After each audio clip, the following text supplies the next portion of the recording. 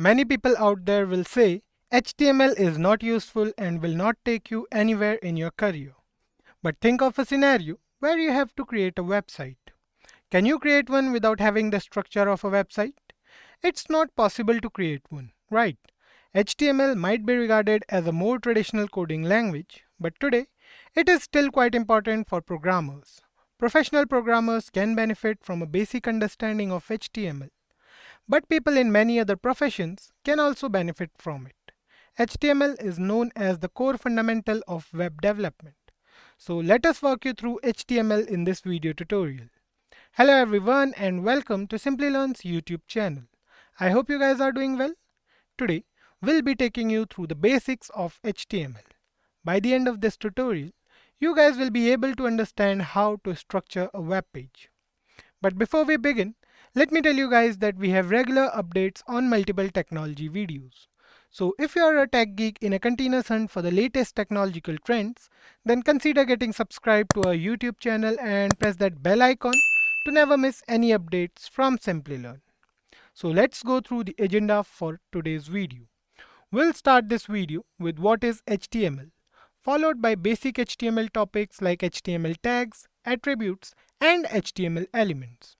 We'll then go through images, tables, and lists in HTML. Once we finish these basic topics, we'll go through HTML colors, backgrounds, and fonts. All these HTML elements are used to make a web page visually appealing to the user.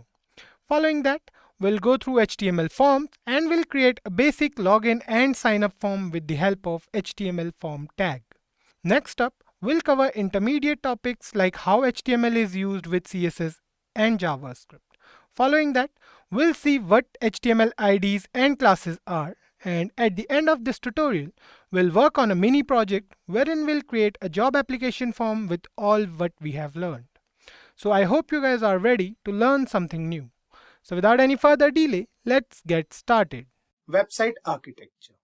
Website architecture basically defines the design and structure of a website. A website contains two important parts, the front end and the back end. The front end of any website is something the user came across. We can also state it as the client side of any website. Whatever the user of the website sees while going through any particular website is considered as front end. HTML, CSS, and JavaScript are the three most popular and mainly used technologies which are responsible for the development of the graphical user interface.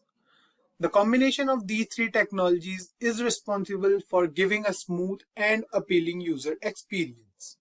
On the other hand, anything the user doesn't witness while going through the website but actually exists somewhere in the website and the server is known as the backend of a website. Whenever we visit a page and send a request for the content, the server goes through the database and then creates a response that is sent back to the browser. The browser then interprets the response and displays the content on the screen. Several technologies are used for back-end development. Few of them are JavaScript frameworks like Node.js and Next.js, Python frameworks like Django, Ruby frameworks like Ruby on Rails, C++ frameworks like Apache, and many more other technologies. Let's move ahead and we'll now go through what HTML is. HTML stands for Hypertext Markup Language. Introduced in the year 1993 by Tim Berners-Lee, the same person who invented the World Wide Web in the year 1989. The first version of HTML was written in 1991 but released later in 1993 as HTML 1.0. HTML got many updates with time and the current ongoing version of HTML is HTML 5.0. HTML is also known as the most basic building block of the web, which is used to create the structure of any website with the help of numerous predefined tags. It helps the browser to understand the structure and style of a document or file for viewing over the internet. It allows our web pages to host videos, images, and other applications. It also facilitates navigation within web pages or between websites through hypertext. Hypertext refers to the links present in any website to connect different web pages and create a whole website. HTML has a lot of use cases. Web development. HTML code is used to design how a browser displays web page elements such as text, hyperlinks, and media files. Internet navigation. Users can easily navigate and insert links between related pages and websites as HTML is heavily used to embed hyperlinks. Web documentations. HTML makes it possible to organize and format documents similarly to Microsoft Word. Moving on to the installation part. HTML does not require any special software to work. If you have Notepad installed in your system, that's enough to start using HTML. The best part about HTML is its ease of use. Let's move on to the editors part now, and we'll then download a particular editor for a complete HTML playlist. An editor or IDE, which stands for Integrated Development Environment, is a software application that comprehends facilities to a programmer for software development.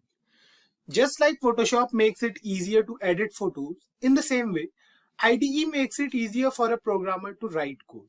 The number of IDEs present in the market today is huge.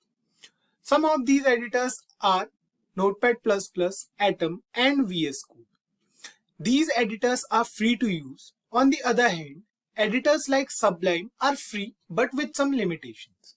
To access all the features of Sublime, we have to go for the premium version for the license, and then we can use it for software development.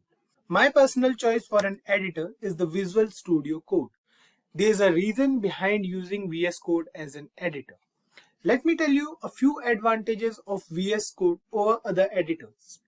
First of all, it is free to use as it is open source software, so we can get it at no cost. It supports multiple programming languages. There's nothing like we need any web support or work on different editors for different programming languages. We can use VS Code for different languages as well. Extensions are also one of the main reasons behind using VS Code. Suppose we want to use a programming language, it does not support. All we have to do is to add an extension and we are good to go. It also does not affect the editor's speed as it runs as a different process. Besides all these properties, one main key factor behind using VS Code is its availability in different platforms, like it is available for Mac, Linux, and Windows. So I think there are enough features we have discussed till now. There are many more features that we'll discuss while installing and working with VS Code. Let's start with the installation part now. The installation process for VS Code is pretty simple. Just go to Google and write here VS Code. Press enter and the next page which will open will show us the results. Click on the first link over here and we are here at the website of VS Code. Right. Now you can see the download button in front of your screen. You can click on it and you can download the stable version for your operating system from here only, or you can go to the other download button present at the top right corner of your screen.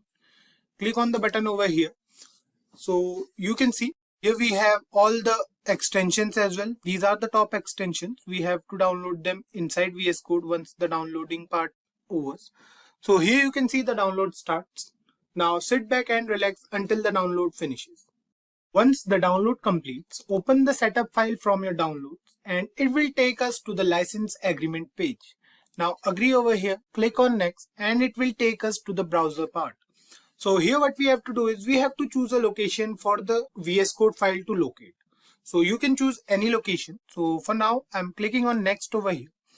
Now you can see we have a different folder, so we can click on browse and then select it and then click on next. So here we can see we have some additional features. So what we'll do is we'll create a desktop icon. Now you can see other options as well, so click on them as well. Click on next and now click on install. The installation will start. Once we are done with the installation part, click on finish and the VS Code will start automatically. Fine. So here you can see we have the welcome page over here. What we can do is we can open a folder from here. So if you have any folder, so what we can do is we can open it from here. Now what we'll do is we'll create a new file. So here you can see we are in a file. What we have to do is we have to save this file now. So click on file, click on save, and now we can save this file at any place. or any location we can say. So what we are going to do is we are going to go on desktop. We are going to create a new folder over here. We are going to name it as HTML. Now inside HTML, what we are going to do is we are going to write here the name of our file. So we'll write here first, then we'll write here the extension. So what we have to do is we have to write here first.html, and here you can see we have an HTML file over here, right? So you can see we have 4 options over here. The first one is for opening a folder or any particular location. So click on open folder. Now what we are going to do is we are going to open HTML over here, and you can see we have the HTML folder open. Now we have the file over here as first.html, which we created recently. Then we have the search button over here to search anything or to replace anything. The next button we have over here is for the source control. Then after this we have the debug button as well, and then we have the extensions. So these are the features VS Code provides us, and below here we have the accounts option and the settings option. What we can do from here is we can change the font size and different settings, right? Now, the next button we are going to discuss is the extensions button. Here we can find many extensions given by the VS Code Studio community. They are free to use. So for now, we'll use these 2 or 3 extensions. So what we can do is we'll click on HTML CSS support. So you can see I have already installed these extensions over here. So then we have JavaScript and TypeScript nightly and the live server extension. So this extension is pretty important, the live server one and the HTML CSS support. You can leave the JavaScript and TypeScript nightly for now. So we have to install these 2 extensions for now. So I have already installed it. You can install them in your computer. Now the next thing we have to do is, so we can start writing our code here on. I've already told you that while saving any file, make sure that we are saving that file with a .html extension. So what we have to do here is we have to put an exclamation mark over here and press enter, and you can see we have the basic HTML code which we'll need in almost every program from now on. So we don't have to write this code every time. Just press the enter key after putting an exclamation mark. So this code will come in our screen. Now here we have different tags, right? So we'll discuss these tags later on while working on the HTML file. So I hope for now you got the installation part and what is HTML basically. Using HTML is so easy that we can simply start with it if we have basic computer knowledge. We got you covered if you are a newbie to HTML. Please stay connected with us and you guys will understand HTML in a very fun and exciting way. Before we go through the different tags present in HTML, let's discuss what a tag is. A tag refers to a special word wrapped in angular brackets which are used to define a particular type of content on a web page. After using a tag in an HTML file, the browser decides how to render or display the content on the screen. The list of tags present in HTML is pretty huge. We'll go through some basic tags in today's video and we'll go through the remaining tags while working with them. So let's start with the most basic tag we have in HTML. You can see here we have a basic program written over here. All the tags mentioned over here are mandatory for all HTML programs. The first thing we have here is the doc type as HTML. You can see it over here. We have written doc type HTML. So this is not an HTML tag but an instruction for the system about the type of document. Basically, we are telling the system that this is going to be an HTML document so that all the browsers can know that this particular document is an HTML document and work accordingly. The next tag we have here is the HTML tag. You can see the HTML tag starts from here and goes till end, right? We have ended this HTML tag at the end of our HTML document. Now this tag is necessary for all HTML documents. If we are working on an HTML document, then this tag is what we are going to need. The HTML tag represents the root and the end of the whole document. This is a container tag that contains all the other tags within it. So this tag is pretty mandatory in all HTML documents. Now the next tag we have here is the head tag. You can see the head tag over here and the ending of this head tag is present over here. We have certain tags present inside this particular tag. Now you can see that this head tag contains meta tags and the title tag, right? You can see the meta tag over here. We have 3 meta tags, and then we have a title tag as well. Now the meta tags doesn't appear on the page itself, but only in the page's source code. Meta tags are essentially little content descriptors that help search engines what a web page is all about. Now the next tag we have here is the title tag. The title tag is used to define the title of our web page. Basically, we write the name of our web page inside this tag. For example, if we see here, the title of our web page is document for now. If we change the title of this HTML document and write here something like first document. Fine. Now save the program, open it with live server. Now you can see it over here that the window name is changed to first document. There is no change in the web page itself. So what we are going to do is we are going to reduce the size of our VS Code and the browser. We are going to keep them side by side here, so that any changes we made in this HTML document are reflected in the web browser.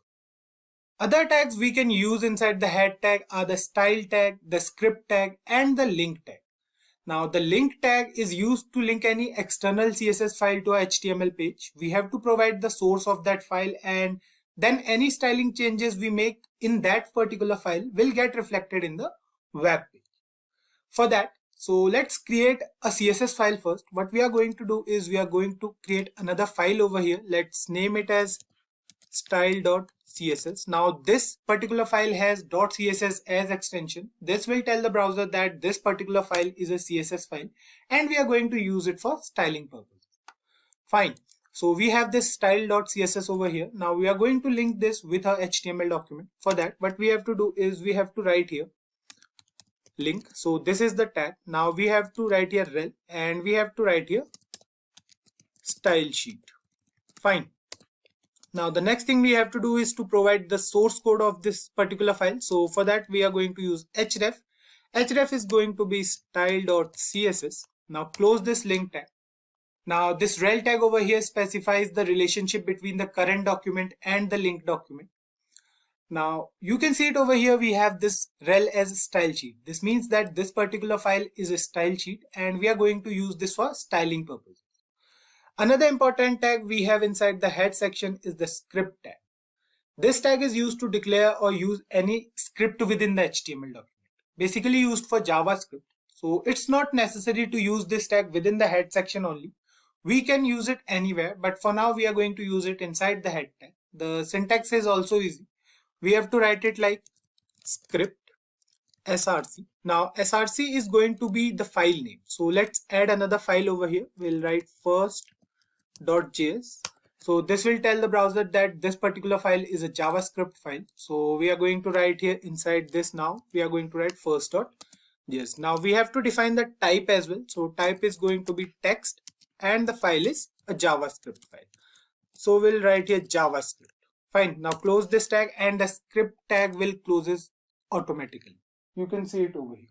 Fine. The script tag is closed. Keep one thing in mind, that we have to close the script tag every time, but the link tag is not necessary to close. The next tag we are going to discuss is the body tag. The body tag defines the document's body. Now you can see it over here. If we go back to HTML page, you can see the body tag over here. Now the body element contains all the content of an HTML document, such as headings, paragraphs, images, hyperlinks, tables, lists, etc. There can only be one body element in an HTML document. Any tag we are going to use within the body tag is going to define the structure of a web page. Now the next tag we are going to use is the heading tag. There are 6 different types of heading tags, starting from H1 and goes till H6. H1 refers to the most important heading, and H6 refers to the least important one. The font size of H1 is the largest, and the font size of H6 is the smallest among all. So let's use them all here. What we'll do is we'll write here H1. Now inside this H1 we'll write this is heading 1. Save the program, and you can see it over here. We have a heading in our web page which says this is heading 1. Similarly, we have the H2 tag as well. So if we write here H2, and inside this if we write this is heading 2. save the program. You can see the change in the font size. You can see the difference over here. The font for H1 is greater and the font for H2 is a bit smaller than H1. Similarly, we have H3, and for H3 we are going to write here, this is heading 3. Fine. Then we have H4 as well. So we are going to write here H4, and inside this we are going to write this is heading 4. Fine. Similarly, we have H5 and H6 as well. So we are going to mention them first here. So we'll write here, this is heading 5, and finally we have H6, which is used for heading 6. So we are going to write here, this is heading 6. Fine. Save the program and you can see the difference in all the headings over here. The size for H1 is the largest and the size for heading 6 is the smallest. We can use any of these headings according to our needs. Similarly, we have the paragraph tag as well in HTML. It is used to write a paragraph or any content within the web page. The syntax is simple. We have to use the P tag for that. So if we write here P, and now inside this paragraph tag, whatever thing we'll write. So let's say we are writing here, this is a first HTML document. Fine. Now save this program and you can see it over here. We have some text present in the web browser, right?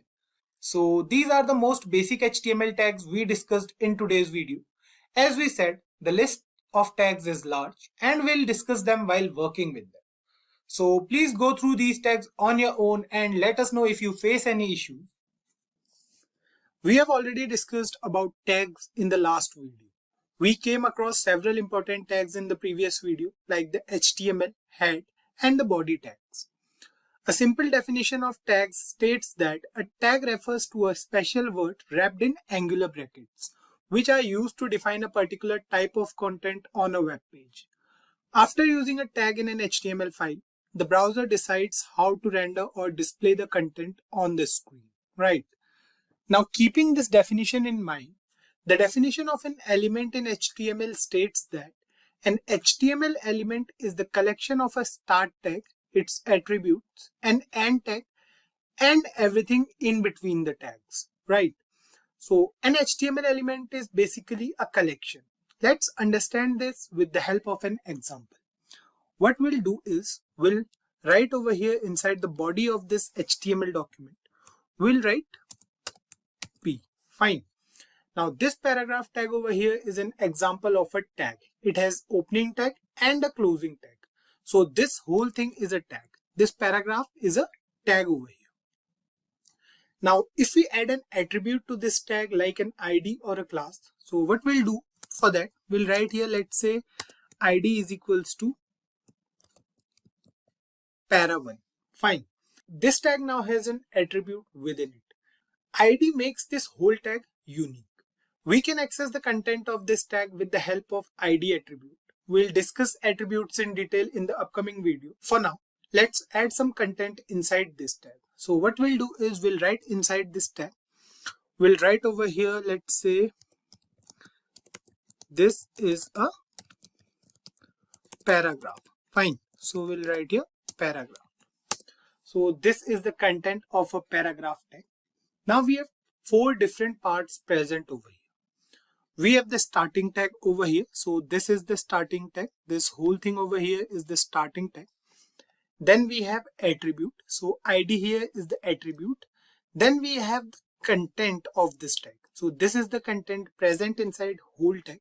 And then we have the end part of a paragraph tag. So this represents the end part, right? So the combination of these 4 things is known as the HTML element. Now let's talk about the case sensitivity of HTML tags. So HTML tags are not case sensitive. So you can see we have paragraph tag over here with small p present inside angular brackets. What we can do is we can write here capital P as well. So these 2 things are pretty same. So let's write something inside this as well. So let's say we are writing here, this is paragraph 2. Fine. So this is the content present inside this paragraph tag with capital P inside angular brackets. Now save the program. And you can see we have two paragraphs over here. The first one says this is a paragraph and the second one says this is a paragraph 2. So what we have to do is we have to remove A from here. Save it now, and now it says this is paragraph 2. Fine. So I hope you guys got that HTML tags are not case sensitive. Fine. Now let's move ahead and we'll now discuss empty elements in HTML. Most HTML elements have a start tag and an end tag that indicate where the element begins and where it ends. For example, we have this paragraph tag over here. This is the start of this paragraph tag and this is the end part, right? So this indicates that this paragraph tag ends over here. Now there is a group of elements that are exceptions to this rule. So these elements are called empty or void and only have a start tag since they have no content present inside the tag. So they must not have an end tag in HTML. Example of empty elements are like the break tag we have image, link and many more such tags. The list is quite long. So what we'll do is we'll add an image using the image tag. So image tag is basically an empty element. So we'll use that particular element and you guys will understand what empty elements are. So as mentioned earlier that empty elements do not require any closing tag. So what we'll do is we'll write here inside angular brackets, img is the tag name. Then we'll write here src. So src over here is attribute. We'll discuss attributes in upcoming videos. So inside this we'll provide the path of our image. So let's say we have this image present inside images folder, which is a folder present in a system, so where we are saving all our HTML programs. So the next thing we'll write here is alt stand for alternate. So if the image is not shown over the browser, then the alternate text will be shown. So let's say we are writing here image1. Now we'll close this image tag. So that's all. We don't have to close this particular image tag. We don't have to write here like this.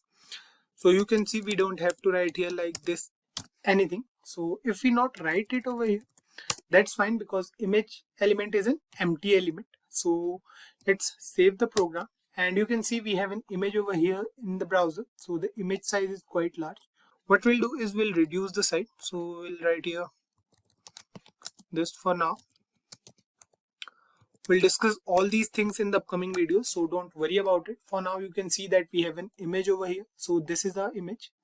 This particular image is what we have added using the image tag. So this is done. Now the last thing we'll discuss in this video is the nesting of elements. Nesting means we can use a tag or element within another element. For example, you can see we have a paragraph over here. So this is a paragraph which says this is paragraph 2. Let's add some more things over here. So let's say we are writing over here HTML stands for hypertext markup language. Fine. And save the program. So this is the paragraph over here. You can see. Let me increase the size of our browser a bit. So now I think you guys can see it much better. Now what we'll do is we'll use a particular element or tag within this paragraph tag. So let's say we want this HTML to be cursive and bold in nature. So what we'll do over here is we'll use the B tag over here. So B stands for bold. So what we'll do next is we'll cut HTML from here and we'll paste it inside this B tag. Now save the program and you can see HTML is bold in nature now, right? Similarly, what we can do is we can nest one more tag inside this bold tag. So what we can do is we'll write here I. Now we have to put this HTML inside both these tags. Save this program and you can see the HTML is cursive in nature now. So you can see we have three different tags, or we can say we have two different tags inside a particular tag. This is known as nesting of elements. So we can do it with HTML as well. I hope you guys must have got an idea about what HTML elements are and how elements are different from tags in HTML. In the last part, we came across HTML elements. We saw the difference between HTML tags and elements. Now that we already have an idea about elements, let's discuss what attributes are. Let me write the basic syntax of an HTML element over here first. So what we'll do is we'll write over here. Let's use the paragraph tag. So we are writing over here. This is a basic example of elements in HTML. Fine. I hope you guys must have got an idea about what this is. This is actually a basic HTML element. We have nothing else over here, just a simple example of HTML element.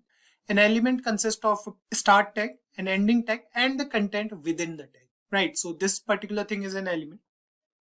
Now, attributes in HTML refer to the additional properties or characteristics of an element. For example, if we write here, let's suppose we are writing over here. Let's say we are writing over here ID as para1. Fine. Now save this program and you can see over here that we have a paragraph which says this is a basic example of elements in HTML. Now we have this whole element with ID as para1, or we can give any ID of our choice. Now this ID is unique for this particular element. For now, you don't have to worry much about this ID or any other attribute. Just focus on what attributes are. We are going through the working of attributes basically. So we can use the ID of this attribute to style this particular element. So basically this ID attribute defines what this HTML element is. We have to use the style tag element, or we can say we have to use the style element for styling this particular paragraph. You will understand it once we go through the tag. So let's do it over here. What we'll do is we'll use the style tag over here. So we'll write here style. You can see this is a style element basically. It has start tag, it has ending tag. Now we'll write some content inside this particular tag. So let's say we are writing over here hash para1. Now inside this what we'll do is we'll define some styling properties. So let's say we are writing over here background color as red, and we'll write here color. So this color here refers to the font color basically. So we'll write here blue. Now save this program and you can see the paragraph in our browser is changed. So what we did here is inside this style element, we access this particular ID. So ID is unique for each element. We'll discuss it later on. So basically this particular paragraph tag has an ID named para1. So we are using that particular ID. Then we have some CSS properties. So these properties are used to style a particular element. So we have used it over here. You can see it over here. If I zoom out a bit in the browser, you can see the background color of this whole paragraph is red and the font color is blue. Fine. What we want to say here is this ID over here is basically an attribute. It is used to identify or change a particular element. We have many attributes present in HTML. So we'll go through some of them. Let's say we are adding an image over here. So let's add an image and you guys will understand about HTML attributes here as well. So we'll write here img. So this is basically an empty element. We have discussed it in the previous part wherein we went through HTML elements. Now what we'll do is we'll write here src. Now src is also an attribute. This attribute is used to provide the system with the source of a image. So if we go back to this particular HTML folder, so here we have a HTML folder. You can see we have a folder here named as images, and we have an image present inside this particular folder, right? So what we have to do is we have to provide this path inside a HTML file. So what we are going to do here is we are going to get back to VS Code, and inside here we'll write images. So this is our folder name, and we have a file name html.png present inside that particular folder. So src is the attribute, and this particular thing is the value of our attribute, right? Now the next thing we are going to do here is we are going to write here alt. Now inside this alt, let's say we are writing HTML over here. Now this alt attribute is used when we add an image on. So basically what happens is when we add an image to a web browser, sometimes what happens is the image is not shown over the browser. So in that case, the alternate text will be shown. So if this particular image is not shown in the browser, then this particular text will be shown. So let's save this program. We'll open a web browser here side by side as well. You can see that this particular image is present over here in a web browser. The size of this image is quite large. We can change the size in two different ways. We can either use the ID attribute here as well and then use that particular attribute in the styling tag or CSS file to change the size of this image, or we can simply use the height and width attribute in the image tag over here. So that's the simple one. So what we are going to do is we are going to write here height. Height is an attribute. We have to define the height in pixels. So we have written over here 300 pixels. Save the program and you can see the height of this image is 300 pixels now. Same thing goes for width as well. If we write here width and if we define the width as 300 pixels as well, save the program and you can see now the height and width of this particular image is 300 pixels, right? So guys, this is all about the basics of attributes in HTML. I hope you guys understood this.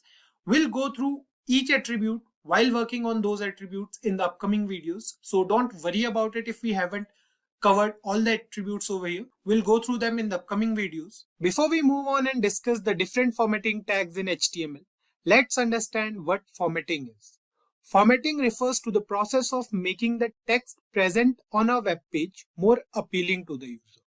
For example, let's say we want to add a heading in our HTML document, and for that we want a specific font size.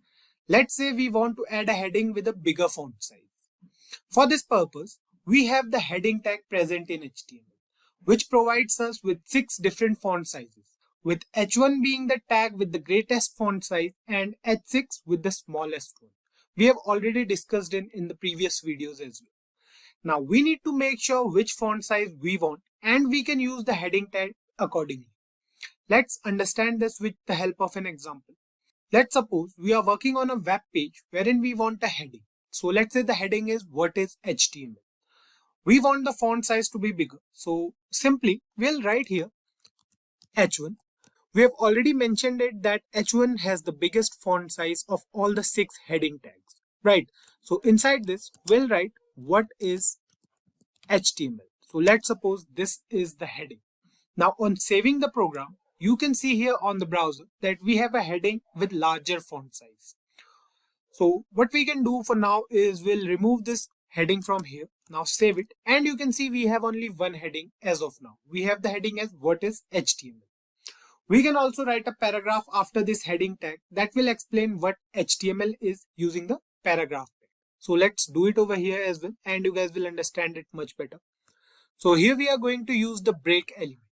So this is basically an empty element used in HTML for line break. So what we are going to do is we are going to put it over here. So this is the tag, BR tag or break tag we can say. Now what we are going to do is we are going to write here inside the paragraph tag, HTML stands for, let's write it in capitals. We'll write here hypertext markup language. Fine. So here we have a paragraph that says HTML stands for hypertext markup language. Now what we want to do is we want to add another heading to this web page, which will define the uses of HTML. So basically what we are doing is we are going through the sizes of heading tags. So we want another heading, let's say over here. Now the main heading of our web page was what is HTML and we want it to stand out among all the headings present in our web page. That's why we use the H1 tag for that heading. Now for the next heading or for the new heading, we'll have a little bit smaller size than the main heading. So what we are going to do is we are going to use the H2 tag or the H3 tag for that. So let's use the H3 tag for now. We'll write over here H3. So basically we are going to write it after a BR tag. So we are going to use the BR tag over here or the break tag we can say.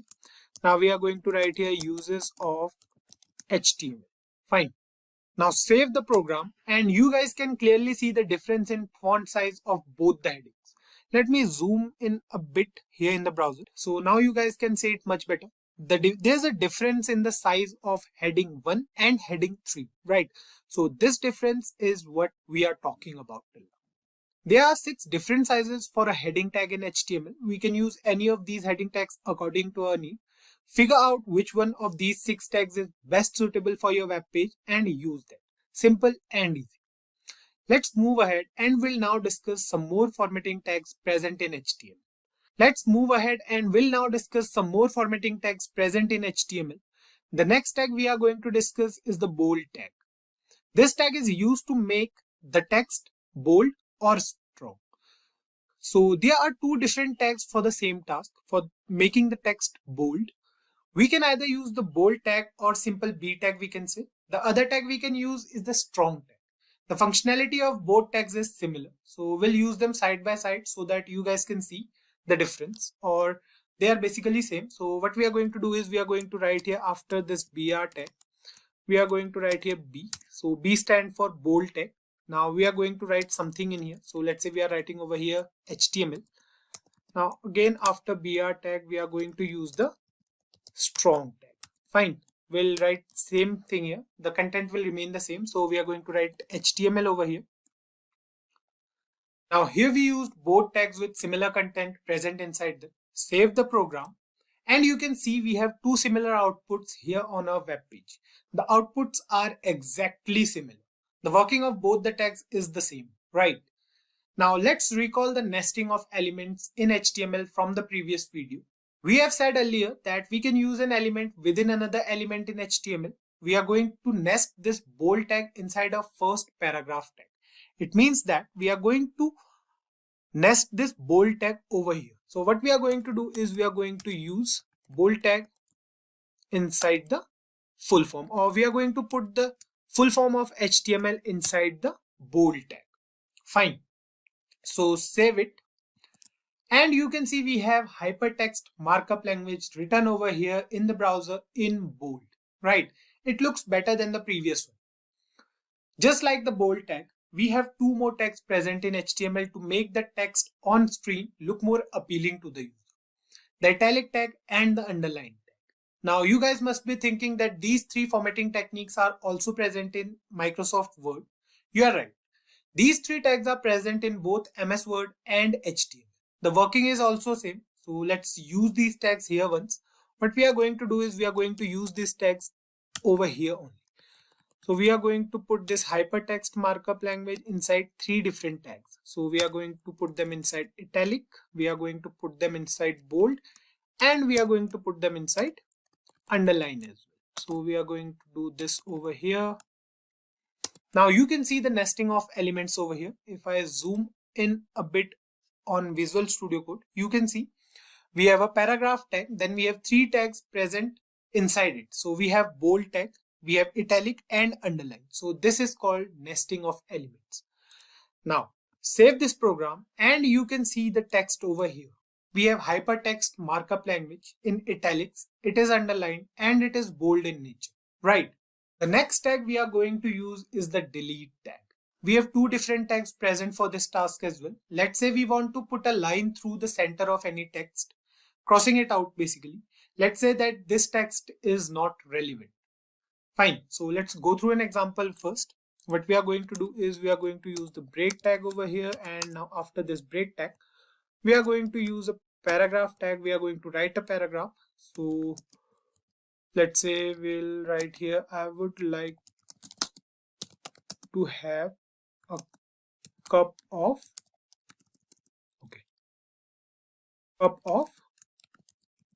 coffee. Fine, save it, and you can see we have this paragraph or sentence over here on the browser. Now what we want is we want to delete this particular word, or we can say we want to put a line through it. Fine, so what we are going to do is we are going to write here strike. Fine, we are going to put coffee inside this strike tag because we want this particular word to cut, and then let's say we are writing over here tea. Fine, so save it now and you can see it over here. It says I would like to have a cup of coffee, has a line over it, and then we have written tea. So you guys can understand the meaning of this sentence by yourself, I guess. We can use this tag anywhere according to our needs. We can achieve this same thing with the help of the delete tag as well. What we have to do is we have to write here in place of strike. What we are going to do is we are going to copy this piece of code from here. We are going to paste it here. Now instead of strike, we are going to write here delete.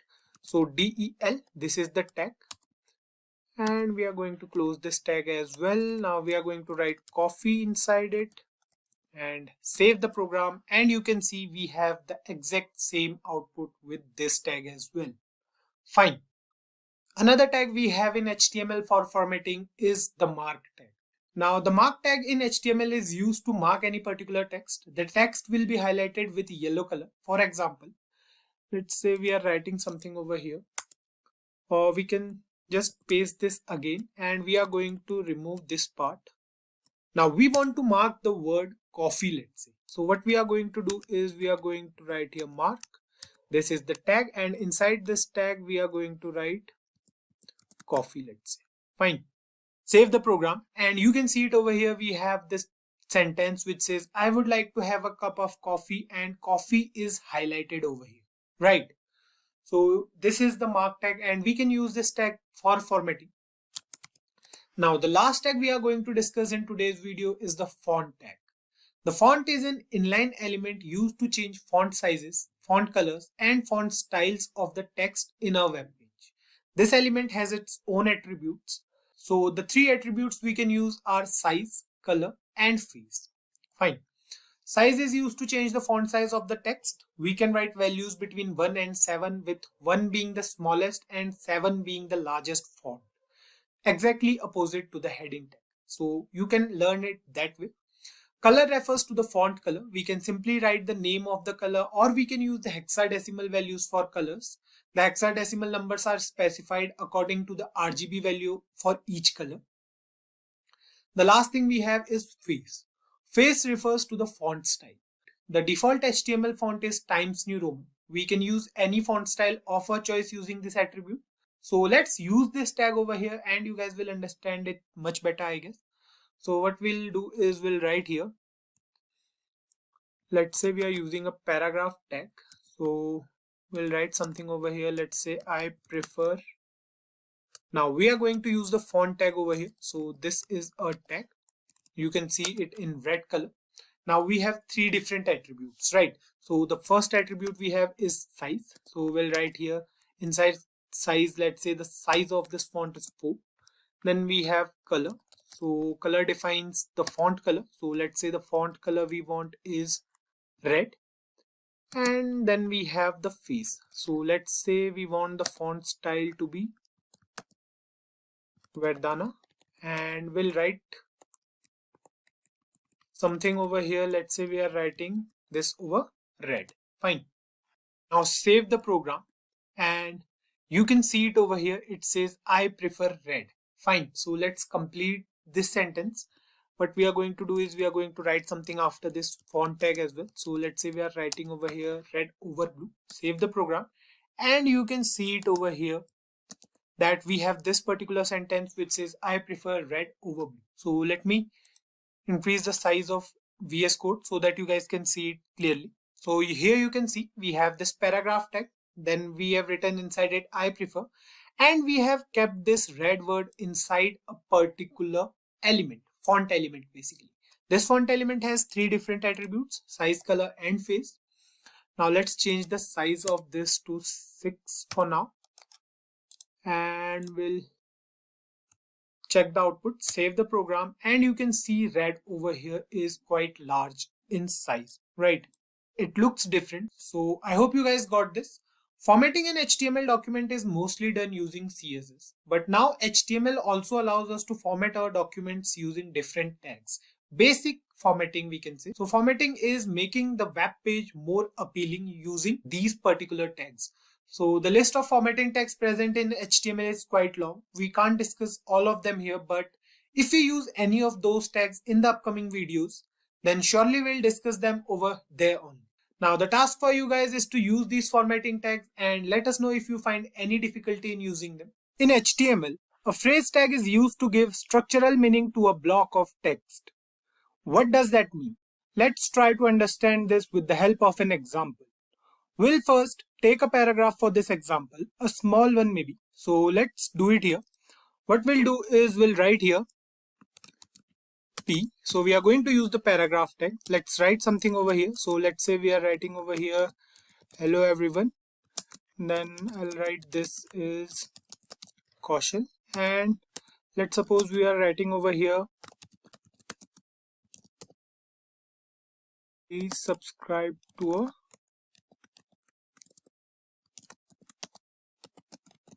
YouTube channel. Fine. Save this and you can see here that we have the same paragraph here on the browser. Now what we said earlier about the phrase tags is They are used to give structural meaning to a block of text, right? So here we have a paragraph and we want to provide meaning to a block of text. Let's say we want to put some emphasis on the word YouTube over here. Fine. We want this word to stand out differently from the rest of the paragraph. For this task, we have the emphasize tag in HTML. The syntax for this tag goes like this. So what we'll do is we'll cut this sentence into two different parts so that it will be easy for you guys to understand. Now, we have the emphasize tag in HTML. The syntax is pretty simple. What we have to do is we'll write over here. So we are going to make changes inside this particular paragraph tag only. So we are going to use the emphasis tag over here. So what we have to do is we have to cut the word YouTube from here and we have to paste it here. Now the syntax is so simple. We have a two-word tag. So it says EM. It stands for emphasis. Now save the program. And you can see here in the browser, you can see the difference basically. The word YouTube stands out from the rest of the words present in the paragraph. To lay some more emphasis on the word YouTube, we can use the title attribute. Now title attribute will be used inside the emphasis tag.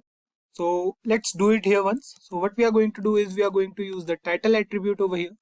So let's say the title says check a YouTube channel. Fine. So let's break it a little more. So here you can see we have these three lines. So inside this paragraph tag, what we are doing is we are using the emphasis tag, and inside that emphasis tag, we are using the title attribute. Fine. On saving the program, you can see nothing changes over here on the browser. To witness the change here, we have to take our mouse cursor over YouTube. And you can see we have a small pop-up here that contains the value of a title attribute. Let me zoom in a bit here. So here you can see on taking the mouse cursor, we have this small pop-up with the value of a title attribute, right? Another thing we can do for this task is we can add a link over here on the word YouTube. We'll discuss it in the upcoming videos when we'll go through text links in HTML. So you guys will understand it much better then. Now, you guys may have a question in your mind that we can do this exact same thing with formatting tags as well, right? Yes, of course we can do that, but formatting refers to the process of molding the text for a better look and feel of the text, while phrase tags are used to provide meaning to a block of text. It's not necessary that if a tag falls under the category of formatting tags, then it can't be a phrase tag. The difference lies in the purpose of using that particular tag. I hope you guys are getting it. The next tag we are going to discuss is the mark tag. We have already discussed this tag in the formatting tags as well. So let's discuss it one more time. The mark tag in HTML is used to mark any particular text. The text will be highlighted with yellow color. So we have discussed it previously. Now what we are going to do is we are going to copy this piece of code. So we are going to copy the whole paragraph from here and then we'll paste it here. Now instead of using the emphasis tag, we are going to use the mark tag over here. Fine. So we are going to change the tag name from emphasis to mark for the opening and closing tag. Save it now. And you can see we have another paragraph over here which is almost the same, or which is exactly the same. It says, hello everyone, this is Kaushal. Please subscribe to our YouTube channel. Now the thing to notice here is the word YouTube. It is highlighted in yellow color, right? So the title attribute will work same over here as well. If we put our mouse cursor over the word YouTube, you can see we have this pop-up with the same title value, right? So one thing to notice here is the title attribute is basically the differentiator between the formatting tags and the phrase tags. It means that the tag remains the same, but the way of using it defines the purpose. So let's move ahead and we'll now discuss the abbreviation tag in HTML. The word abbreviation in general terms refers to the short form of a word. That's it. We have the answer here. If we are using any abbreviation for any word, we want the user to know that this particular word has a special meaning. Then we can use the abbreviation tag. So the syntax goes like this. What we'll do is we'll again use the same paragraph and we'll paste it over here again. So what we are going to do is we are going to remove this empty space from here so that you guys will be able to see the whole code or as much code as possible. So what we are going to do now is we are going to use the abbreviation tag. Fine. So we'll remove this piece of code from here. We have to put this over the word YouTube. So what we are going to do is we are going to write here abbreviation, and inside there we are going to write YT. So this is the short form of YouTube basically. Now save the program and you can see that we have another paragraph, but there's no difference over here as of now. The word is simple. It's not standing out basically, right? So this is because while using the abbreviation tag, we must necessarily use the title attribute along with this tag. So let's do it here. We have to write here title and we have to write here YouTube because YT stands for YouTube. So we are going to write here YouTube. Now save the program and you can see here that the abbreviation YT is now underlined with a dotted line. Fine. This indicates that the word YT is used as an abbreviation here and the user will know that something is different over here. On taking the mouse cursor over it, you can see we have the value of our title attribute. You can see it says YouTube. So this is basically the short form of YouTube, YT over here. Now the next tag we are going to discuss is the address tag. This tag is used to display the address in the web browser. The content is written within the opening and closing address tag is considered as an address in HTML. So this is the address we generally use. Fine, not an IP address or nothing else. The general address we use for our location or for our address. So let's use this tag over here.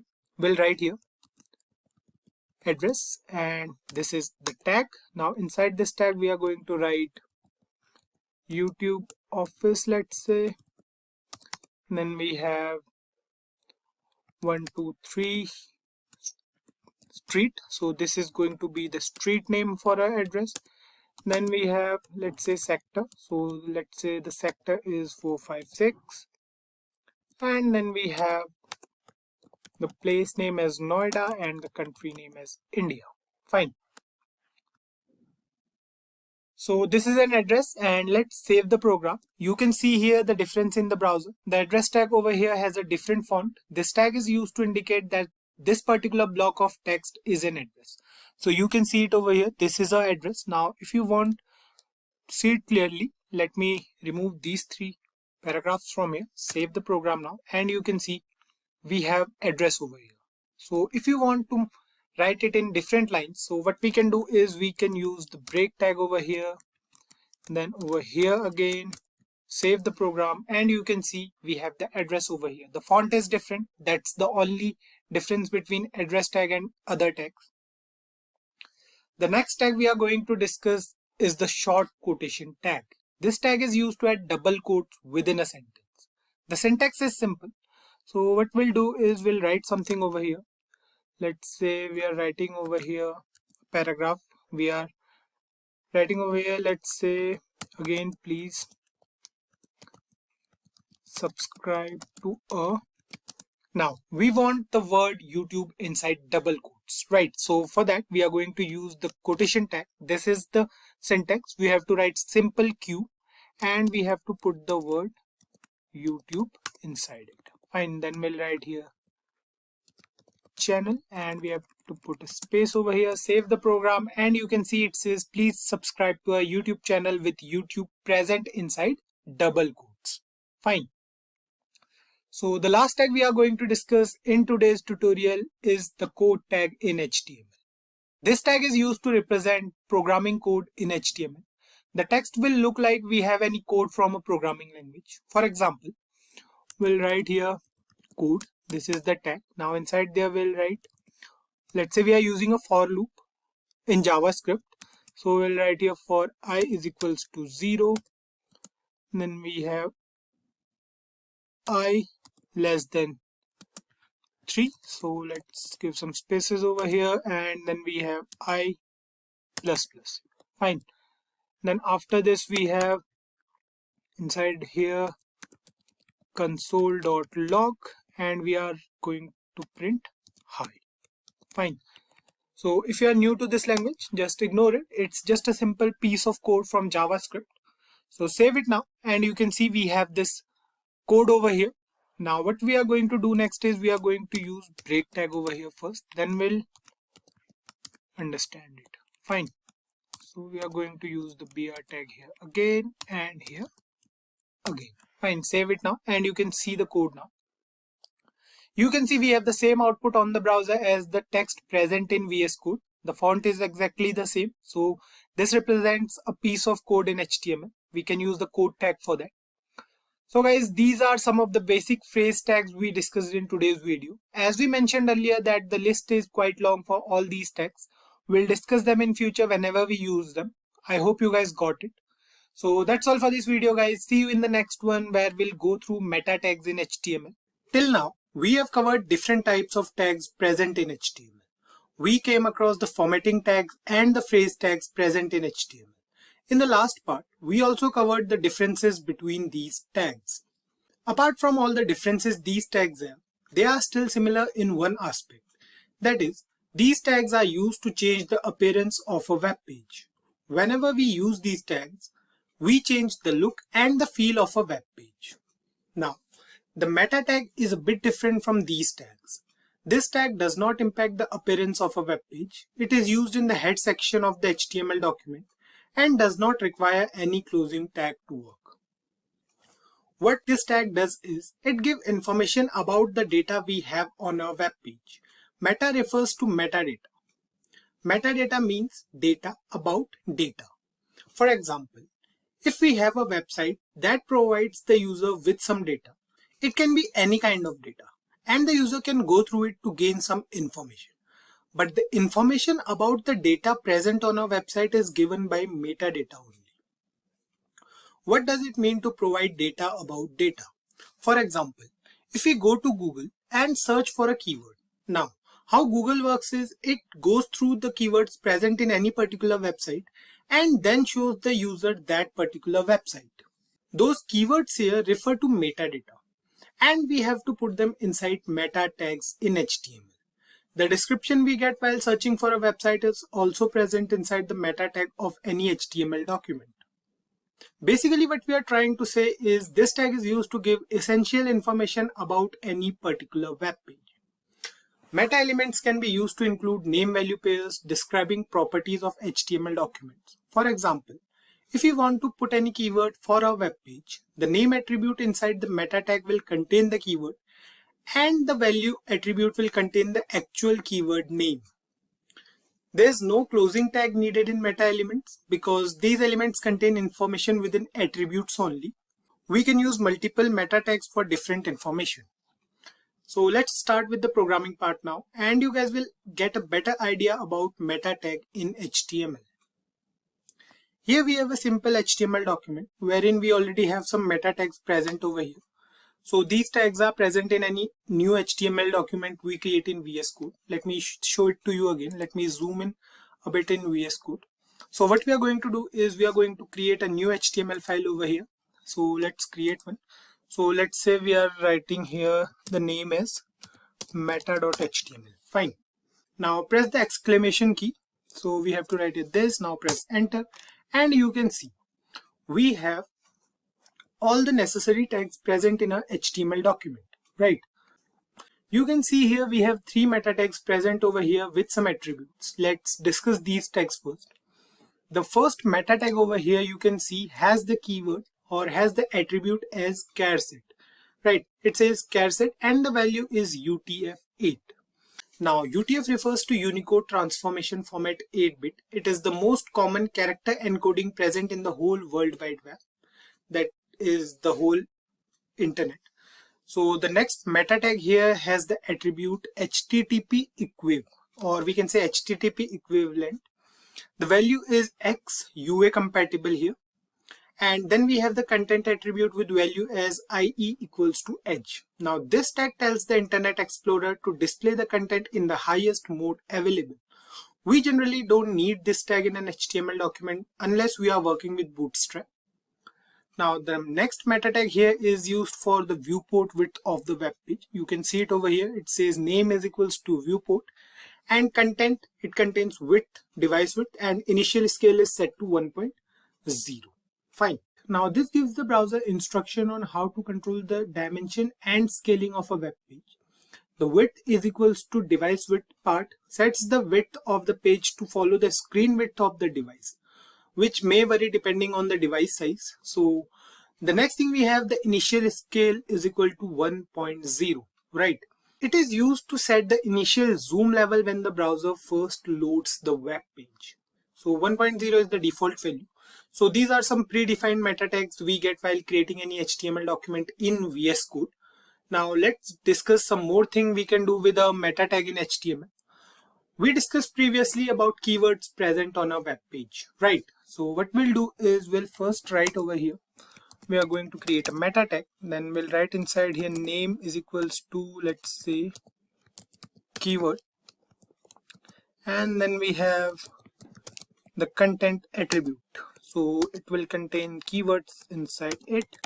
What we are going to do is we are going to write some keywords. Let's say we are writing over here HTML, CSS, JavaScript, and let's write something else. Let's write here meta. So these are the keywords over here. Now what we did here is we defined some keywords for our web page. Now when any user searches for any of these keywords and we want Google to show our web page at the top, then we have to include all the possible keywords that the user can use to search in Google. Fine. Similarly, if we want to give any description about a web page, what we have to do is we have to write meta over here. So we are going to use another meta tag over here. So next up we have the name attribute. Inside name we'll write description, and inside content we'll give the description, the actual description. Fine. So we'll write this is a page for meta tags in HTML, and we'll close this meta tag. That's it. This is the description of our web page. One thing to say here is none of these meta tags we are using will affect the physical appearance of the web page. So these meta tags are basically related to search engine optimization only. So that's why we are not using them side by side along with Google Chrome, because we can't see them or we can't witness them. Now the next property we'll be discussing here is the revised property. This property is used to mention the last revision done on the web page. The syntax goes like this. We have to use a new meta tag for it, and then inside name what we have to do is we have to write here revised, and then we have to write here content, and then we have to provide the name. So we'll write here simply quote, then we'll write the date over here. Fine. So we'll write here 14/03/2022. This is the date.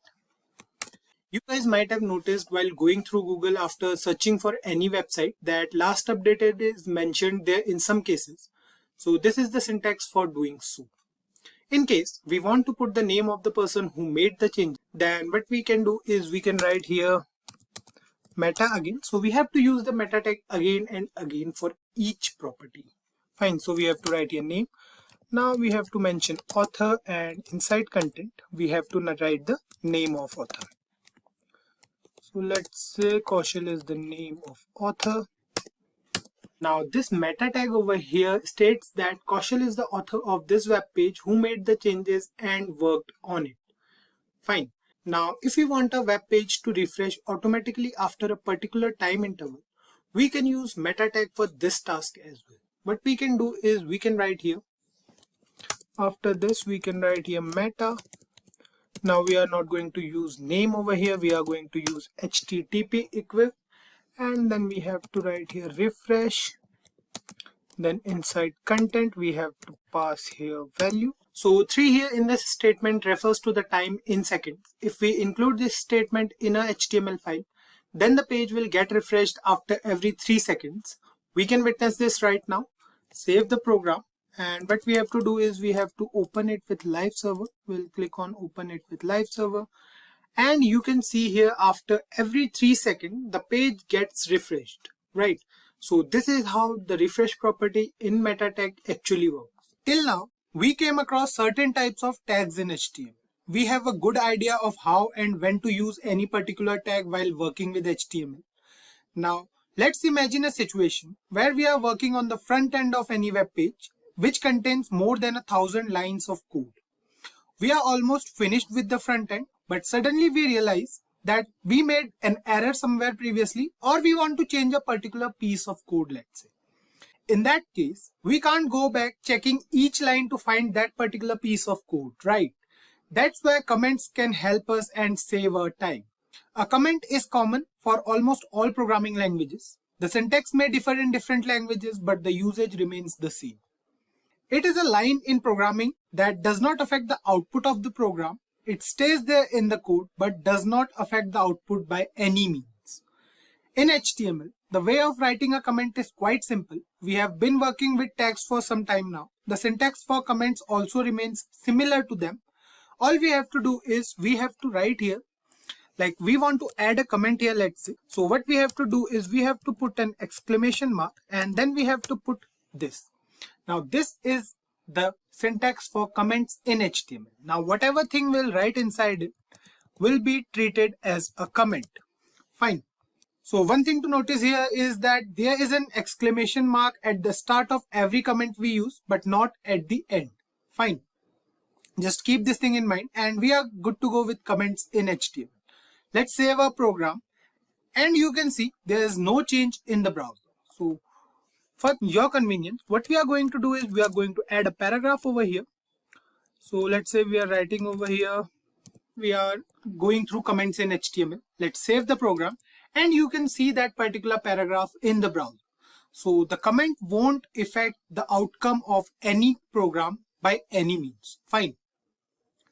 Another use of comments is they can be used to hide content. Now hiding content means we can temporarily hide any tag from the HTML document according to our needs. So let's say we have an image over here and we want to see if the web page will look good with the image or without it. So let's add an image first. What we'll do is we'll write after this paragraph tag img. Let's say the source is inside images. We have html.png. This is the image. Then we'll write here alternate. Alternate will be, let's say, HTML. Now save the program and you can see the image over here, but it's quite large. So let's fix this first. We are going to write here height and width. So we are using attributes basically. So we'll write here width.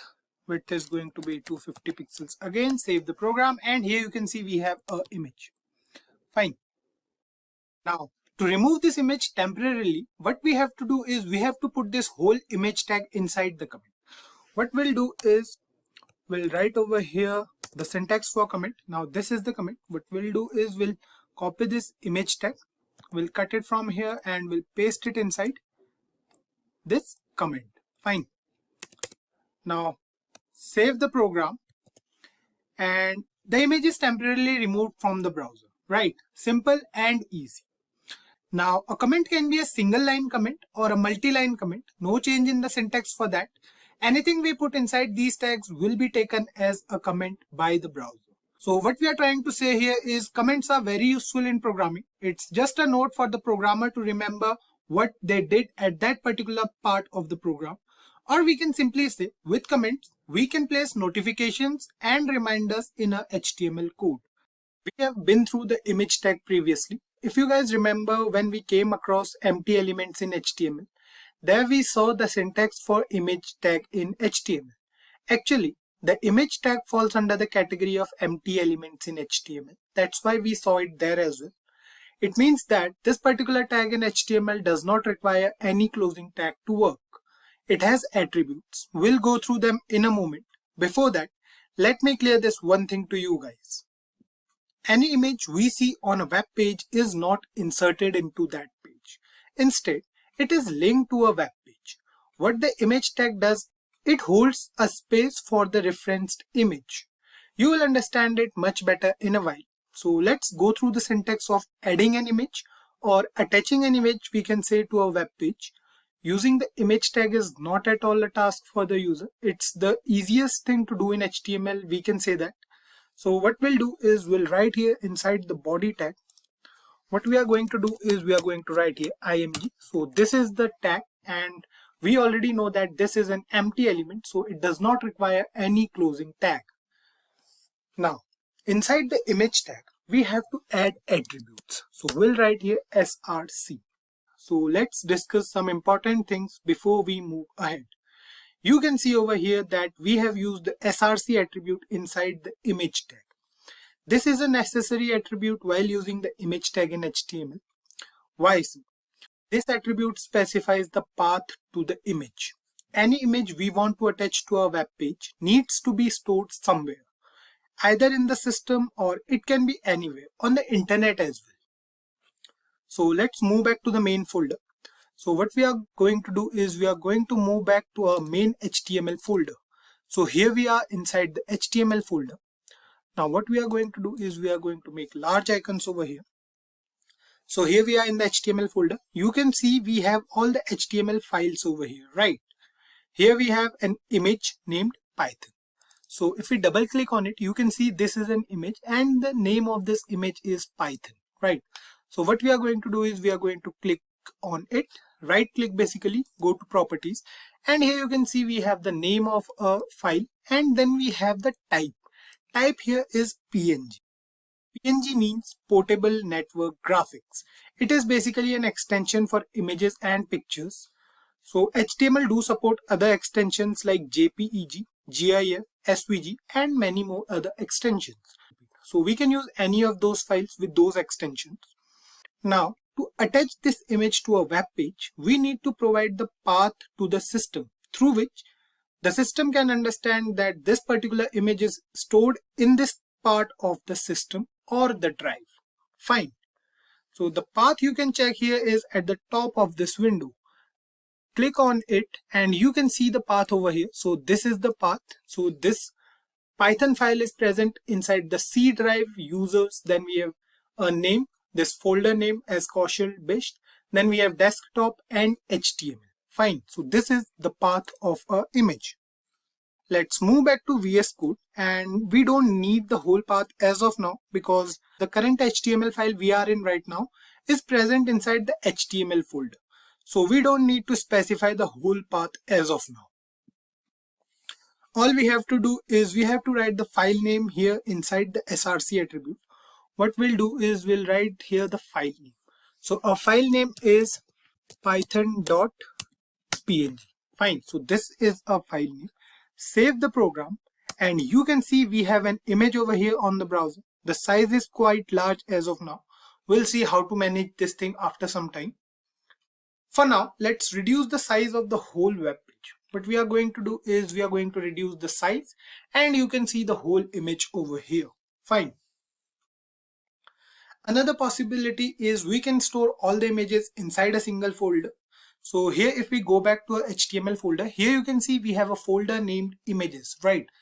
Double click on it and you can see we have different images present over here. We have 3 different images basically, HTML, CSS and JavaScript. We can use any of these images.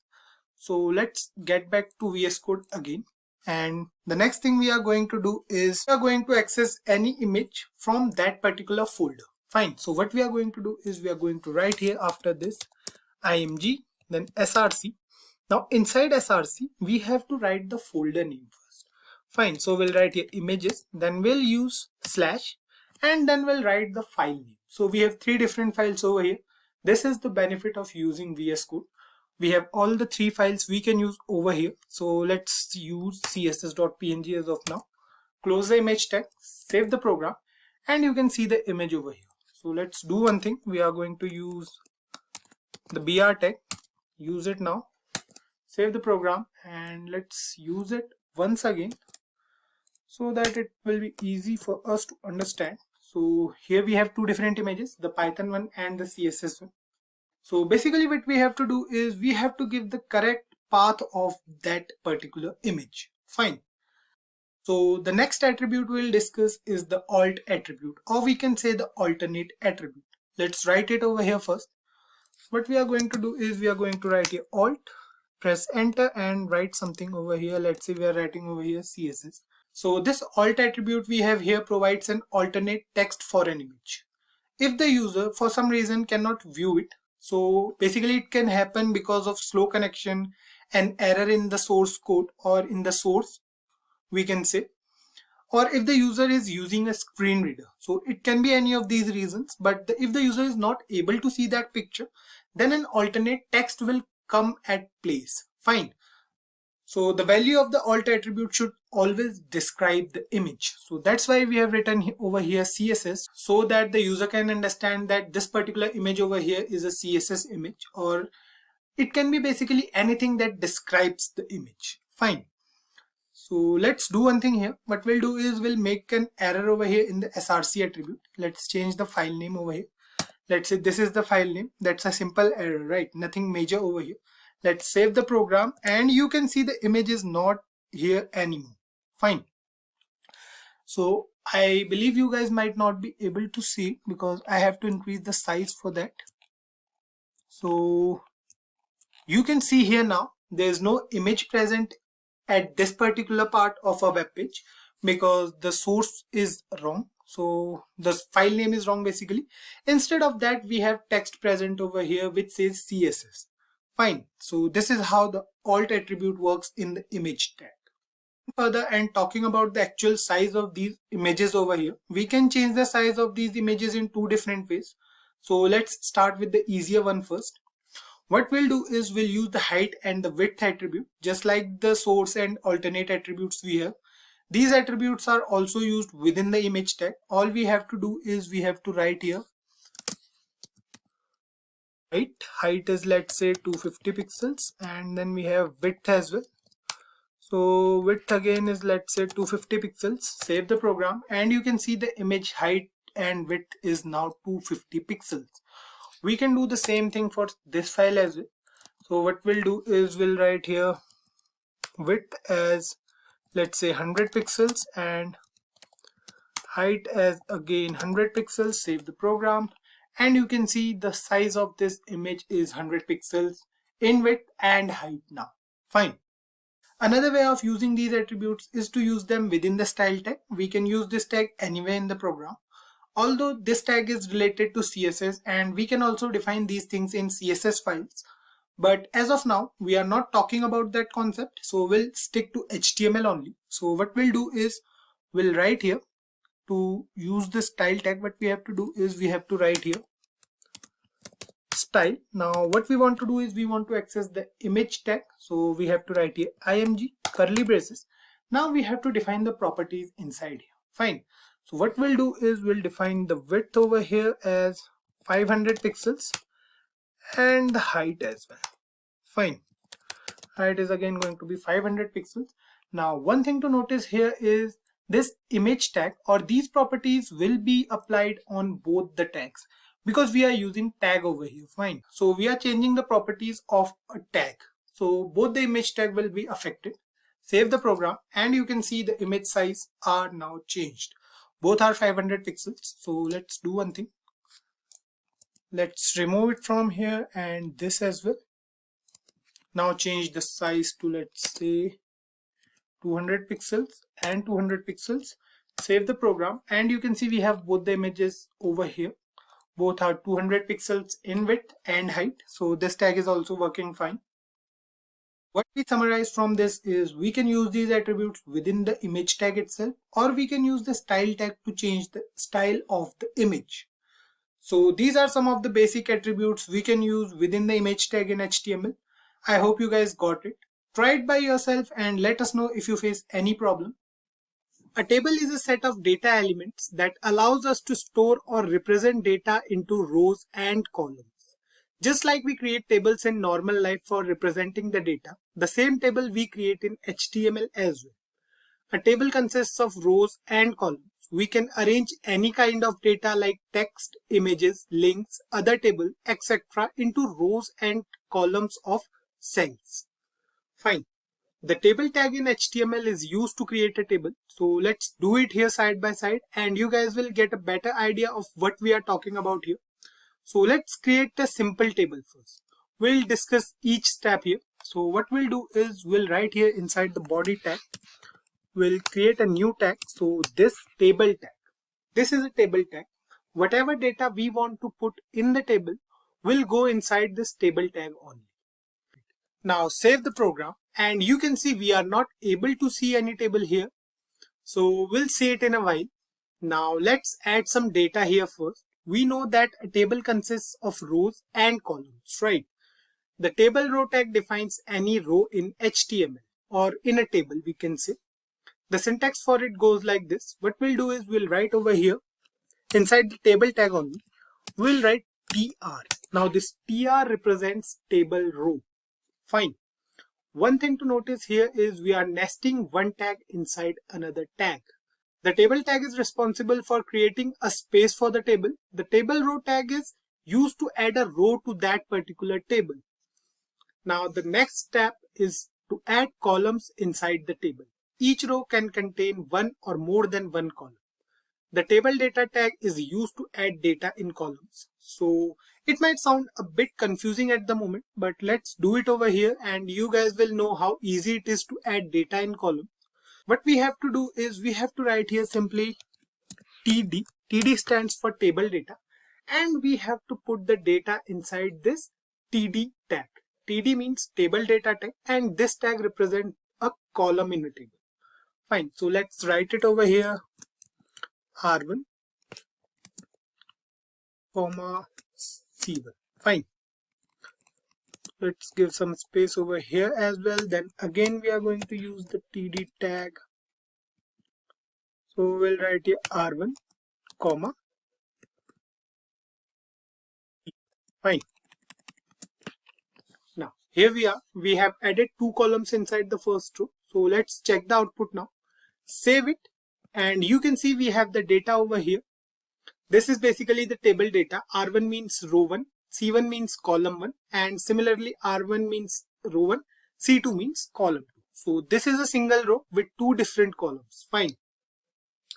Now we are not able to see the structure of the table, right? In order to get the structure of the table, we have to include an attribute inside the table tag.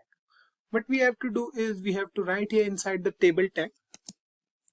We have to write here border, and inside border we have to mention the border width, so which is basically 1 pixel.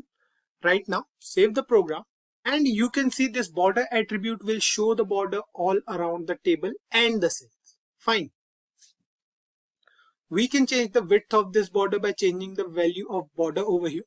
So for example, if we write here 10 pixels, and now if we save the program, you can see the border changing. So this looks nice, right? So for now we'll write here 1 pixel only. So this is the table border. Moving ahead, let's add another row over here first. What we'll do is we'll use the table row tag again, and the rest HTML will take care of. We can add a row in a table anywhere in the HTML. Keep this thing in mind. Until the table row tag is nested inside the table tag, HTML will manage to add the row in the table. Fine. What we'll do is we'll write here after this table row tag, we are going to add another row. So we are going to write here tr. Now inside this we have to write some data, or we can say we have to include some columns. So this is going to be the row 2. So we are going to write here R2, C1 for column 1, and then we'll write here TD again. We'll write here R2, then we have C. Fine. Now save the program, and you can see we have another row over here which says R2 and C2 and R1 and C1 obviously. So adding rows and columns seems an easy task now, right? I hope you guys got it. Moving further, we'll now discuss the table heading tag. So every time we arrange some data in the table, we need some reference to that data, right? Let's say we are creating a bill for a restaurant. What we need in that bill are the name of the product and the price. Fine. So we need to mention it at the top of each column. To do so, we need to use the table heading tag. The syntax for this tag is pretty easy. What we have to do is we have to write here after the first table row tag. The syntax for this tag is pretty easy. What we have to do is we have to write here before the first table row tag. So we have to write here only, because this is going to be the heading. So it has to be present at the top of the table before any row and column. We have to add another row over here. Now inside this row we have to mention headings. Fine. So we have to use the table heading tag. So the syntax is this. Now we have to write here the first heading. So let's say the first heading is item, and then we have the second heading as price. Fine, save the program, and you can see we have two headings over here. Now let's change the table's data first, and we'll create a bill for some restaurant, let's say. So what we are going to do is we are going to add another column over here in each row. So we are going to add a column, let's say it's SR number, so it's going to be the serial number.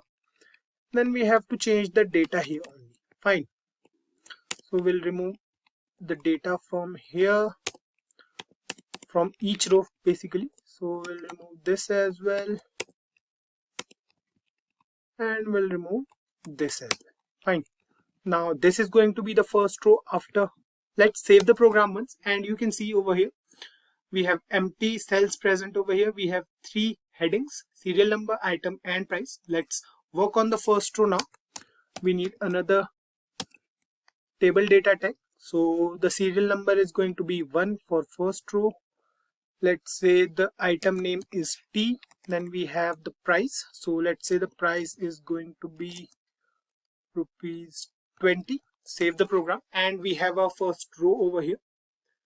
Now for the second row, we have to put the serial number as 2. Then we have coffee, or let's say black coffee. Then we have to use another table data tag. Now we have to mention the price. The price is, let's say, 30 for black coffee. And we are good to go with this as well. We are going to copy this whole row from here. We are going to paste it here. The serial number is going to be 3. The item name is, let's say, cappuccino. So we'll write here cappuccino, and the price is going to be a little higher than black coffee. Let's say 60 for cappuccino.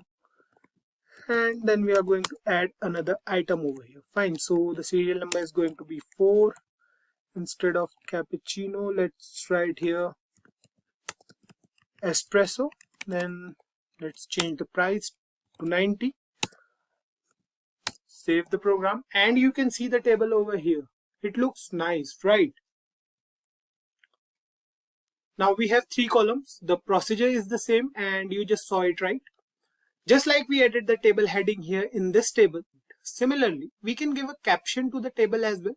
Like here we can write the restaurant's names, or we can write the bill, or anything we want. So that particular caption will be present at the top of the table.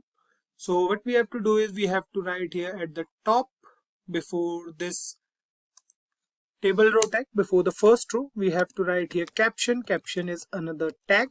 Now we have to write here, let's say the restaurant name is XYZ restaurant. Save the program, and you can see the caption over here as XYZ restaurant.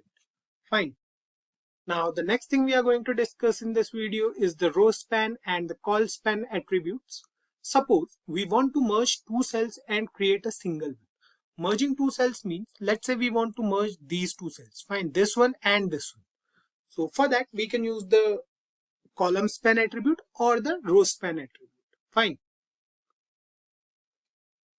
So for example, let's suppose we want to print the grand total of all the items. For that, we don't need the serial number. So what we can do is we can merge the first 2 columns of this row with the help of col span. So we are going to create another row over here, and we are going to merge these 2 columns. Fine, in the new row. So what we have to do here is we have to write here, after this row we are going to add another row. So for that we have to write here table row tag. Now inside this table row tag we have to mention the table data tag, and then we'll write here col span. Col span is going to be 2 because we want to merge 2 cells. Fine.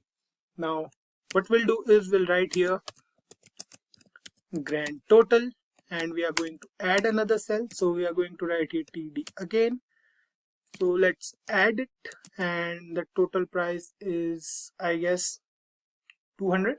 So we'll write here 200. Save the program, and you can see we have 2 columns merged over here. Fine. Similarly, we can also use the row span attribute whenever we want to merge two rows. One thing to keep in mind is we can use these attributes within the table data tag only, not in any other tag. For example, if we want to merge two rows, fine. So what we can do is we can write here row span and we are going to write here 2, save the program, and you can see these two rows are now merged. Fine. So let's remove it for now and save the program again. So this table looks nice now. The next attribute we have in tables is the background color attribute. We can use this attribute to change the background color of the whole table or of any particular row or column. Fine. We just have to use the bg color attribute as per our requirement. For example, if we want to change the background color of the first row, which contains all the headings, what we have to do is we have to write here inside this first table row tag, we have to write here bg color, and this is an attribute. Now let's say we want to color it as red. Fine, save the program and you can see the output. The whole row is red in color now. Fine. Similarly, we can change the border color of the whole table with the help of border color attribute. We have to write here inside the table tag. So this is the main tag and we have to write here border color is equals to, let's say, yellow. Fine, save the program and you can see the border is now yellow in color. One thing I want to tell here is we can change the background color of any particular cell. Fine, so let's say we want to change the background color of espresso. Fine, let's do it. Let's change this background color to brown. Fine, so here we have espresso inside this table data tag. What we have to do is we have to write here bg color and we have to mention here brown. Save the program and you can see it's brown in color. Fine. So guys, this is basically how we can create and add data in a table in HTML. I hope you guys got what we went through in today's video. Try doing it by yourself and let us know if you have any confusion. Lists are used to group related pieces of information so that they are evidently associated with each other and easy to read. Of course, it makes a web page easier to read for the user, right? There are three different types of lists present in HTML: the ordered list, unordered list, and the definition list. We'll discuss each of these lists in detail. So now that we have a basic idea of what lists are, let's move on to the programming part directly. The ordered list is the first list we have in HTML. It uses different schemes of numbers to list our items. The OL tag is used to create an ordered list in HTML. So an ordered list uses numbers or some sort of notation that indicates a series of items. An ordered list can start with numbers like 1 and continue through 2, 3, 4 and so on. It can also start with alphabets like A, B and continues through C, D and so on. Roman numerals can also be used in ordered lists. So let's create one list over here first and you guys will get a better understanding of the ordered list in HTML. The syntax goes like this. We'll write here inside the body tag, we'll write OL. OL stands for ordered list. To add items to a list, we have to use the LI tag. LI stands for list items. So this is the LI tag. Anything we'll write inside this particular LI tag will be added as a list item to that particular list. Fine. We have to put each list item inside this particular tag in order to add it to the list. So let's add something to this list first. What we'll do is we'll write inside here, let's say apple. Fine. Then we'll add another item over here. So let's say we have mango. Let's add some more items and we have banana, and lastly let's say we have orange. Fine. So we have 4 fruits here. We are including them in a list. Now save the program and you can see here we have a list present over here in the browser. This list over here has numbers, right? It has 1, 2, 3 and 4. We can change them to alphabets or Roman numerals. For that, we have to use the type attribute within the OL tag. So what we have to do is we have to go here and we have to write here type, press enter, and if you are using VS Code, you can see the types of ordered list. We can write here 1. We can write here capital A. Capital A is used for uppercase letters. We can write here small a for lowercase letters. We can write here capital I for uppercase numerals. Then we can write here small I for lowercase numerals. So let's write here small I first, and you can see the list is changed. There are lowercase numerals now, which starts from 1, 2, 3, and 4. We can use here capital I as well for uppercase numerals. Similarly, we can use capital A for uppercase alphabets and small a for lowercase alphabets. You guys can see it here, right? We can also specify the starting point in an ordered list, and for that we have to use the start attribute. We don't have to do much. We have to write here start, and we have to write here any number.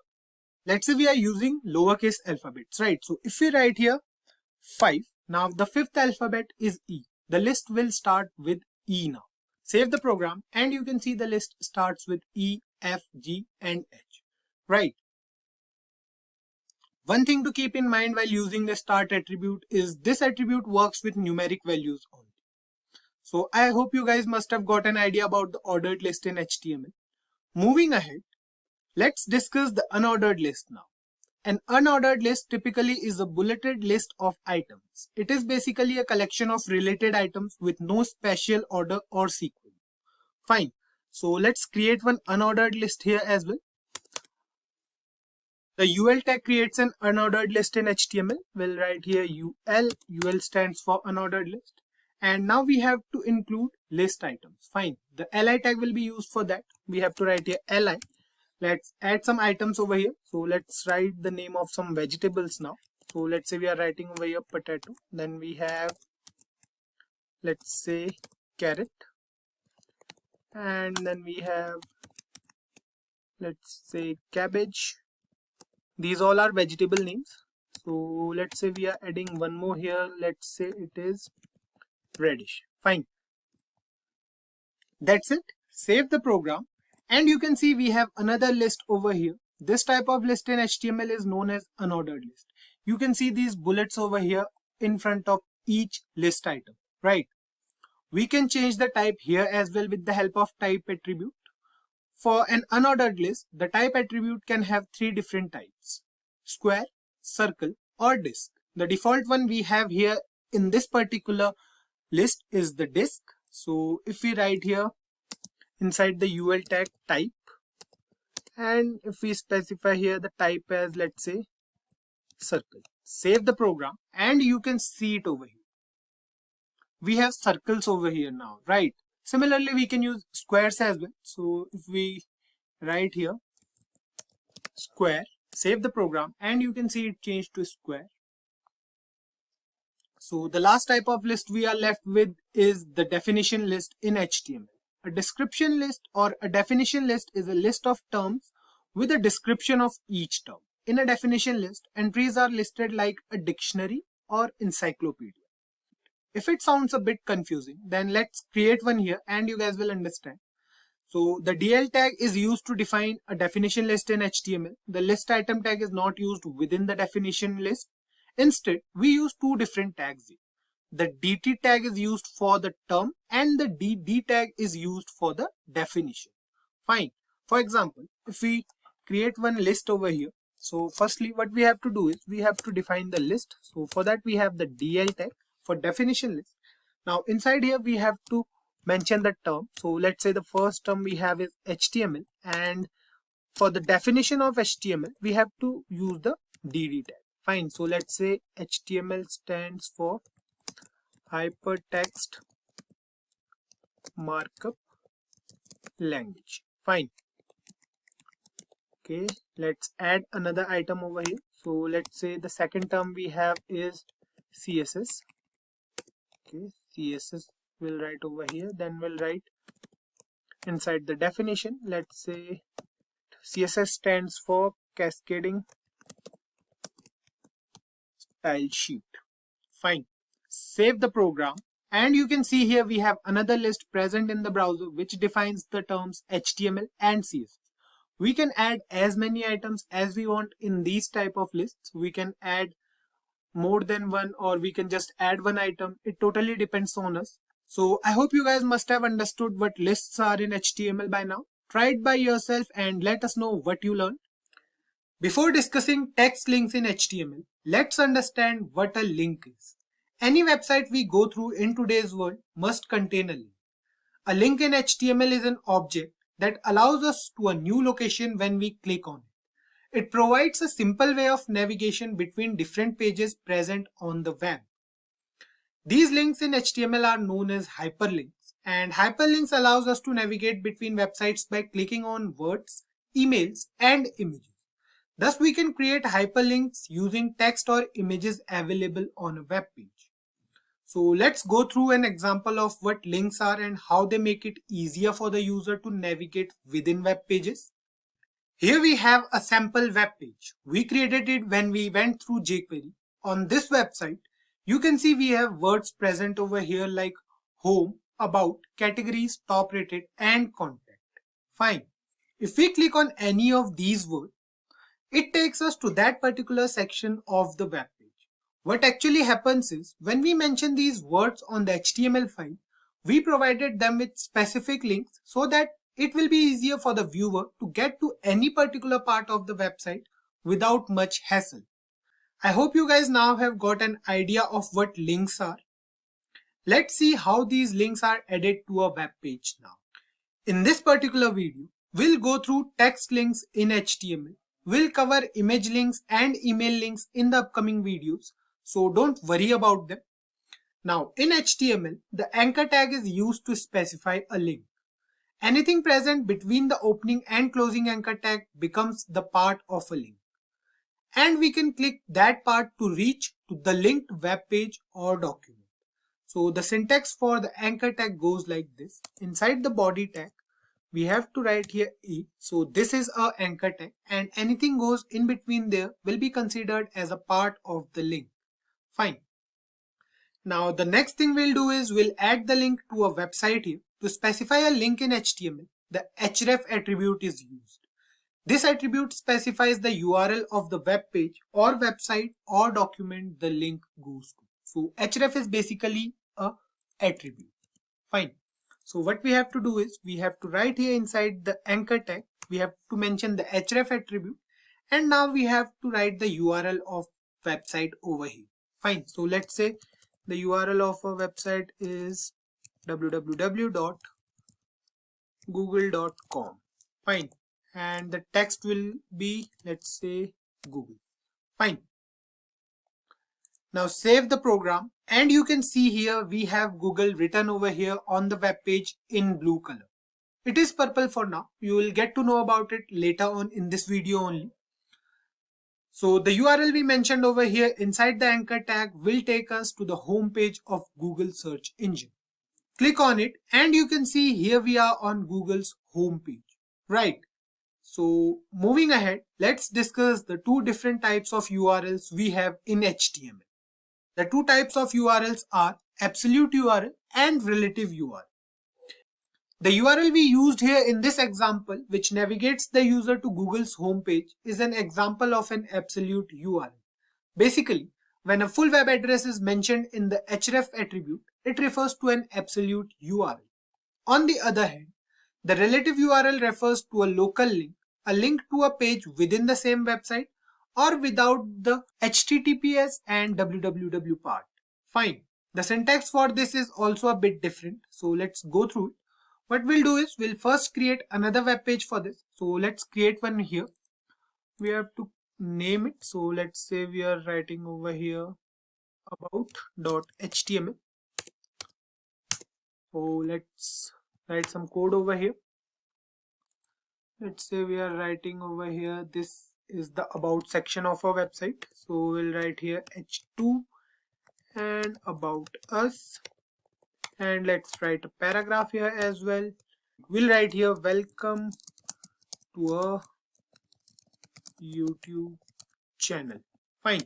So we are done with it. Let's save this and let's open it with live server 1, and you can see it's working totally fine. This is, let's say, the about us section of a website. Now what we'll do is we'll move back to our original file. So we have this original file over here and we'll create a link over here. Fine. Basically what we are doing is we are linking these two HTML files. Fine. Now in here what we'll do is we'll create another link which will redirect us to that about us page. So for that we have to write here a href and we have to close the anchor tag. Fine. So in here we have to write the file name. So we'll write here about.html and we'll write here about us. Fine. Save the program now and you can see we have the word about us present over here. Click on it and it will take us to the about us section of our website or to the about us page of our website. You can see it over here. Now the reference to adding a local page is the same as attaching an image to a web page. We can provide the path of that particular page inside the href attribute. Moving ahead, let's discuss the target attribute in anchor tag. Whenever we click on a link, it opens a web page in the same window by replacing the current web page. This happens by default in HTML. Fine. We can change this to either within the same window or in a new window. The target attribute can have 4 different values. The 4 values can be self, blank, parent, and top. So self is used to open the related document within the same window. For example, if we use this particular attribute over here inside this anchor tag, we'll write here target, then we'll write here underscore self. Fine, save this program and we'll refresh this page once again. One thing to keep in mind is we have to write the value like this only with the underscore present before the value. Fine. Now save the program and now if we click on the link over here, the about us link, the new document will be opened in the same window only. This is the default value as well in any web page. So if we want to change the document to open in a new window, we have to write here instead of self. So let's do it for this link. Now what we'll do is we'll write target over here. Target will be set to blank with an underscore. Save the program, move back to the web page and click on Google over here. You can see this link is opening in a new window now. Fine. Similarly, we have the top and parent values as well. The parent value opens the document in the parent frame and the top will open it in full body of the window. We'll discuss them later when we go through HTML frames in the upcoming videos. One more thing we can do with links is to change the color of a link. For that, we have 3 different attributes: A-link, V-link, and link. A-link refers to an active link, V-link on the other hand refers to a visited link, and link refers to the color of the normal link. We can mention these 3 attributes inside the body tag only if we want to make similar changes to all the links present on the website. If we want to do it for one single link, what we have to do is we have to mention these 3 attributes inside the anchor tag of that particular link only. Fine. The syntax goes like this. For now, we'll mention them inside the body tag. So we'll write here link. Link is going to be yellow in color. Then we have a link. So a link is going to be, let's say, brown, and then we have v link. Fine. So v link is going to be, let's say, green. Fine. Save the program and you can see Google and about us are now green in color because they are already visited links. So what we'll do is we'll add another link over here. We'll write a href. So let's use any HTML file from here. So let's use the meta.html one. So we'll write here meta.html. Target will set to, let's say, blank. Fine. We are going to open it in a new window. So let's say we are writing over here meta. Save the program and you can see meta over here, which is also in green color because all these 3 links are visited. Click on it and you can see the color changing to brown. Fine, because it states that these links are active as well. Fine. Now let's talk about the default color of an HTML link as well. So an unvisited link in HTML is underlined and blue in color. A visited link is underlined and purple in color. That's why this particular link at the start was in purple color. An active link is underlined and red in color. So this is the task for you guys. You have to use these attributes to change the color of a link present on a web page. So I hope you guys must have got an idea by now about the anchor tag in HTML. Try doing it by yourself and let us know what you learned. Now that we know enough about links in HTML and we saw previously how to use it with a specific word or phrases in HTML, we'll do the same thing, but this time we are going to do it with images only. Now a link in HTML is an object that allows us to a new location when we click on it. It provides a simple way of navigation between different pages present on the web. Just a quick revision of what links are in HTML. So we already know how to attach an image to a web page in HTML. The image tag is used for it. Now to add a link within an image, we have to nest one tag inside the other. It's not as hard as it sounds.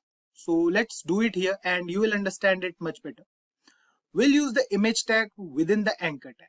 First of all, we'll write here inside the body tag of a HTML document. We'll write A.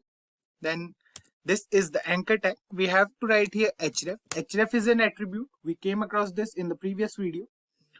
So now what we'll do is we'll write inside here the reference to a web page. So let's say write here HTTPS. Then we have to write here this. Let's say we are writing here www.google.com. Fine. Now the anchor tag is ready. Let's recall what we did with text in the last part. We simply wrote the text between the anchor tag and the browser treated that text as a link. Fine.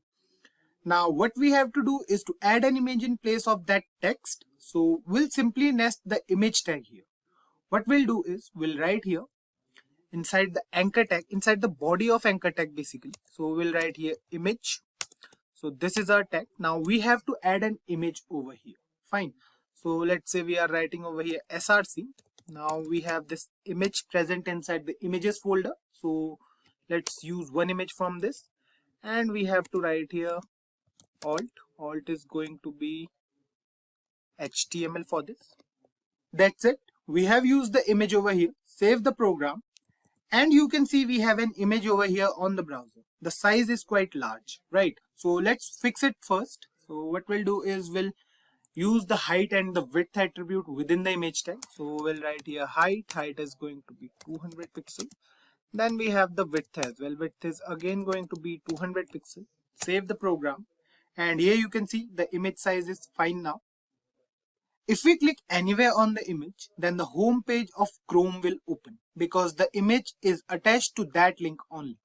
We have written over here www.google.com. Fine, so it will take us to the home page of Google's search engine. Click on the image and you can see it takes us to the home page of Google. So attaching a link to an image is surely one of the easiest tasks to perform in HTML. We have used an absolute URL over here in this particular image. We can also use a relative reference. The syntax will remain the same. So let's do that as well. What we'll do is we'll write over here inside the body tag again. We'll use another image. So let's use the break tag over here. Then we'll write here a href. Href is going to be a relative reference. So let's say we have this about.html file in a system. So let's use it for now. So we'll write here about.html. Then we'll nest the image tag inside here. So we'll write here img. Now we have to close this tag. We'll write here src. Src is going to be inside the images folder again. We are going to use css.png. We'll write here alt. Alt is going to be css. Then we have height. Height is going to be 200 pixel and width. Width is again going to be 200 pixel. The same thing we did with this image as well.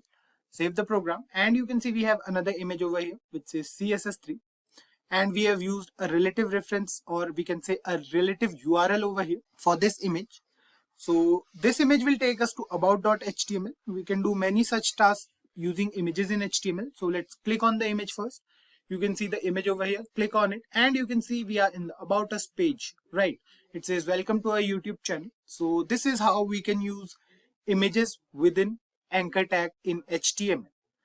The attributes for both the tags remains the same. We can still use the target attribute within the anchor tag for the new web page to open either in the same window or in a new one. So I hope you guys must have understood by now. Adding an image and attaching a link to it is quite easy. I want you guys to give it a try and learn something new out of it. In general terms, a frame refers to a support structure. We go through this word in our daily life. A frame can be a piece of furniture. It can be the frame of a building or a car, or it can be anything that gives it its shape basically. Before iframes were introduced, there was a concept of frames in HTML. Let's discuss it a bit. HTML frames were used to divide a browser's window into multiple sections, where each section is capable of loading a separate HTML document. A collection of frames present on a web page refers to a frame set. There were certain disadvantages of using frames in HTML, like smaller devices cannot cope up with frames often because their screen is not big enough to be divided up. A page may be displayed differently on different computers due to different screen resolutions. The concept of frames was pretty similar to tables in HTML, where we can divide a window into rows and columns, and each frame will be able to load separate HTML documents. With the introduction of HTML5, the concept of frames was removed from HTML. So if we try to use frames in 2022, we can't do that. The replacement of frames was also introduced with the name iframes. Iframe stands for an inline frame. It is used to embed another document within the current HTML document. The basic use of this tag is to embed media files like videos on a web page. We can display a secondary web page on a main page by using this tag. So let's go through the syntax of iframes now, and you guys will get a better idea. The most basic attribute used in iframe is the src attribute. This attribute is used to provide the file name or the website name we want to embed in a HTML document. The syntax goes like this. The tag we have is iframe, so we will write here iframe. Now this is an element, and inside there we have to write the src attribute. Now inside the src attribute, we can either provide the website name or the HTML file. For now, we'll use the file name. So we have a file named embed.html. Fine. So let me quickly show you the embed.html over here. So this is a file. This is just a basic HTML file with an image, with address tag, then we have a paragraph, and then we have the code tag. Fine. So let's open it with live server once, and you can see we have this HTML file. We have a basic image with some text present over here. Now we want to embed this HTML document with our main HTML document. So let's move back to our main document first. So this is our main document. Now we have already added this file name, this embed.html inside the src attribute. Now save the program, and you can see here we have a small window on the browser where the embedded document is open. We can scroll down to check everything we have on the embed HTML file. We have it over here, right? So this is how the iframe tag actually works. The size of this box or window, we can say, is quite small, right? We can change it according to our needs with the help of the height and width attributes. So we have to write here inside the iframe tag, we have to write here height, and let's say the height is going to be 300 pixels. Fine. Then we'll write here width. Width is again going to be 300 pixels. Save the program, and you can see here the size is changed. It's larger and the image is more visible now. We can also add a video file here and we can make it play. This is why the iframes in HTML are mainly used. So other attributes we have in this particular tag are the title attribute. This attribute is used to specify the title of the iframe so that screen readers use this to read out what the content of the iframe is. What we have to do is we have to include it over here. We have to write here title, and we can give any title. So let's say for now we have frame. Save it, and you can see this is a document, and whenever the screen reader will go through it, it will let the user know about the content present inside the frame. Now, as you can see here on the browser, you will notice that this particular iframe has a border, right? A shadow-like thing on the top and left side of the box. So let me zoom in. And here you can see we have border on the top and left hand side of this box or window we can say, or frame we can also say. But there's no border on the right and on the bottom, right? So what we can do is we can remove it with the help of style attribute. So what we'll do is we'll use the style attribute over here inside the iframe tag. So we'll write here style. Now inside style, what we have to mention is we have to mention the border property. So border is going to be none. Save the program, and you can see that the border is not present anymore. You can see it over here. There's no border as of now. We can also change the border. So we can either remove it or we can change it. So for changing the border, what we have to do is we have to write here instead of none, we have to mention here the border value. So let's say the border value is going to be 3 pixels, solid and black. Fine. Now the border will be of 3 pixels, solid in nature and black in color. Save the program, and here we have the result on our browser. You can see the border over here.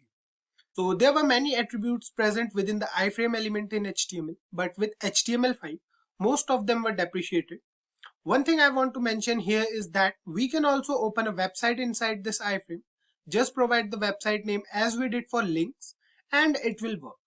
But many websites don't allow this feature like Google, Facebook and Instagram. So the task for you guys is to check this feature with the website and let us know which website you used and if it worked. Elements in HTML can be categorized into two different categories, inline elements and block level elements. Let's go through the inline elements first and you guys will get an idea about them. Inline elements in HTML take as much space as they need and we can add content within them without a line break. The bold, italic and underline elements are some of the elements that fall under the category of inline elements. For example, if we have a paragraph written over in the browser and we want to use any of these elements within the paragraph, then we don't need a line break in that case. All we have to do is to use these elements and without a doubt that thing will work.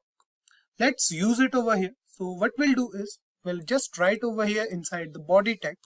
Let's use a paragraph over here. So we'll write here this is a, and now we'll use the bold element. So let's say we are writing over here this is a paragraph.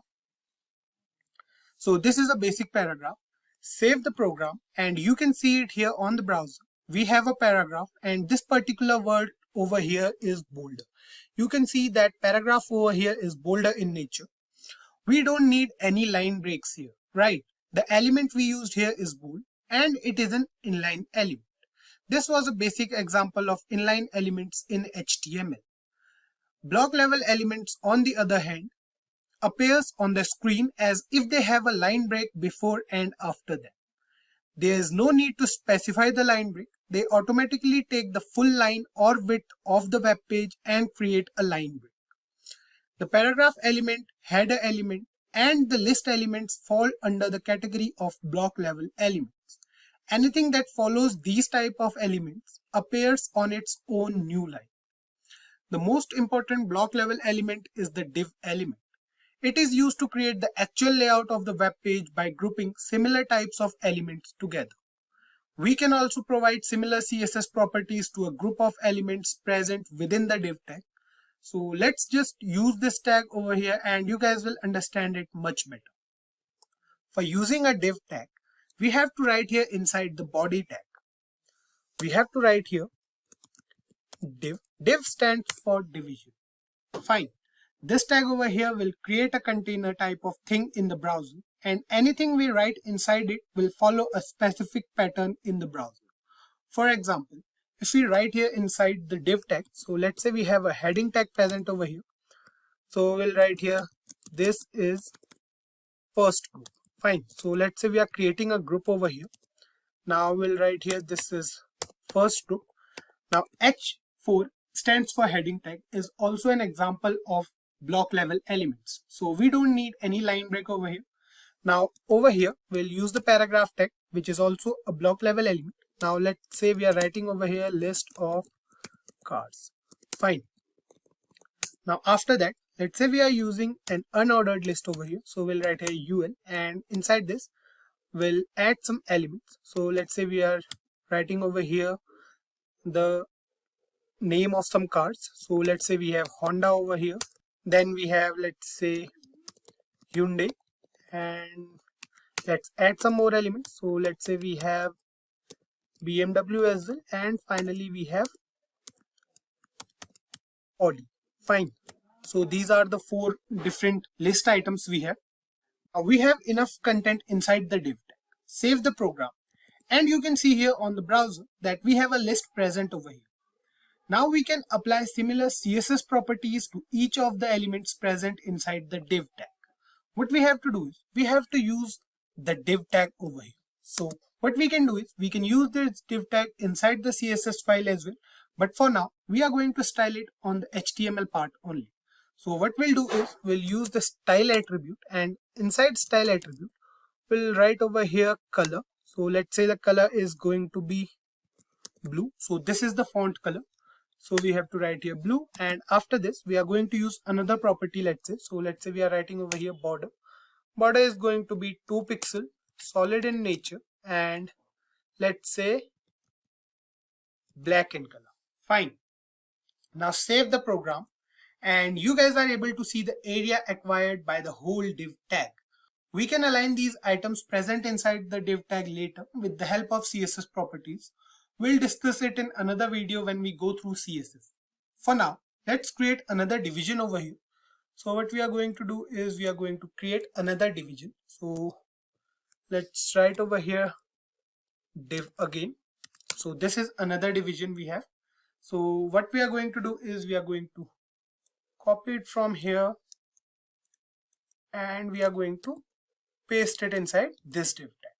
So we are going to name it as the second group we have. So we'll write here second, and instead of cars we are going to write here the name of bike manufacturers. So we'll write here, let's say, Benelli. Then we have Ducati, and BMW will remain the same because it is a car and a bike manufacturer. Then we'll write here, let's say, at the end, Suzuki. Fine. Now save the program, and you guys can see we have another list over here. What we'll do is we'll use some CSS properties here as well. So we are going to write here inside this div tag, we are going to use the style attribute. Now inside this we are going to use the color. Color is going to be, let's say, red, and we'll write here border as well. So border is going to be 2 pixels, solid in nature, and let's say green in color. Fine. Save the program, and you guys can see here we have another division present over here. So you can see it is in a new line, but it's not clearly visible. So let's do one thing. We are going to use the break tag over here. Save the program now, and you guys can see both the containers now are clearly visible. Fine. These borders are not visible by default. We can make them visible with the help of CSS properties like we did here. Now you guys might be wondering what the use of this div tag is. So whenever we create the layout of any website, this is the tag we use the most to provide better structure to a web page. This tag, along with CSS, is of more use than any other HTML tag present today. You will get a better idea about it when we go through CSS in the upcoming videos. Any web page we create using HTML always has a white background, which sometimes may look a bit boring to the user. So is there any way through which we can make it look a bit attractive to the user? Yes, in HTML we have the background color or the background attribute. This attribute is used to change the background of either the whole web page or of any particular tag. We can use an image in the background, or we can just change the background color. We'll do both in today's video. So let's start by changing the background color of the whole body first. To change the background color of the whole body, we can use the BG color attribute. BG stands for background color, and we can use the name of any color, its hex value or the RGB value of any color. Now the fun part is this attribute is deprecated in HTML 5.0. A lot of such things happen in HTML5. So let's see if we can still use this attribute to change the background color of the whole body. What we'll do is we'll write here inside the body tag. We'll simply write here bg color and we'll pass the color name. So let's say we are writing red over here. You can see the attribute is written in red color over here. The bg color we are talking about, this attribute. So it's red in color. It means that this is not working anymore. So let's save the program. And you can see here on the browser that this thing is still working. Now, to change the background color of any particular area, like we can say a division, we have to use the background color attribute. We'll change the background color of a whole division. For that, what we'll do is we'll write some code first. So we have used the same code from the previous part wherein we discussed the div tag in HTML. We have a list present inside this container. Save the program and you can see here on the browser. Right, the background color of this division is red for now because the background color of the whole body is red. So it's invisible basically. So what we'll do is we'll remove this bg color from here, save it now, and you can see we have this division over here. Now what we have to do is we have to change the background color of this particular division. So for that we'll move to a division and here you can see we have the style attribute. So we have to provide the value or the property inside the style attribute only. So we have color and border over here already. Now what we'll do is we'll write over here background color and the background color is going to be, let's say, aqua. So if you are using VS Code, you can see we have this colors over here. And what we can do is we can change the color from here and it will set the RGB values accordingly. Fine. So VS Code provides us with this option. Now save the program and you can see the background color of this particular division is changed now. So this is how we can change the background color of any division. If we try to use the bg color attribute or the bg attribute, whichever we used in the body tag previously, it will not work over here because that thing is deprecated from HTML5, and to change the background color in HTML5 or above versions, we have to use the background color property only inside the style attribute. We can also use the same style attribute to change the background color of the whole body. What we have to do is we have to write here inside the body tag. So here's our body tag and we have to write here style. Style is the attribute and here we have to write background color. So the background color is going to be, let's say, a little different for now. What we'll do is we'll use the brown color over here, save it now, and you can see we have brown background for the whole body tag. Right, for the whole body we have the brown background. Another thing we can do with background is we can change the background of any division or the whole body with an image as well. The property name inside the style attribute will change and we have to provide the URL for that image. That's it. So let's do it here. We'll try doing it with the division first. So what we'll do is we'll write here inside the div tag. So we have this division over here. We'll remove this background color property from here. And instead of background color, we have to write here background image. So this is the property name. Now inside here, we have to provide the URL. So URL is the path of our image. So we have an images folder present in a system. So this is the folder. Now we have these images present over here. What we'll do is we'll use background1.png, save it now, and you can see the change in the background.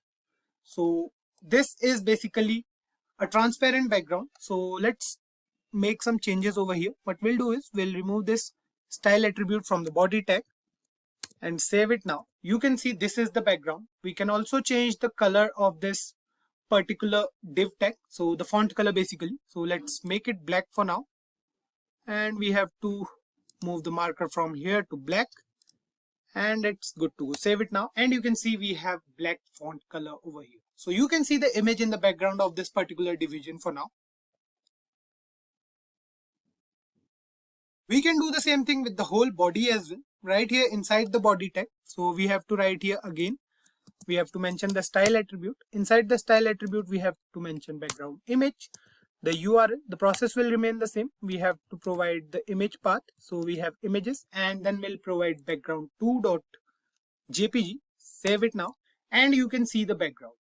It's a little bit tricky to see it over here because the image is not clearly visible. So for that, we have another property present in HTML.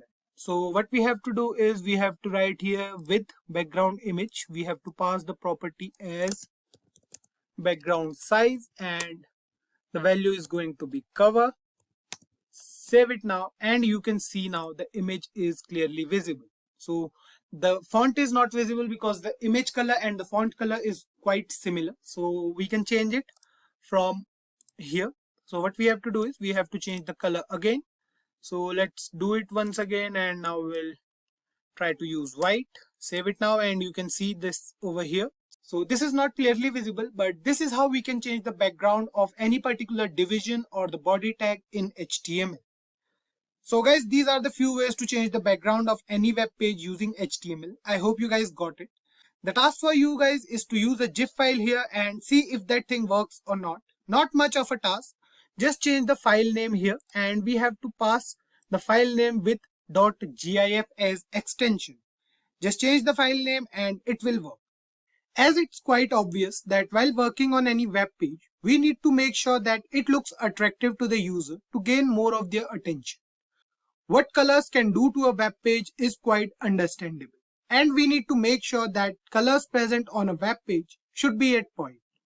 The question that arises here is how we can achieve that. Is it possible to do it with the help of HTML only? Yes, it's possible to do so. Before we move on and see how, let me tell you guys that we can achieve the same thing with the help of CSS as well. CSS stands for Cascading Style Sheet.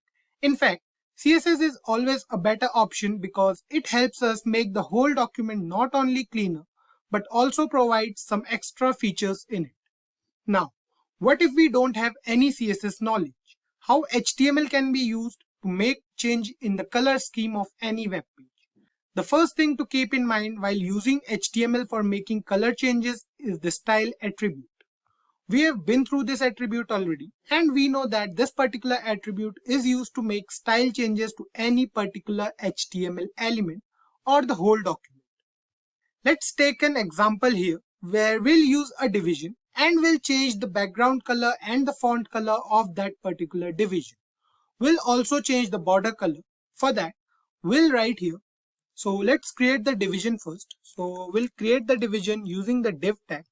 So we'll write here div. Now inside div, we'll add a heading. So first add a heading, let's say. So let's say the heading is this is an example. Fine. Now let's add some paragraph over here. So we'll use the p tag for that or the paragraph tag we can say. So let's say we are writing over here, there are 3 different methods to change the color in a web page. Fine. So we'll write it in a web page. Fine. We are done with the paragraph. Now the next thing we are going to do is we are going to add an unordered list over here. So for that we'll use the UL tag which stands for unordered list. Now we have to add the list elements inside here. So let's say we have color names as the first option. Then we have, let's say, the hex codes. So we'll write here hex codes. And finally, let's say we have RGB values. Fine. So we'll write here RGB values.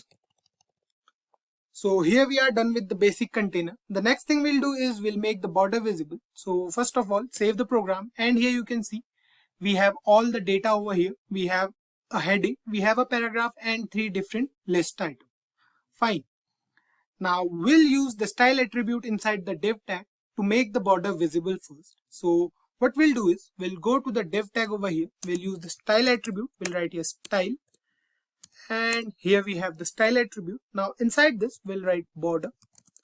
Now the border will take 3 different values. First of all, we'll write here the border size. So let's say the border is going to be 2 pixels thick and the border is going to be solid in nature. So basically we have written solid over here. Save the program and here you can see on the browser that we have a border present around the whole division. This is basically the whole area acquired by this div element. Now you can see here that we didn't specify any color of our own choice here, right? The default color of this border is black. However, we can change this color from the border property present inside the style attribute. So it takes 3 parameters by default. We have given 2 here. We have given the border size and the border nature. The third one will be the color of this border. So what we'll do is we'll basically write here, let's say red. Fine. Red here is the color name. Save the program. And you can see here the border color is red now. It's easy, right? In the same way, we can change the background color of this whole division as well. The property name will change. What we have to do is we have to write here after border. So we have border over here. Now after border, we have to put a semicolon over here. And after this, we have to write here background color. Fine. So we have the background color property over here. Now, what we have to do is we have to write the name of our background color. Fine. So let's say the background color of this property is going to be aqua for now. Right here aqua. Save the program and you can see here the background color has changed. Now this background color property has the capability to change the background color of any particular element or the whole body. You can witness the change here on the browser. You have already witnessed it. It can be used to change the background color of the whole body as well. For that, what we have to do is we have to go to the body tag over here and we have to use the style attribute over here as well. So we'll write here style. Now inside the style attribute, we have to mention background color and let's say the background color is going to be blue. Fine. So blue here is the color name. Save the program and we have the whole background in blue color now. You can see it over here, right?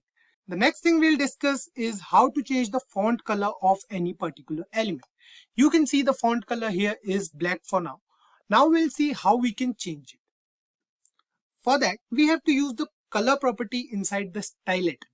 So you can see it over here. We have the style attribute present inside the div element. What we have to do is we have to mention another property over here. So after semicolon, what we are going to do is we are going to write here color and we are going to specify the color over here. So we have a list of colors over here in VS Code. So let's say we are using blue violet. Save the program and you can see the font color is changed. Fine. So this is how we can change the background color and the font color of any web page or of any element. The last thing we are going to discuss in today's video is the color coding methods present in HTML. There are 3 different ways to specify any particular color in HTML. We can either use the color name to do so, which we did till now. So here you can see we are using the color names. So here you can see we have blue violet, we have aqua. So these all are color names. We have red and blue as well. Now, apart from that, we can also use the RGB values or the hex values of colors. The RGB values stand for red, green and blue colors. These 3 colors are the most basic and these can be used to make any color. Fine.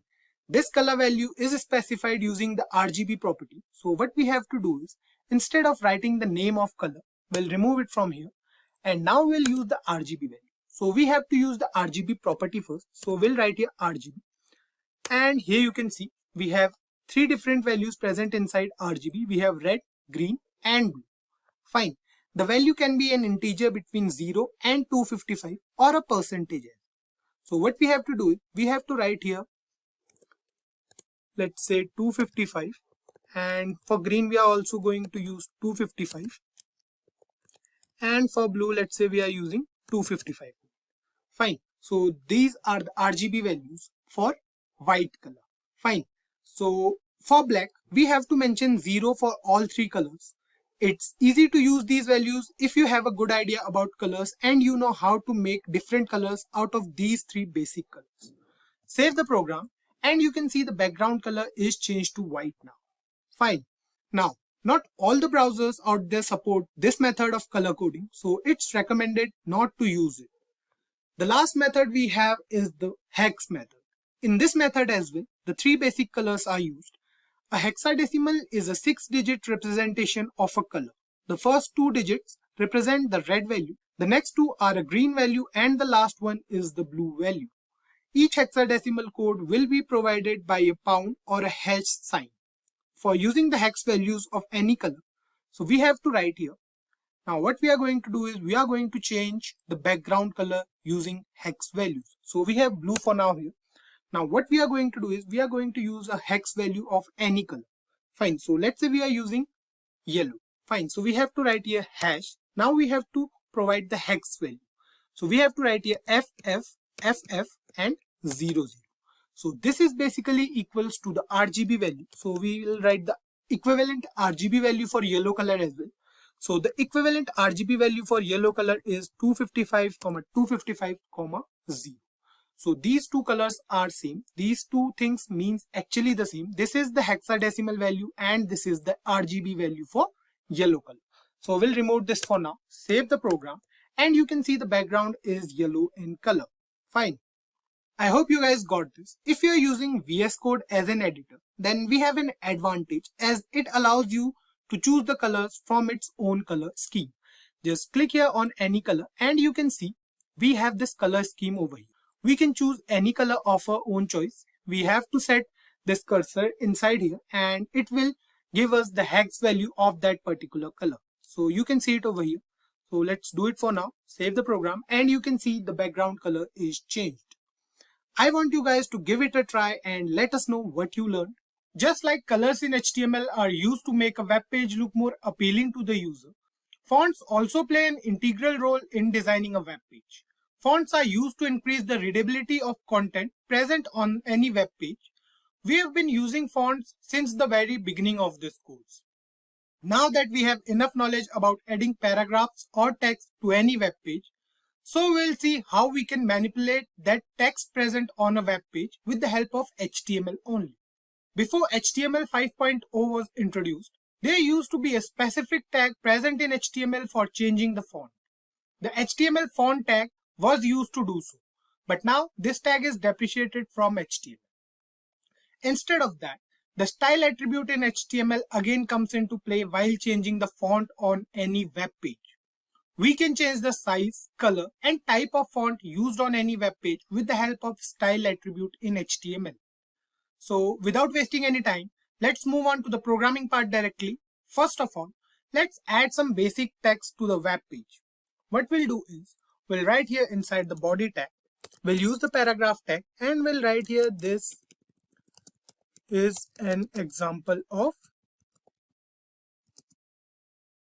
let's say, fonts in HTML. Fine. So save the program and you can see here that we have this text present on the web browser. The text over here is simple. One thing to keep in mind while using fonts is the user will only be able to see our font if they have that font installed on their computer. Otherwise, the font will automatically change to default according to the user's system. To change the font in HTML, what we have to do is we have to write here inside the p tag or paragraph tag, we can say. We have to use style attribute first and then inside the style attribute, we have to pass the font family. Fine. So this is a property and we have different fonts present in HTML. So if that particular font is installed on your PC, then it will work totally fine. So let's say we have Comic Sans MS as a font. Fine. So this is a font. Save the program and you can see the font is changed for this particular paragraph. Now let me show you the default font for HTML as well. So what we'll do is we'll write here this is an example of, save the program and here you can see the difference in these two paragraphs. The second one has Comic Sans MS as the font family. Fine. The list of fonts is quite long and you can use any of your own choice. So another font we can use is Vardhana. So what we'll do is we'll copy this paragraph from here and we'll paste it here. Fine. So what we have to do next is we have to paste it here. Okay, so it's not copied. So we'll copy it from here. We'll paste it here.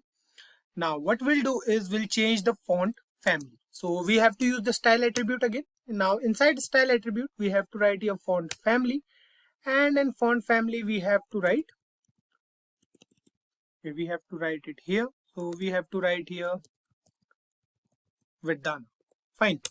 So save the program and here you can see this font is also different from these two paragraphs. So this paragraph seems a bit different. So this is the font family Vardhana. If getting your learning started is half the battle, what if you could do that for free? Visit SkillUp by Simplilearn. Click on the link in the description to know more. Similarly, we can use any font in HTML. Make sure that whichever font you are using is installed on your computer. Another thing we can do with fonts is we can change the size of the font. So for changing the size of font, we have to take another paragraph. So we'll copy it from here, we'll paste it here, and we'll write something here like change size. Fine. Now save the program, and you can see over here we have another paragraph. So this paragraph says this is an example of fonts in HTML, and we have written change size inside brackets. So now to change the size of this paragraph, we have to use the style tag, and inside this style attribute we have to write here font size. Fine. So the font size is large, larger, medium, small, smaller, extra large, extra small, extra extra large, and extra extra small. We can use any of them, or we can give a specific size of our own in pixels. Fine. So we'll use the XXL here, save the program, and you can see the change in the font size. We can use both these properties together as well, both font size and font family. We have to write here font family, and inside font family we have to write the font name. So let's say this is the font name. Save the program, and you can see the font is changed now. Fine. We can also change the font color present on our web page. We discussed it in the previous video as well, where we went through colors in HTML. For changing the color of the font, what we have to do is we have to write here inside the style attribute, we have to use the color property. So color in HTML stands for font color. Fine. So we have to write here color, and we have to use any color of our own choice. We can either provide the hex value, or we can also provide the RGB value, or just the color name. So we are going to provide the color name for now. Save the program, and you can see this color over here, the change in font color. Fine. So let's use any other color. So we'll use green over here. Save it now, and now you guys will be able to see the change in color. So guys, this is how we can use HTML fonts to make a web page look more attractive to the user. It all depends on us how we can use these fonts, colors, and all to make a web page look more appealing. I hope you guys got this. Give it a try and you'll understand how easy it is. In the most basic definition, a form is something we use to take the user's data. For example, if the user wants to register on a website, then they have to give us their names, email, and some more info about them. A form takes input from the user and then posts it into the backend application for further processing and other stuff like validation and all. The HTML form tag is used to create a form. It's quite simple to create a form in HTML. We'll move to the programming part directly and create a simple form to start with. So the first and foremost part is that we need to use the form tag to create a form. So what we'll do is we'll move to the body of our program and we'll write here form. So this is the form tag in HTML. Save the program, and you can see here nothing happened on the browser. So this form tag created an area for a form. It basically worked like the div tag we used in the previous videos. Now to include data in a form, we need text areas, or we can say input boxes in our form. There are various form elements available like text field, text area fields, drop-down menus, radio buttons, checkboxes, etc. So let's start using them in the form here. First of all, we'll create a text box for the user's name. For that, what we have to do is we have to write here inside the form tag. So we'll write here first name, and then we have to write here input. So input is another tag. So we have to write here input, and then we have to use the type attribute. So the type is going to be text for this text box, and we'll write here name. Name is going to be first name. Fine. Now save this, and you can see here we have an input box for the first name. The same code we can use for the last name as well. What we have to do is we have to copy it from here. We have to paste it here. So we'll use the BR tag before using it again. Now we have to change first here with last. So we'll write here last, And in name as well, we'll write last. Fine. So we have this last name over here, save it, and you can see we have first name and last name. We have two different text boxes present over here. We'll use the BR tag one more time, save it now, and you can see it clearly now, right? So here we are done with the first text box of ours. Now this input tag over here is used to create these text boxes, and the name refers to the text box's name. Fine. Another thing we can do here is we can write here placeholder, and inside placeholder we can write something. Let's say we are writing over here first name, and you can see first name over here. It's permanent until we write something inside the box. The placeholder value will appear on the text box. Same thing we can do here as well. We have to write here placeholder. So we have placeholder for last name as well. Save it now, and you can see the value of placeholder over here. The moment we start writing something over here, you can see the placeholder value is not here anymore. Fine. If getting your learning started is half the battle, what if you could do that for free? Visit SkillUp by Simplilearn. Click on the link in the description to know more. Now, there are different types of form controls that we can use to collect data using HTML form. They are text input controls. We can use checkboxes, radio buttons. We can use select box controls, and we can also use file select boxes. So we can use radio buttons in our form. For that, what we need to do is we need to change the type in our form. So that's the only thing that will change no matter what controls we are using. So what we have to do is we have to write here.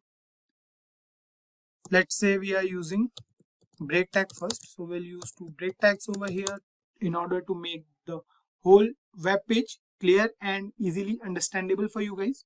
So next thing we'll do is we'll write here gender. So let's write here gender, then we'll use break tag again, and after this we'll write input type is equals to radio, and we can write here name is going to be, let's say, male, and the value for this is going to be male again. Fine. We can use the value attribute here as well, so we'll use it later. Now the next thing we'll do is we'll write here input again. We'll add another gender. So let's say we have type here as radio again, and then we have name as female, and we'll write here fine. So save it now, and you can see two radio buttons over here. We can check them in, and you can see we have radio buttons working totally fine. We can use these values later on as well. Similarly, we can use checkboxes as well in our form. We'll see how in the upcoming video, where we'll create something like a login or a sign up form using HTML only. So there are three different types of text inputs used on forms. We can use single line text input controls. So this control is used for items that require only one line of user input, such as search boxes or names. They are created in HTML using the input tag. We discussed them till now. So these all are the example of single line text input controls which we discussed till now. The next are password input controls. This is also a single line text input, but it masks the character as soon as a user enters it. They are also created using the HTML input tag. So the syntax goes like this. We have to write here after this. So we'll use the BR tag again over here. And now we'll write here input. So before that, let's write password. So this password is going to be the user's password for our website, for login or maybe for sign in. So this is the password. So we'll write here input type is equals to password, and then we'll write here name as password. Fine. Save it now, and you can see password written over here with a text box. Fine. Right inside here will get masked. So if we write anything over here, you can see it in the form of password. It will get masked as soon as we enter it. So this is done to make the password a secret.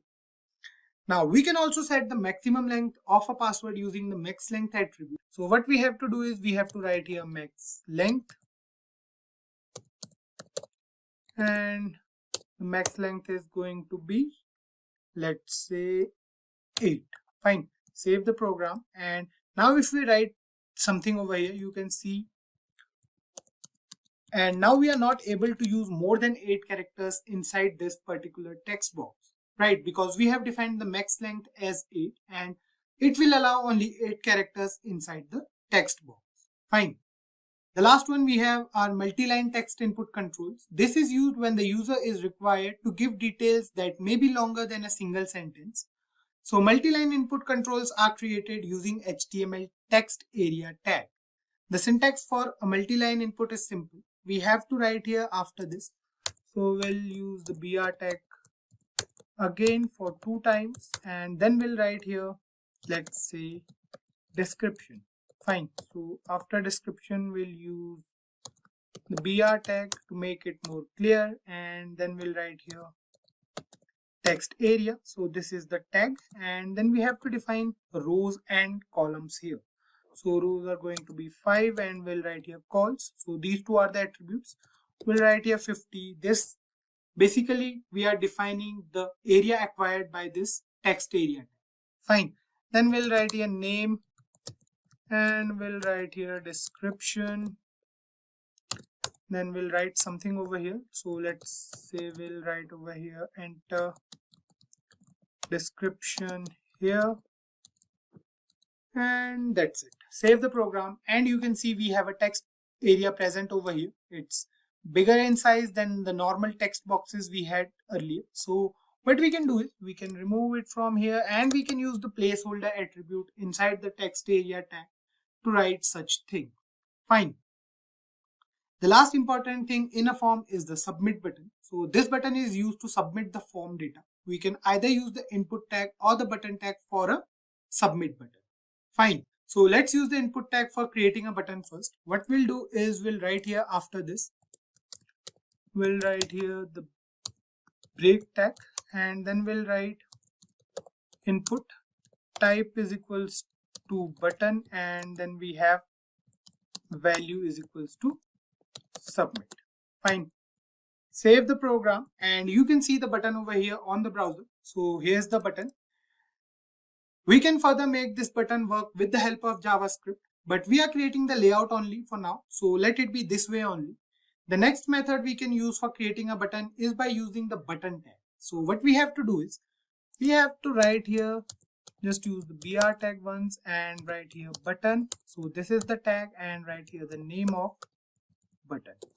Fine. So we'll write here submit, save the program and you can see here another button. Fine. So here's the button. You can see both the buttons are exactly same. No difference between the buttons. We can style this form according to our needs. We'll do something different in the next video. Whenever we go through the login or sign up portal of any website, we see that on the login page, we use credentials like ID and password name. Sign up page on the other hand refers to the form we need to fill in order to be a part of that particular website. So what we'll do is we'll create a login page and a sign up page in today's video and we'll see what we can learn from this video. So without wasting any more time, let's move on to the programming part directly. We'll start with the login page first. So first of all, here we are in the HTML file. We'll start using the form tag, but before that, we are going to provide a heading for this login page. So what we'll do is we'll move to the body tag and we'll write here H1. So H1 stands for heading 1. I hope you guys already know this particular element. So what we'll do is we'll write here login form. Fine. So we have written login form over here, save it and you can see we have login form written on the browser. The next thing we are going to do is we are going to style it a bit using the style attribute. We have been through it already. So we'll write here style. Now inside style, what we'll do is we'll align this text at the center of our web page. So we'll write here text align and we'll text align it to the center. Fine. So here we are done with text aligning. Save it now and you can see it moving in the browser. So it's in the middle of the web page now. You can see it over here clearly. The login form is present at the center of a whole web page. Fine. Now the next thing we are going to do is we are going to use the form tag over here. Fine. So we'll write here form and this is a form tag. So we are going to create the form inside this particular tag only. Now let's style this as. So what we'll do is we'll write here style. Again, the style attribute comes into play. So we are going to use the border attribute now. We are going to keep the border 3 pixel thick, solid in nature, and let's use this particular color. So we'll write here F1, F1, F1.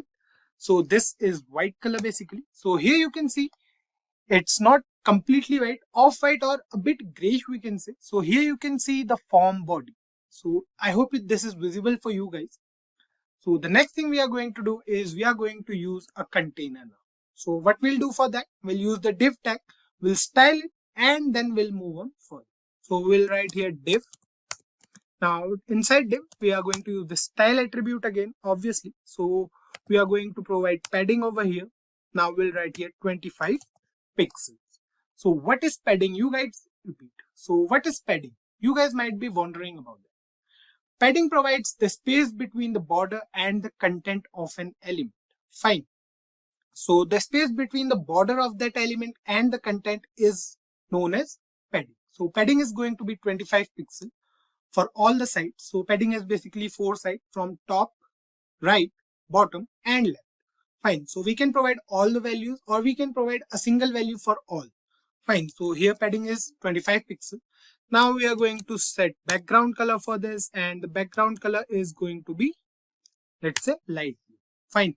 Save it now, and here you can see we have a container which has a border of gray color and the background color is sky blue, or we can say light blue. Fine. Now the next thing we are going to do is we are going to start creating a form. So here we are inside the div tag. So you can see we have the form tag first, and inside the form we have a particular division. Fine. So what we'll do now is we are going to create a login form. So we'll use the label tag. So label tag stands for the label of any form. So you will see it over here. So we'll write here username and we'll put colon over here. Save it now, and here you can see we have username present inside the container, or we can say inside the form. Fine. So let's put a space over here, save it now, and now I guess it looks fine.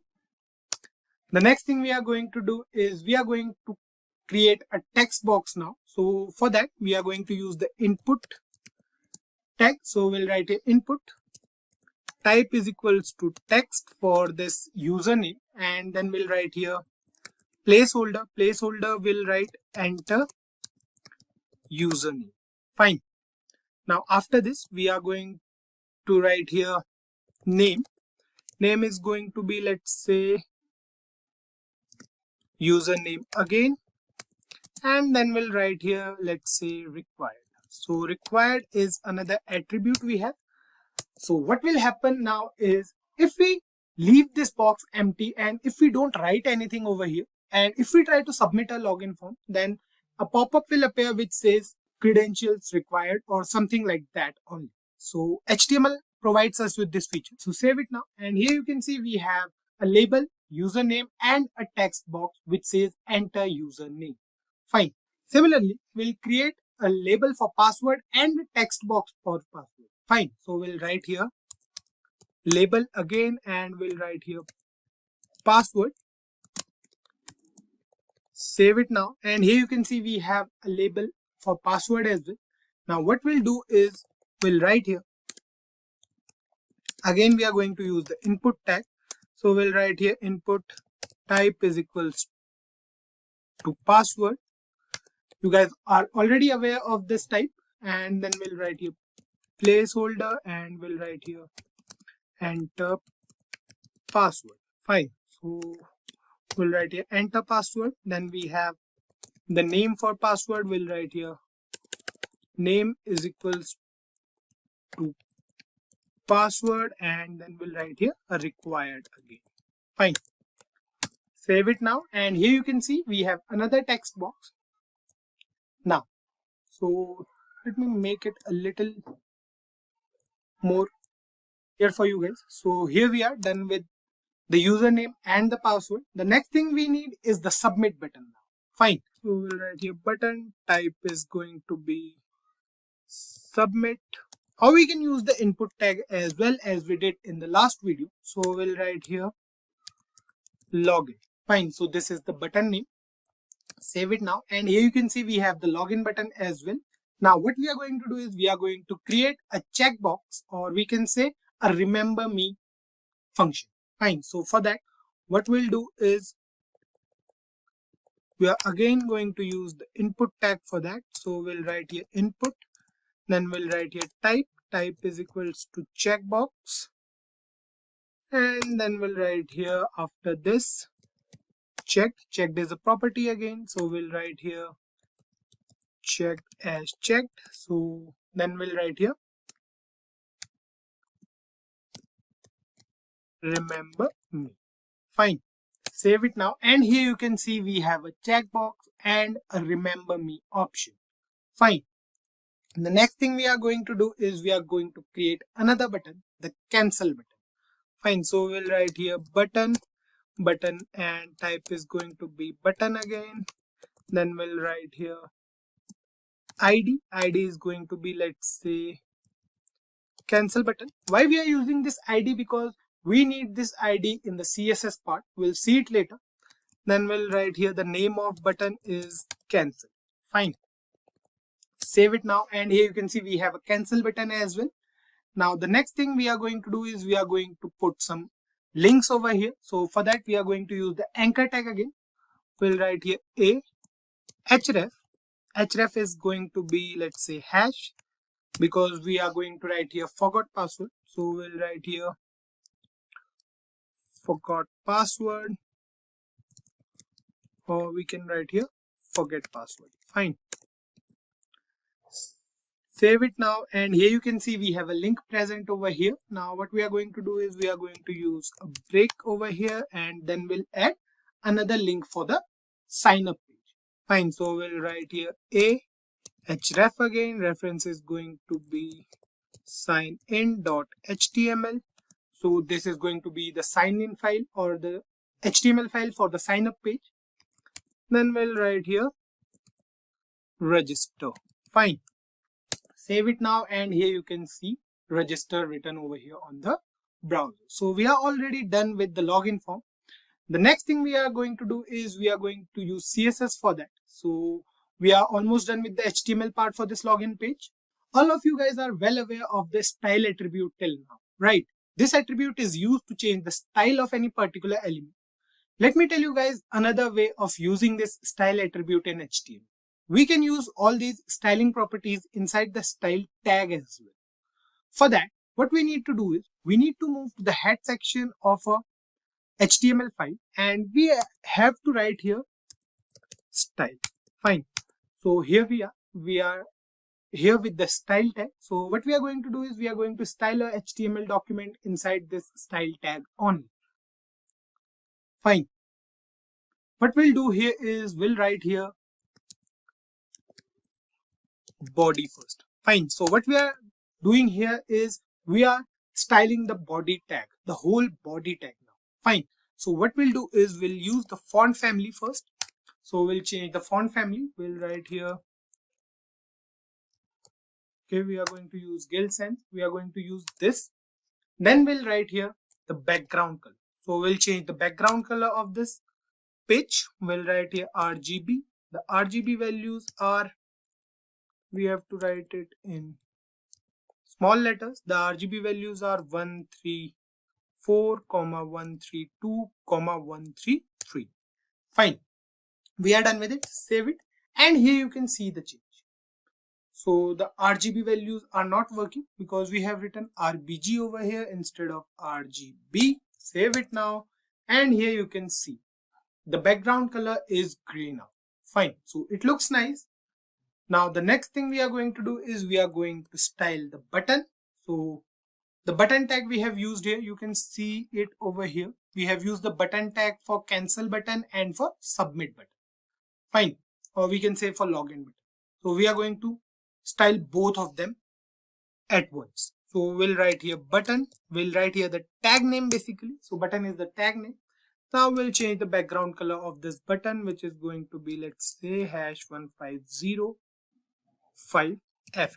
So guys, I'm already aware of these colors, and you can do what we did in the background color video, or you can change the background color according to you. You can use the color name, you can use the hex values or the RGB values. The next thing we are going to do is we are going to provide here the width. Width is going to be 100% of the whole tag. Fine. Then we'll write here color. Color is going to change the font color of this button. So we'll write here RGB again. And we are going to write here 248, 248, 248. Fine. Let's see what it is. So here you can see the login and cancel button are changed now. So the font color is white. The button color is blue. And next thing we are going to do is we are going to write here padding. Padding again is going to be 15 pixels for all the sides. Then we'll write here margin. Fine. So we'll write here margin. Margin is going to be 10 pixel and 0 pixel. Fine. So what is margin, guys? Margin provides the space between the border and the outer element. There's a difference between padding and margin. Padding provides the space between the border and the content of element. So here in this case, this is the content and this is the padding. Fine. Margin on the other hand refers to this space between this element and the next element. Fine. So margin as 10 and 0 pixel means 10 pixel from top and bottom and 0 pixel from left and right. Fine. The next thing we are going to do here is we are going to write here border. Fine. So border will define as none. Save it, and you can see the buttons here now. The next thing or the last thing we are going to write here is we are going to change the cursor to pointer on taking over these buttons. You can see the cursor change now. Fine. The next thing we are going to do is we are going to style the input tags. So we'll write here input and we are going to style them. So we'll write here type is equals to, we have used a lot of input tags, right? So we'll write here type is equals to text, and then again we are going to write here input, then we'll write here type is equals to password. Fine. So we have two input tags for username and for password. So we are going to style them at once. Side by side we are going to style them. So the next thing we are going to write here is we are going to set the width as 100%, and then we'll write here margin again. So we'll write here margin as 8 pixels and 0 pixels. Fine. Save it now, and here you can see the login form is looking more, and here you can see the login form looks much better now. The next thing we are going to do here is we are going to define the padding as well. Padding is going to be 12 pixel and 20 pixel. Fine. Then we'll write here display as inline block. Then we have border over here. Border is going to be 2 pixel, solid in nature, and we are going to define the RGB value again. So RGB is going to be 109. For green we have 8, and for blue we have, and for blue here we have, let's say 240. Fine. Save it now, and here you can see the borders over here. Now what we are going to do is we are going to remove pixel from here, and here you can see we have the input boxes, or we can say the text boxes, working totally fine. Now what we are going to do last is we are going to write here box sizing. You can see these boxes going out of area, so we'll write here box sizing as border box. Save it now, and here you can see the login form is almost done. Fine. So let me close it once. Now the next thing we are going to style is the button tag again. So we'll write here button, and then we'll write here a property. It totally depends upon us if we are going to use these properties or not. So we have to remove from here. We have to write here hover, and on hovering the opacity will change. So the opacity will change to 0.7. Now look it carefully, and here you can see when we take our mouse cursor over any button, there's no change, right? Now save the program, try to take the mouse cursor again. You can see it's still not working as of now. Have to remove this, and here you can see now it's working totally fine. On taking the mouse cursor over any button, it hovers now, the opacity will change. Fine. The last thing we have to do is we have to style the cancel button. So we are going to use the ID over here. So here you can see in the HTML part of cancel button, so we have used the ID as cancel button over here. So we are going to use this ID to style this particular button. Fine. We'll write here inside this cancel button, width is going to be auto. Then we have padding is going to be 10 pixel and 18 pixel for top, bottom, and for left, right. Fine. Then we have the margin as well, and margin is going to be 10 pixel for top, bottom, and 5 pixel for left, right. Save it now, and here you can see the login form is completely done. Fine. Now that we are done with the styling part, let's check the final output, save the program, and you can see here. So here you can see on the browser we have this basic login form. It looks fine, right? We can make it more attractive, but we need CSS for that. With HTML, we can do this only. So let's move ahead, and we'll now create the registration form or the sign up page. So let's move ahead to another HTML file. So here we are in the HTML file. So this file is for sign up page. Here you can see the title for sign up. So we'll remove this form tag from here. It's a mistake. Save it now. And now what we are going to do is we are going to open it with live server again. So here you can see this HTML file has no output as of now. So let's create the sign up form now. If getting your learning started is half the battle, what if you could do that for free? Visit SkillUp by Simplilearn. Click on the link in the description to know more. So what we'll do first is we are going to write here the style tag, and we'll finish it later on. Now moving to the body part, what we'll do is we'll style the body first. So we'll use the style attribute now.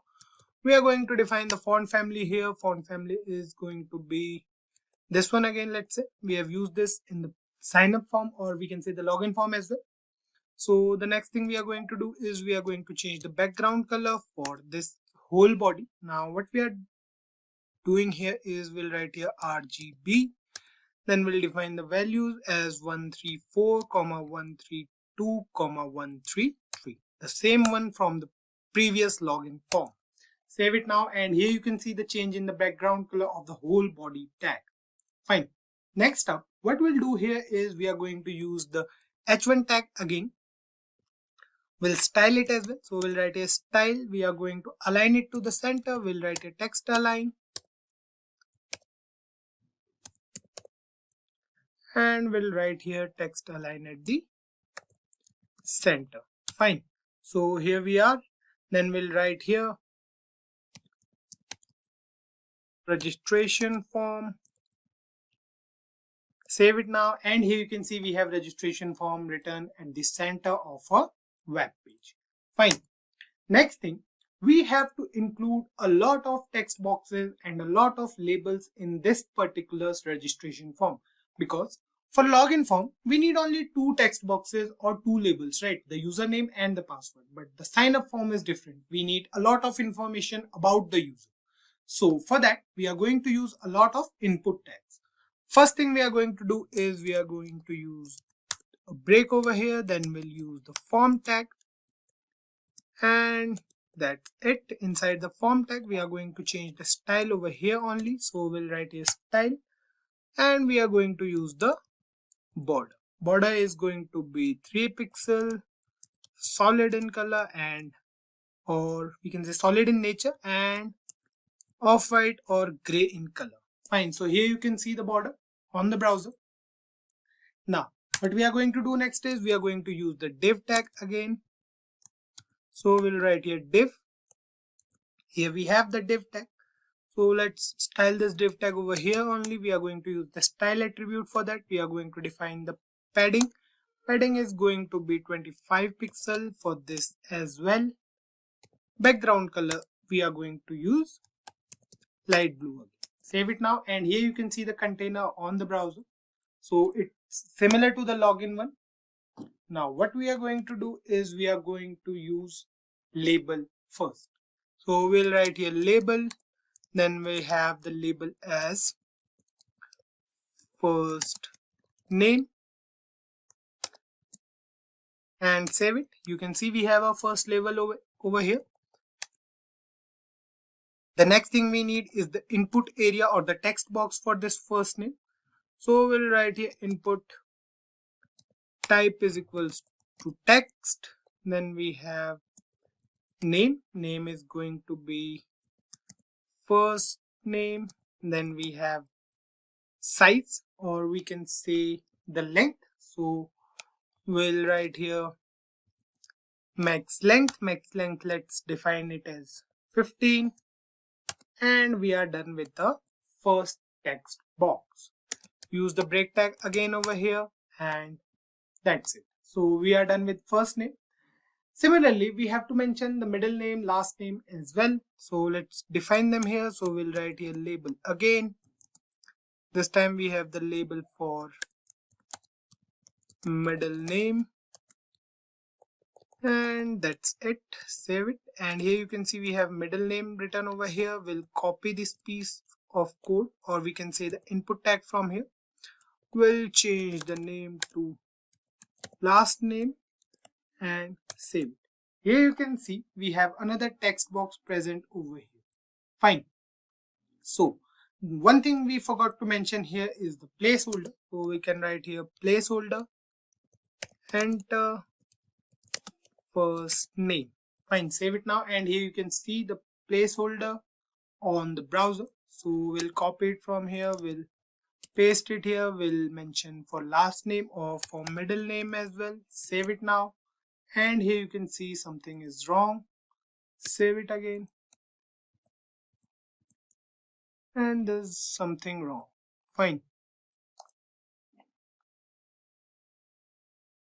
Okay, so there's a problem with the live server. So what we'll do is we'll open it again with live server, and here you can see it's not working as of now.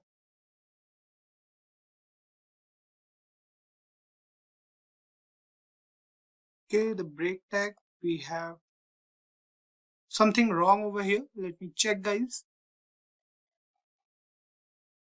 Okay, we forgot to mention this over here. Save it now, and it's still not working with live server again, and it's working now.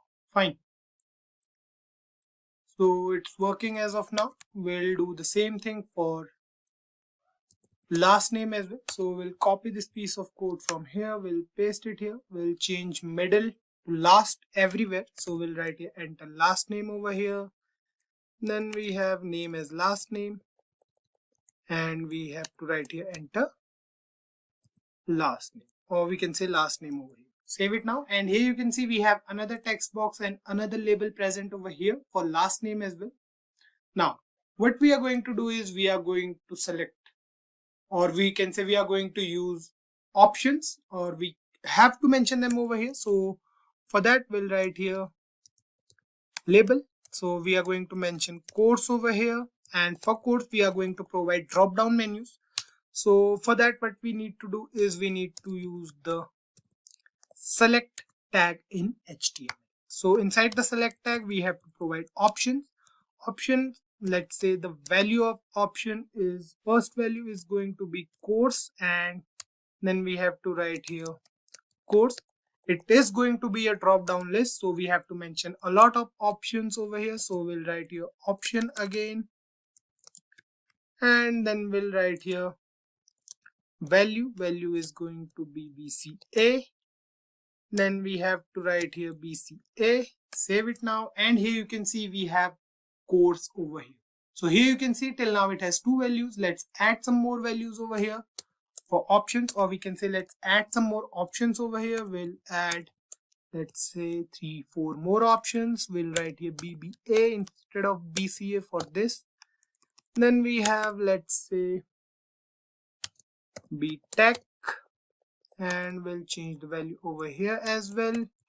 We'll write here BTech, then we have MBA as well, let's say. So we'll write here MBA. Then finally we have, let's say, MTech as well. So we'll write here MTech. Save it now, and here you can see if we click on this code, you can see we have different options available. We have BCA, BBA, BTech, MBA and MTech.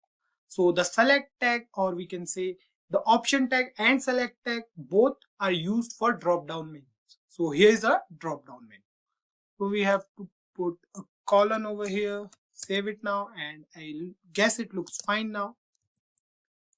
So the next thing we need to do is we need to use the radio buttons for gender. Fine. So what we are going to do is we are going to use the break tag,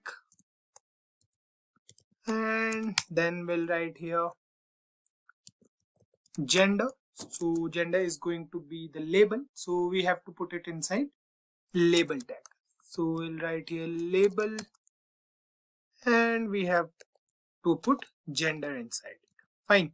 Save it now, and here you can see we have gender present over here.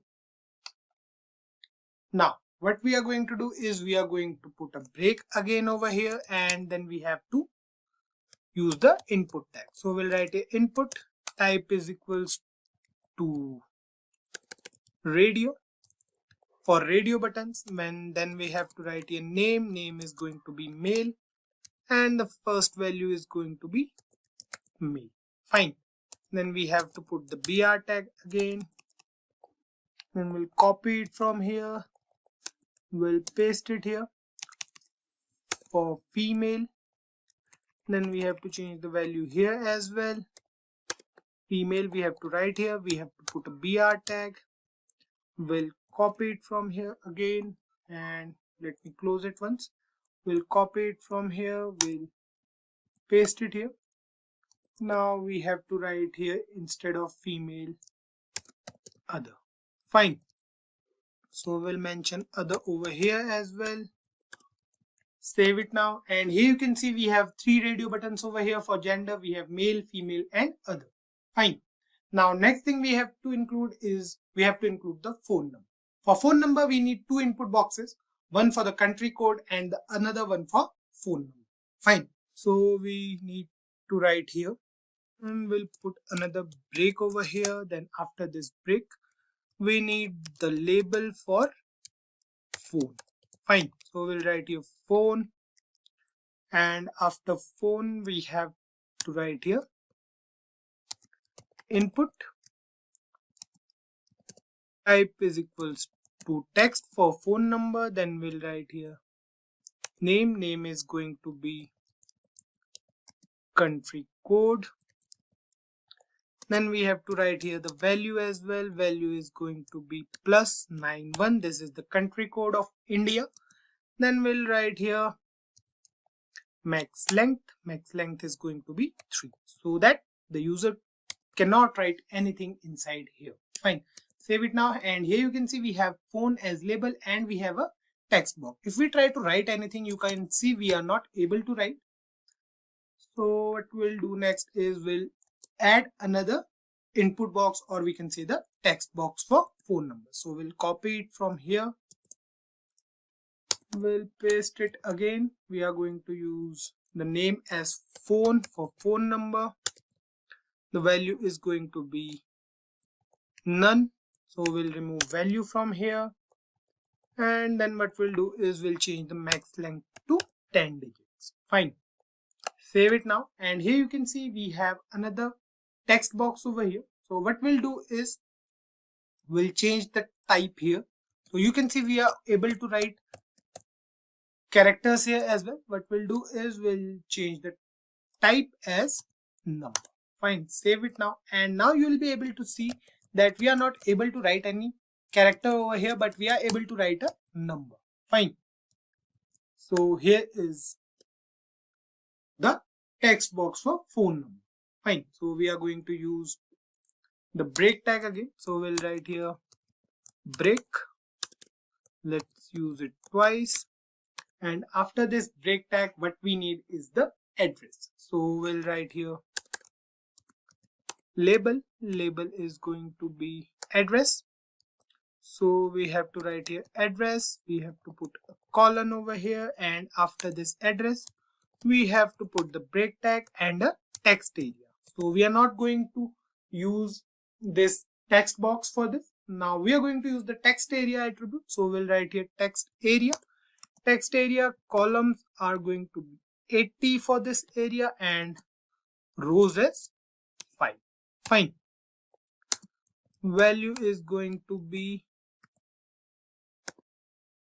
let's say, address over here, and we are almost done. So save it now, and here you can see on the browser we have a text area for address. Fine. So what we need to do next is we need email, we need password, and retype password. We need 3 more options, right? So let's start with email. So what we are going to do is we are going to use break over here twice so that it will be clear for you guys to see. Now what we'll do is we'll write here inside label, we'll write email. So we have the label as email, then we'll write here input type is equals to email, then we have ID as email, then we can write here name as well. Name is going to be email again.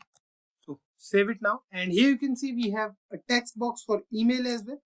Now what we need to do is we need another box for password. So we are going to use the break tag twice, and now we are going to use the label tag again. Label is going to be password.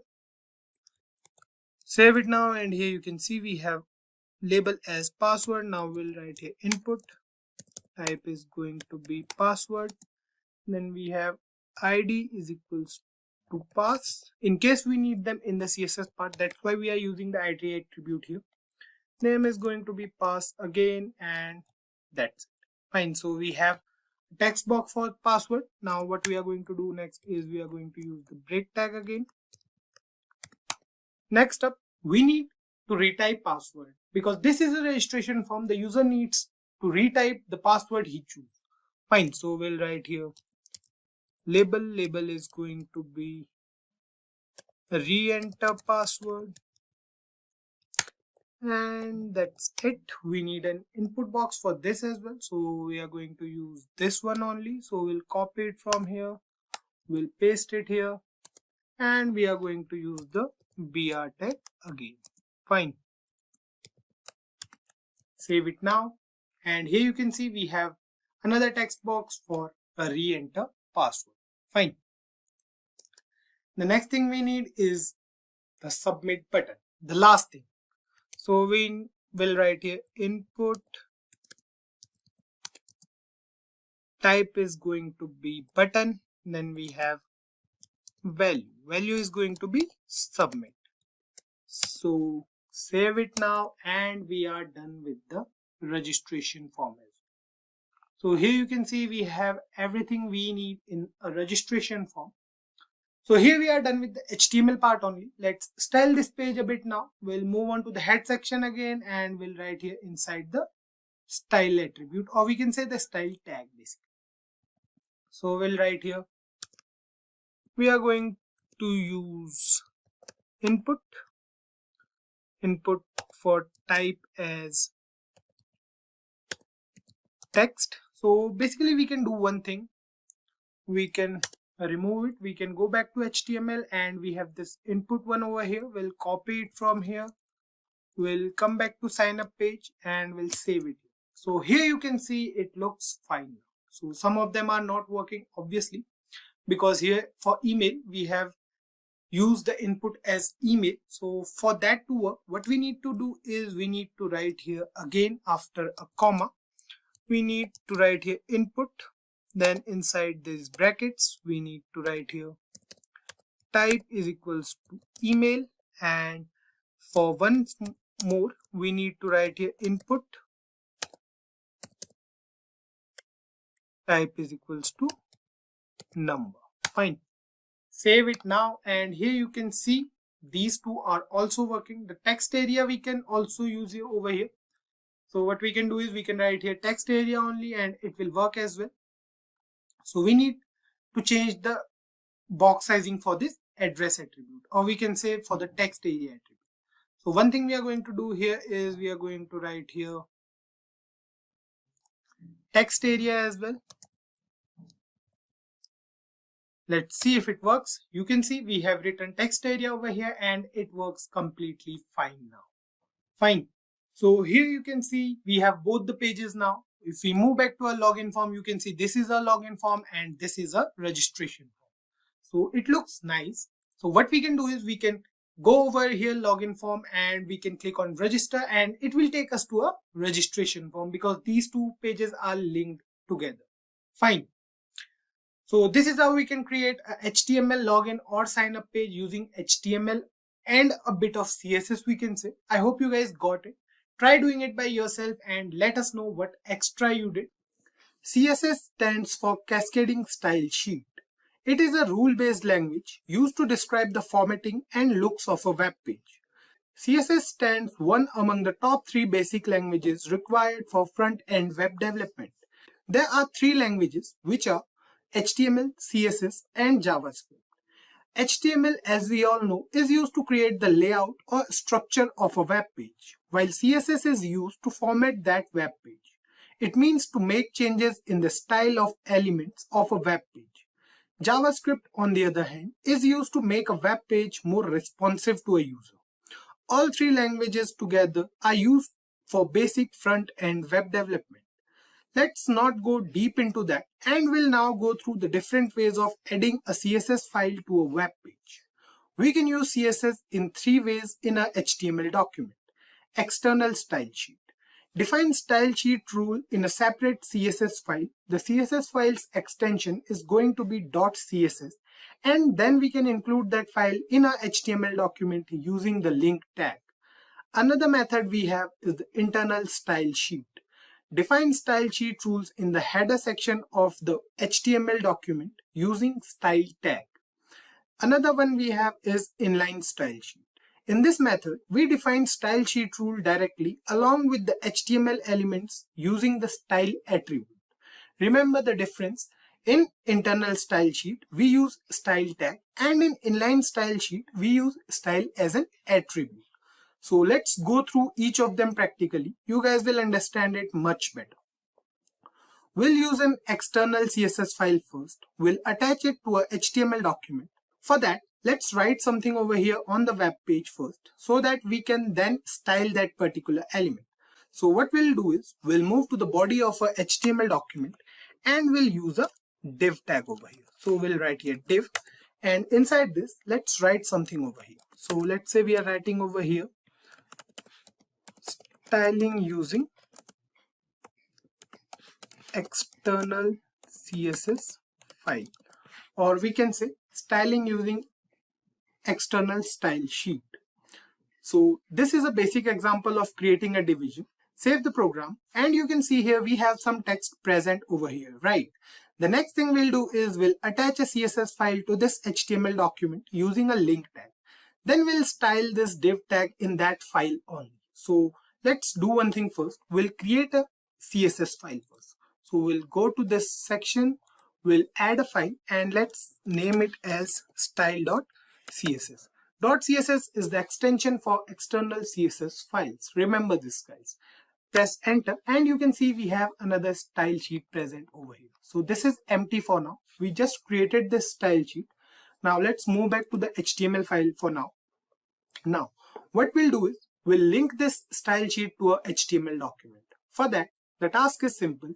We use the link tag. So we'll move to the head section of a HTML document and we'll write here link. Fine. So after link, what we'll do is we'll write here rel, and rel is going to be style sheet. Then we have type. So this defines the type of a document. So we'll write here text/CSS. And then we finally write here href and a sheet name is style.css. Fine, so we'll write here style.css, close it now. The rel attribute here signifies the relationship between these two documents, which means the HTML document and the CSS document. Fine. The type is CSS and the href refers to the source of a CSS file. Save the program and you can see nothing happened over here on the browser. Now what we'll do is we'll style this div tag in the external CSS file we just created. So let's move on to the CSS file, and what we'll do here is we'll write over here. So we are going to style a div tag. Fine. So for now we'll write over here div. This is the syntax for styling any HTML element. Fine. So let's style it. So let's say we are writing over here background color as blue. Fine. Save it now and you can see the background color is changed to blue. Next thing, let's change the font color as well. So let's say we are writing over here antique white as font color. Save it now. You can see the font color is also changed. Let's add some more CSS properties. So let's say we are writing over here font weight. So font weight is going to be bolder. Then we have, let's say, font style. So font style we are going to write here italic. Fine. Save the program and you can see the text is bolder and italic in nature. Fine. Next thing, let's add a border as well. So we'll write here border. Border is also a CSS property. So we'll write over here 3 pixel. This is the thickness of our border. Then we'll write here solid. This is the nature of our border. And let's say we are writing over here the color name. So silver is going to be the color name. Save it now. And you can see this div tag or division we can say now has a silver border with some background color and font color as well. The last thing we are going to write here is text align. We are going to align this text at the center of a division. Save it now and you can see the text present at the center of a division. Fine. You can see the change over here on the browser. We created the layout here with HTML and then we styled our div tag using CSS. We can style any HTML tag here either with the help of tag name or the ID and class attribute. Fine. The second way of styling an HTML tag is with the help of inline CSS. This method is used to apply a unique style to a single HTML element. For inline CSS, what we need to do is we need to move to the HTML file first, and here what we are going to do is we are going to create another division now. Fine. We don't need any special tag or external CSS file for inline CSS, or we can say inline style sheet. So what we'll do is we'll write over here. Let's use the break tag first to make it look more tidy. So we'll use break tag twice and then we'll write here div. Fine. So this is going to be another division and we are going to write here P. So let's write here styling a document using inline CSS. Fine, save it now and you can see this division has the same styling as the previous one. This is because we have used the tag name over here inside this style.css and both the tag names are same. Both have div tags, right? So what we'll do is we'll remove this line for now. Now save it and you can see both of them don't have any style right now. Fine. So what we are going to do is we are going to write here again. Now we are going to style it with the help of inline CSS. For that, we need the style attribute. So we'll write here style. Then we are going to define the background color as, let's say, aqua. Then we have, so let's make it tidy. So we'll apply the font color as well. So let's say the font color is going to be black for this one. Then we have, let's say, font style. Font style is going to be italic. And then we have font weight. Font weight is again going to be bolder. We have discussed all these properties in the external CSS part as well. So let's mention all of them here. So we are going to use the border as 3 pixel again. Let's say dashed for now. So we'll write here dashed and then we'll write here the color name. So let's say the color name is gold and we have the border as well. So at the end we'll write here text align at the center. Fine. So the style attribute plays a significant role in this type of styling, and you can see it over here on the browser. The moment we save it, we have another division over here. So you can see it over here. This division has dashed border, which is also 3 pixel thick, and it looks different from the previous one, right? So let's mention the link over here as well again. So we'll write here link. Rel is going to be style sheet.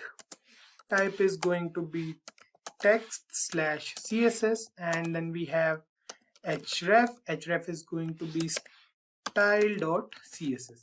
Fine, close it, save it now, and you can see the difference between both the divisions, right? The first one uses the external CSS file and the second one uses the inline style sheet. Okay. The output is almost the same as the previous one apart from the colors and all. So inline CSS is easy to use, but it can make an HTML document look more confusing, and we need to style each element separately if we use this method to apply a style to an HTML document. It doesn't matter if we want to apply similar styling to more than one element. Inline CSS can be tricky and lengthy in such tasks.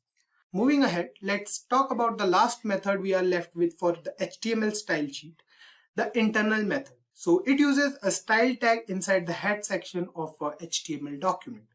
So for that, what we are going to do is we are going to remove both these divisions, save it now, and we are going to remove this link as well. We are going to remove the link for our external style sheet as well, save it now, and you can see we have nothing over here on the browser.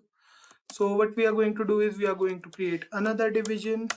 Now inside this we are going to use a paragraph. So let's say we are writing over here styling a document using internal style sheet. Fine, save it now, and you can see we have a paragraph over here, nothing else. Now this method is used to style elements of a single web page. We can apply the same styling to a bunch of elements simultaneously with the help of internal CSS. The task is simple. So let's do one thing. Let's create another division over here. So we are going to create it after the break tag, and let's paste it here, and let's write something over here as well. So let's add here style sheet 2, and you can see we have 2 paragraphs now. These 2 are in different divisions. So what we are going to do is we are going to style both the divisions at the same time, or simultaneously we can say. So for that, what we are going to do is we are going to move to the head section of our HTML document, and we are going to use the style tag. So style can be used as a tag or as an attribute as well. If we are using inline CSS, then we are going to use style as an attribute, and if we are going to use internal CSS, then we are going to use style as a tag. Fine. So let's write it over here. So we have a div tag. Now what we'll do is we'll style both of them. So we are going to write a background color as, let's say, red for both of them. Then we have color, which refers to the font color. So let's say we have the font color as black again. Then we have font weight. Font weight is going to be bolder. Then we have font style. Font style is going to be italic. Save it now, and you can see the difference in the browser. Both the div tags have same styling as of now. Now the next thing we are going to write here is border. Fine. So we are going to write here border. Let's make it 5 pixels this time. We are going to write here solid again, and let's change the border color to, let's say we have yellow. Fine. So we'll write here yellow, save it now, and you can see the border color is yellow now. So the last property we are left with is text align. We are going to align it at the center, save it now, and you can see the difference.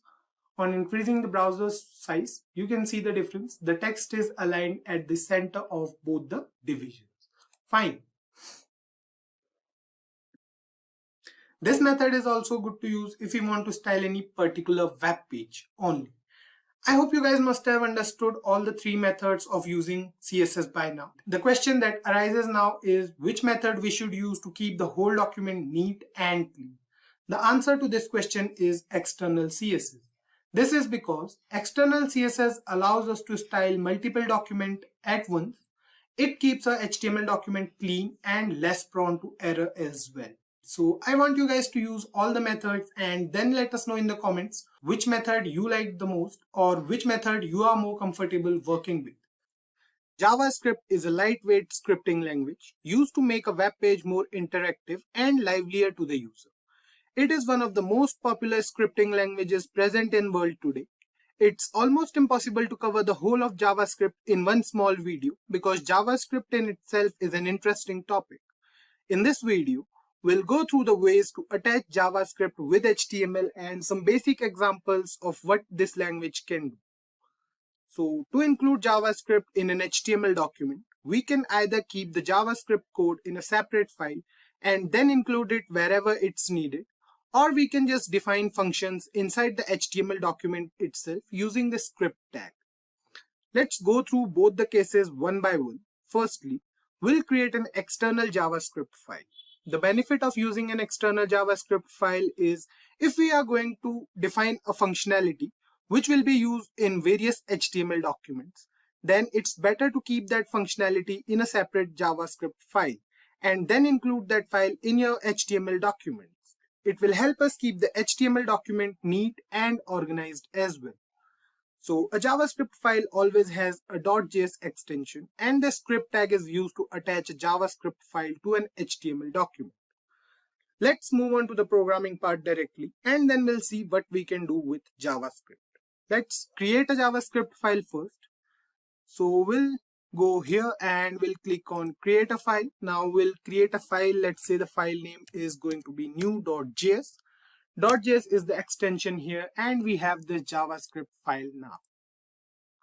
Now it's time to attach the JavaScript file to our HTML document. We'll use the script tag after the body. So what we'll do is we'll move here and we'll write here script. Now inside the script tag, we need two attributes. First one is going to be src. src is going to be new.js as this file is saved in that same folder. The next attribute we need is type. So we'll write here type. Type is going to be text/JavaScript. Fine. So src here defines the path where a file is actually saved and type defines the type of file. That is JavaScript in this case. So we are done with attaching the file. Now let's move on and make our web page a bit interactive to the user. Fine. We can write small functions known as event handlers and then trigger them using HTML only. Adding responsiveness to a web page means defining an event that will tell the system to perform a specific action upon calling. Sounds a bit confusing, right? So let's understand it with the help of an example. We are all aware of adding buttons to a web page, right? So if the user clicks on a button, then what should happen? We can either create a pop-up alert on the button click or we can do whatever we want. So let's create a button here first and we'll then add functionality to it. Fine. So here we are in a HTML document. We'll create a button over here. So we'll write over here button and let's say the button name is going to be external for external file. Save it now and you can see we have a button over here on the browser. Fine. Now click on it and you can see nothing is happening as of now. So let's add some functionality to this button now. For that, what we'll do is we'll write here inside the button tag. We'll define an event first. So let's say we are writing over here on click and we'll call a function on button click. Fine. So let's say a function name is going to be message and save it now. Fine. What we are doing here is we are asking the system to call the message function on clicking this particular button. Let's define this message function in a JavaScript file now. So here we are in a JavaScript file. Now we need to create a function named message. Fine. So we'll write here function message and this is the syntax for creating a function in JavaScript. Now we'll write over here alert. Inside alert we'll write button clicked. Fine. So here we have this message over here. Now this alert is a method present in JavaScript for creating pop-ups. Save the program and now click on the button over here. You can see we have a pop-up here which says button clicked. You can see the message right over here. Now The number of such things we can do with JavaScript is uncountable. Let's move ahead and we'll see another method of using JavaScript with HTML. The internal script method we can use for this. This method is useful if we want to use JavaScript for a particular file or a particular tag. We can write a script code directly into a HTML document. Usually, we keep the script code in the header section of the document using the script tag. Otherwise, there is no such restriction and we can put a source code anywhere in the document, but inside the script tag. So we'll move back to a HTML file and we'll create another button over here. This time, we'll use the internal script tag to add functionality to it. Fine. So we'll move to the body section and here we are going to create a button. So we'll use the break tag first. Again a break tag. Now we are going to create a button.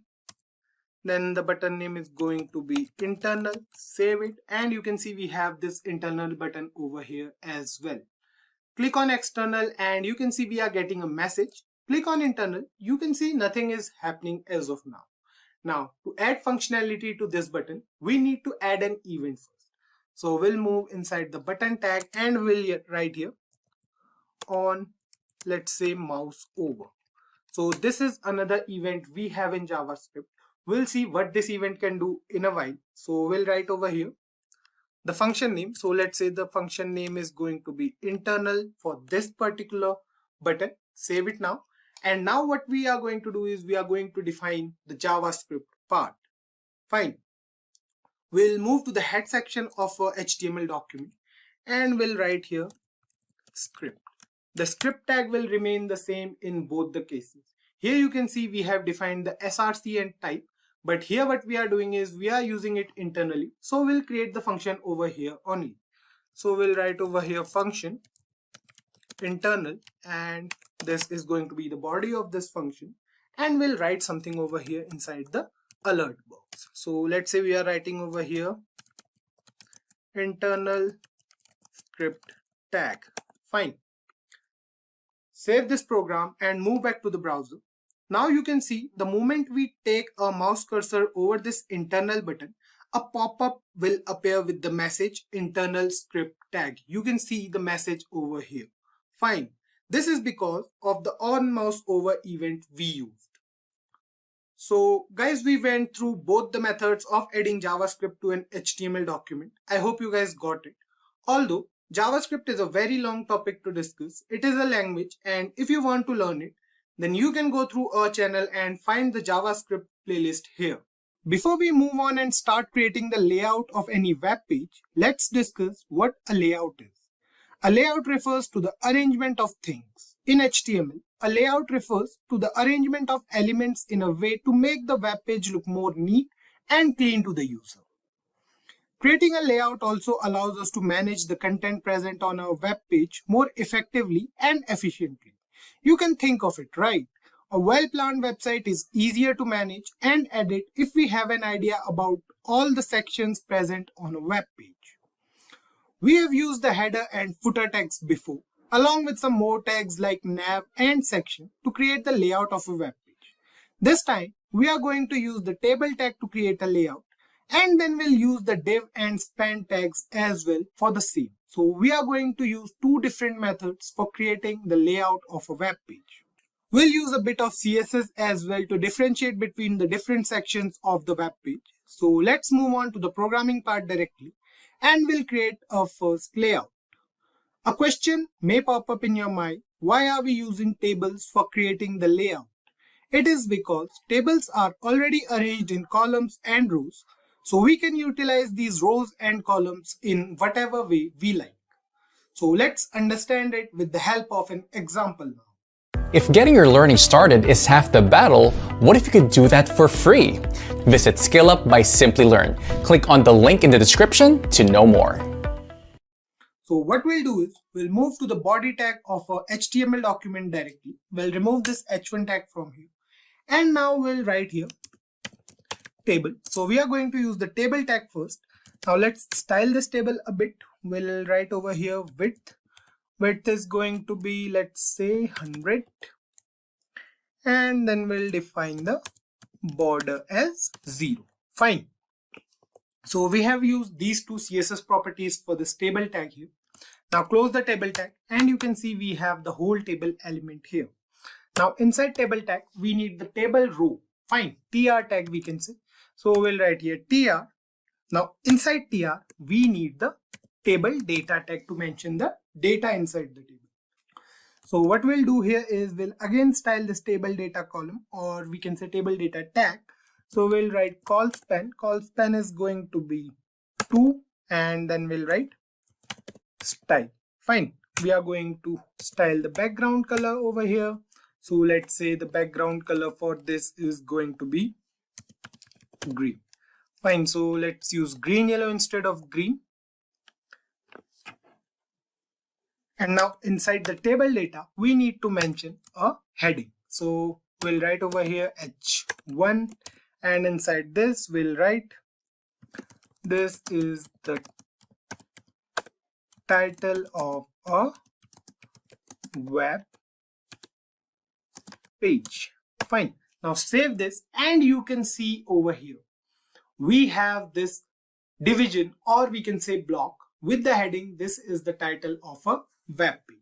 So if I increase the size of our browser, you can see this is the title of a web page. We have this over here. Fine. Now what we are going to do is we are going to come out of this table data and table row tag, because we are going to use another table row tag for another section of the web page. So we are going to write here tr. Now close this tr tag. Let's style this as well. So we'll write here v-align, and we are going to align it to the top. Fine. Save it now. Now we have another table row. So we'll write over here table data again. So we'll write here table data. Now inside table data, we need to style this table data tag. So we'll write over here style, and we'll write width again. So width is going to be 100% for this. And then we'll write over here background color. So background color is going to be, let's say, aqua. Let's change this background color a bit from here. You know, we can do it in Visual Code. So let's change it to this. The RGB value will change for this background color.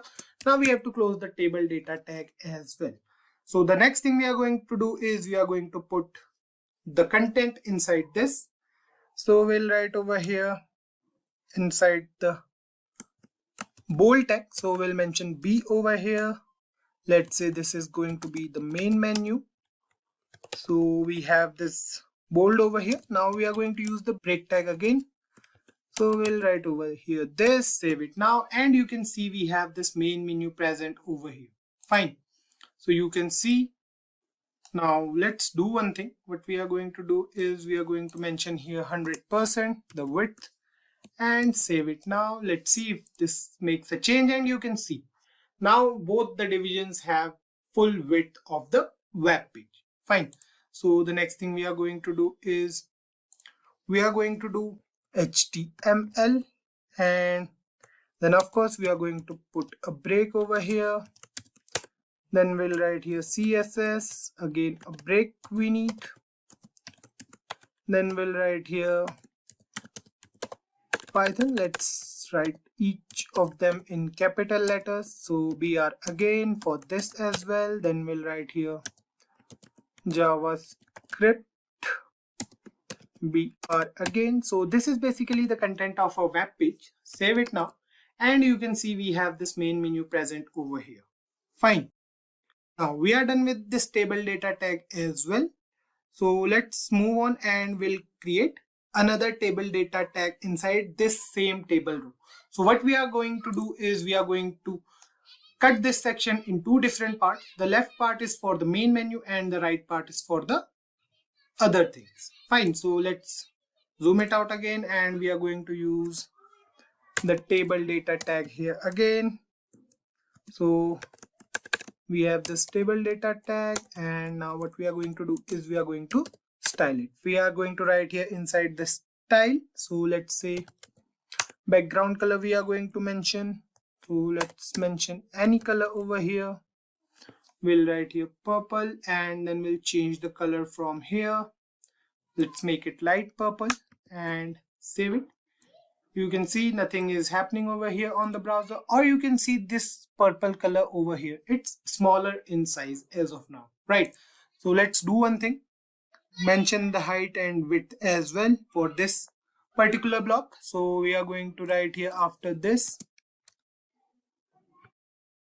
width is going to be 100 pixels, and then we'll write here height as well. Height is again going to be, let's say, 200 pixels.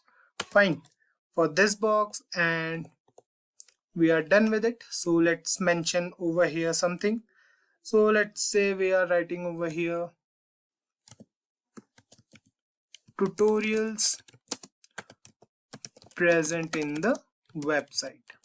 Fine, all this thing refers to the content we have in our website. So save it now. So you can see we have two sections present over here in our website. For this particular section, we have the main menu sections, and then we have the tutorial section as well.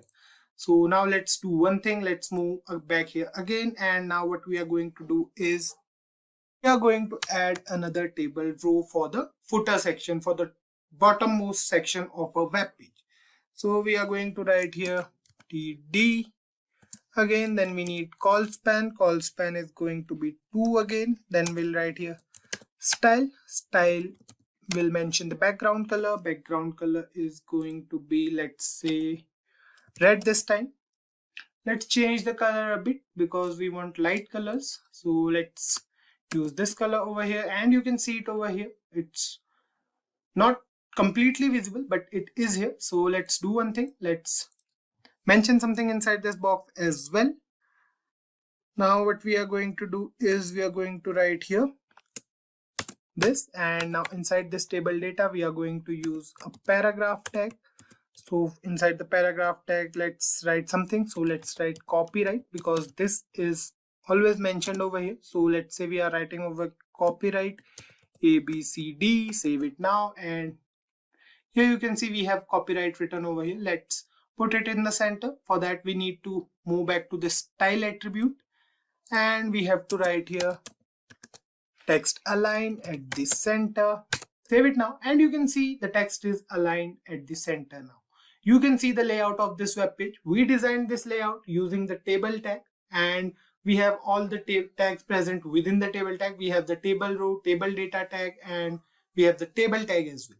So this is the complete layout of a web page. Fine. Let's move ahead and we'll create another layout. This time we'll use the div and span tag for creating the layout. We'll create a new file for that layout. We'll create a file. So we'll move here and we'll write here how2.html. Save it now, and you can see we have another file over here. Fine, let's do this, and we have the HTML code over here, the basic HTML code. Now we'll move to the body section directly, and what we'll do is we are going to use the div tag and the span tag for creating a layout. Fine, so let's open it with live server once, and here you can see we have this document. So let's write the code now. So we'll use the div tag for creating divisions. So we'll write here div style is going to be the width is going to be 100%. Fine, so let's write over here 100%. Now this is the main division. Fine, so we are going to create the layout inside this particular division only. So we'll use another div tag inside this particular div tag. We'll write here div style is going to be the background color we have to set. So we'll write here background color. So background color is going to be, let's say, blue violet. Let's change the color from here. Save it now, and you can see nothing is happening as of now.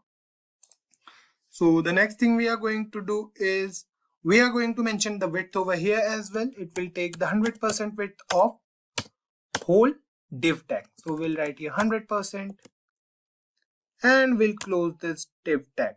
Fine, so we have this div tag. Now we have to mention our content inside this div tag.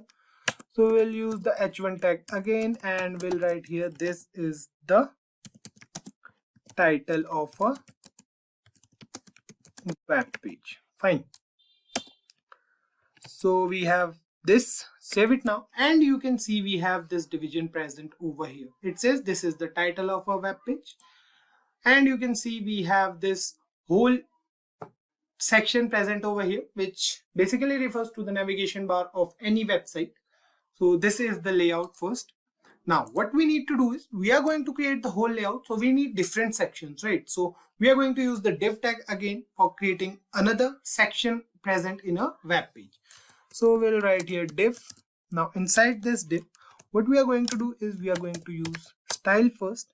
So we need to mention the background color again. So the background color is, let's say, this is the gray color, and then we'll write here height of this section. So height is, we are going to write here 200 pixels. Then we have width as well, so we'll write here width is going to be 100 pixels. Fine. And we'll write here float as well. Float is going to be left. Now let's mention the data inside this so that you guys will be able to see it.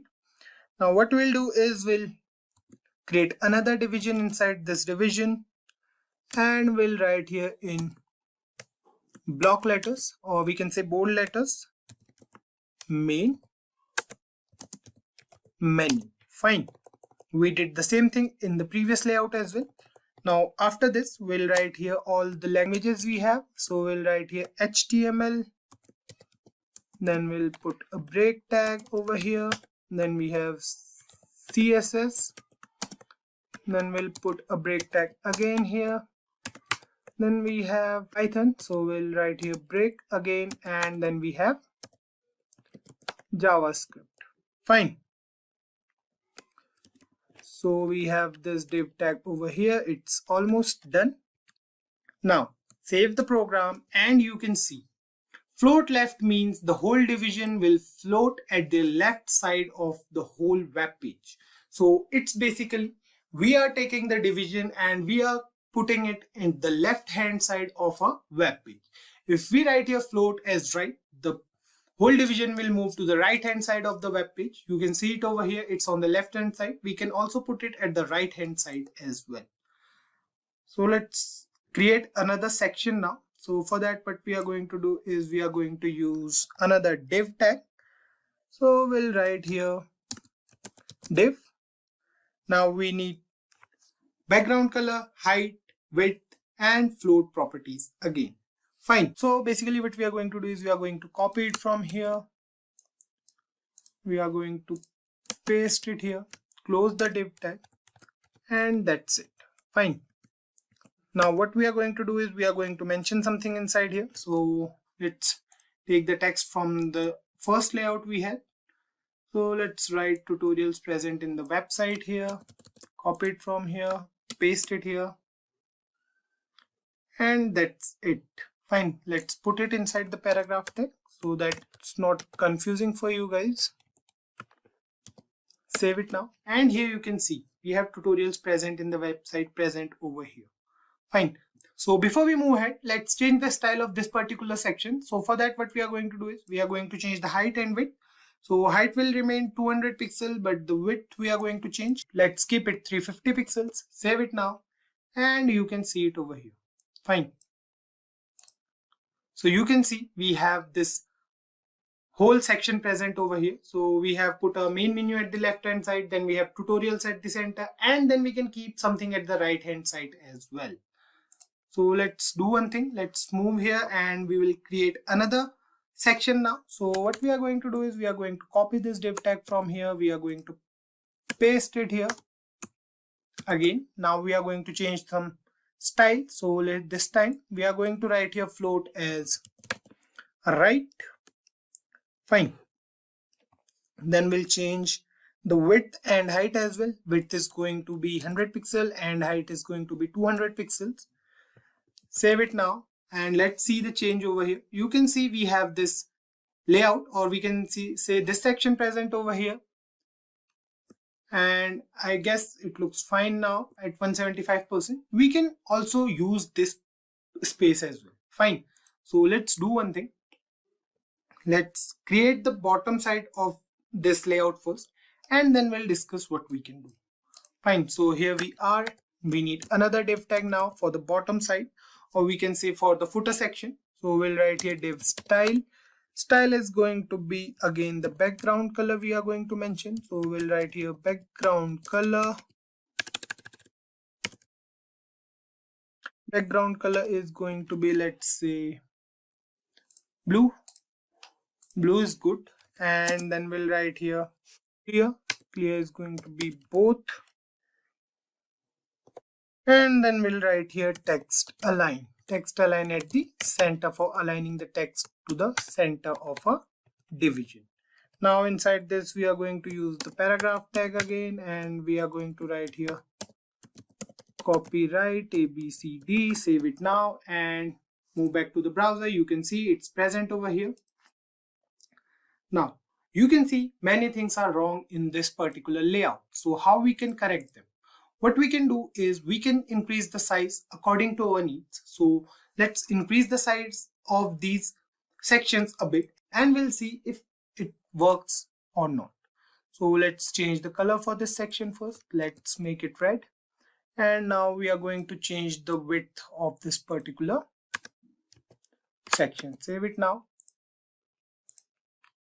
And you can see it's greater in width, so it went down. Now what we need to do is we need to remove the width by a bit. So let's write here 350 pixels. Save it now. Let's see, and it's a bit more again. And now we'll write here 300. Let's see if it's working. And you can see it works fine now. It looks fine now, right? So what we can do is we can change the width of each section according to our needs. That's how we can create the layout of any web page. So guys, here we have seen two different methods of doing the same thing. We created two layouts, one with the table tag and the other with the div and span tag. In my opinion, the latter method we went through is a bit simpler, because the only thing we need to keep in mind while working with the div and span tag is the area. Fine, we need to keep the width and height of any division in mind. If we are clear with that, then we can create the layout very easily. So that's why we prefer the latter method to create layouts for a web page. Before we discuss these two attributes in particular, let's go through the definition of attributes again. Attributes in HTML provide additional information about an element. For example, the height and the width attribute in HTML are used to define the area any particular element will take over on a web page. Today, we'll be discussing two different attributes, the ID and the class attribute. Let's go through them one by one, and then we'll see the difference between them. Let's discuss the ID attribute first. This attribute is used to make an element unique. We can't have multiple elements with the same ID in HTML. This attribute is used when we want to make certain changes to a particular element. So let's understand this with the help of an example. What we'll do is we'll create a div tag first and try to make some style changes on it with the help of an ID. So we'll write here inside the body tag. Let's create a division. So we have to use the div tag for that. Now what we need to do is we are going to define a heading inside this div tag. So let's say we are writing over here, this is heading 1. Fine. Now save it, and you can see the heading over here on the browser. Now what we are going to do is we are going to give it an ID first. So for giving an ID, we have to move to this div tag because ID is an attribute. So we'll write here ID. Now use some specific name for ID. So we'll write here division 1. Keep one thing in mind, that this ID attribute is case sensitive. Fine. Now save it, and you can see no change over here on the browser because we are going to use this ID attribute in a CSS part. Now we have a div tag here with an ID as division 1. So we'll use this ID in the CSS part to make some style changes to this particular element. So we'll move to the CSS file.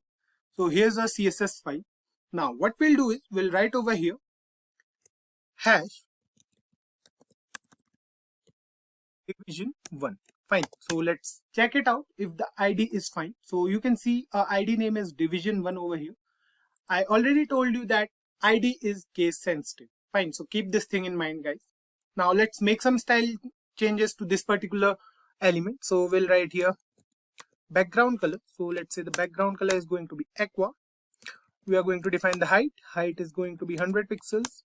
Then we have the width as well. Width is again going to be, let's say, 200 pixels. And then let's say we are going to use the border property. So border is going to be 2 pixels, solid in nature, and let's say black in color. Fine. Choose from over 300 in-demand skills and get access to 1,000 plus hours of video content for free. Visit SkillUp by Simplilearn. Click on the link in the description to know more. So one thing to keep in mind is while using the ID attribute, whenever we use this attribute, we need to use the hash symbol to access it. You can see it over here. We have this hash symbol written before the ID. Now save the program and you can see the change over here on the browser. Let me zoom in a bit for you guys. So I guess this is visible now. Using the ID attribute is easy, right? You guys might be wondering if we can use the div tag here as well in the style sheet. Yes, we can. But what if we have more than one div tag, or we can say div element, present in our HTML document? Using the div tag will change the styling of each div element present on the web page.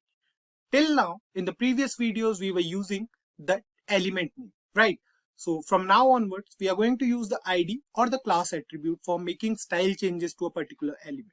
So to avoid such circumstances of not accessing all the elements at the same time, we are accessing one single element with the help of ID attributing, right? I hope you guys got it. So moving ahead, let's discuss the class attribute as well. What we'll do first is we'll add some more division in our HTML document for using the class attribute. So let's move back to our HTML document and we'll write here div. Now we are going to create some more division. So we are going to use the h2 tag again and we'll write here this is heading 2. Fine. So let's copy it from here and we are going to create some more headings over here. So let's change the heading names in here as well. We have heading 3 and heading 4. Save it. And you can see we have 3 more headings, right? We have heading 2, heading 3 and heading 4. Let's assume a scenario now. We have already styled the first attribute, or we can say the first division, using the ID attribute. The ID is unique for this element, right? So let's say we want to make similar style changes to heading 2 and heading 4. Heading 3, we want it as it is. So we are left with 3 options now. We can either use the ID attribute with each heading, but this will take a lot of time, right? Another thing we can do is we can use the tag name, but there's a problem with that. It will make style changes to all the div elements present on the web page.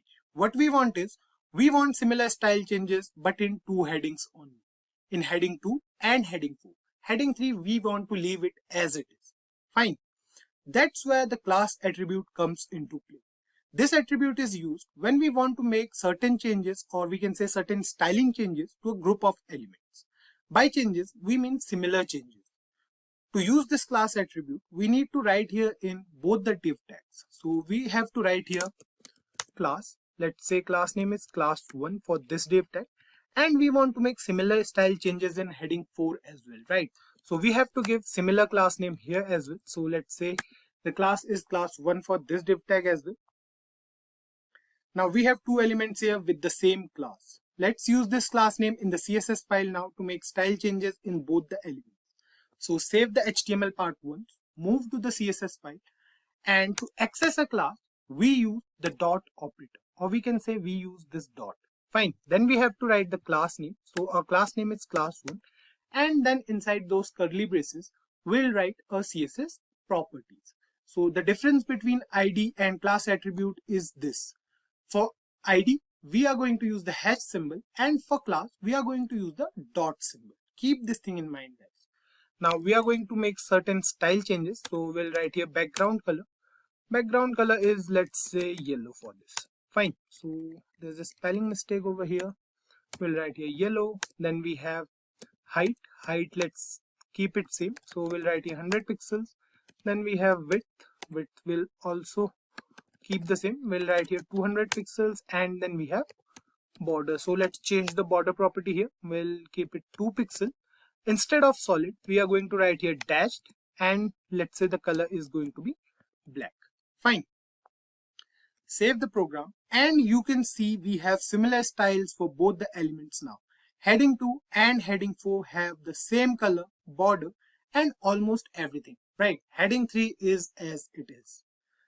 Now, the difference between the ID and class attribute is that an ID is only used to identify one single element in a HTML document. IDs are only used when one element on the page should have a particular style applied to it. However, a class can be used to identify more than one HTML element. I hope you guys must have got an idea by now about what these attributes are and where we should use them. So these attributes are also used in JavaScript as well, along with the getElementById and getElementsByClassName methods. You guys will understand it when you go through the JavaScript part. You can find JavaScript videos here in this channel only. You can go through JavaScript once you are done with HTML and CSS. So I hope you guys got what we learned today. HTML is used to create the layout of any web page. By layout, we mean the structure of a web page. Today, we'll be creating the layout of a job application form where the user can apply for a job. Let me quickly take you through what we are doing today, and then we'll see how we can do it. So here we are on the landing page of our application form. You can see here that we have a bunch of input text boxes where the user can fill in all the required information to apply for a job. We have to style this web page to make it look more attractive to the user. Obviously, we'll be using some CSS for that, and you'll learn everything we are doing in this video. So here you can see we have the column for first name, last name, then we have email, job role, address, city, pin code, date of birth, and a CV portal. So here the user can choose a file to upload from. Then he can apply, and on clicking on apply now, you can see we have this pop-up which says please fill out this form. We'll go through everything in this tutorial. So please watch the video till the end, and you can post all your queries in the comment section. We'll definitely help you out. So let's start creating this layout. For this, we'll move back to our HTML document. Here we have our HTML document, and we'll start writing our code here only. The first thing we are going to do is we are going to create a div, or we can say a container. So let's use the class attribute first. Let's say the class for this is going to be container. We'll close this, and here we have a container. Fine. The next thing we are going to do is we are going to create the box first. So for that, we have to write here div, and again we have to use another class for this. The class attribute we are using, this is because of the CSS part. We are going to style each element with the help of ID or class or the tag name. Fine. So first of all, we'll write here class. Let's say the class name is going to be apply box, and then we'll move inside here, and we have a heading then. So we'll write here h1, and inside h1 we'll write job application. Fine. So let's go through the form first. So here you can see we have written job application here. Now what we are going to do is we are going to write this web over here. You can see the font for web is a bit smaller. So let's write the code for this as well. We are going to write here after this job application. We are going to use the span tag again, and then we'll write here class. Class is going to be title, and let's say small.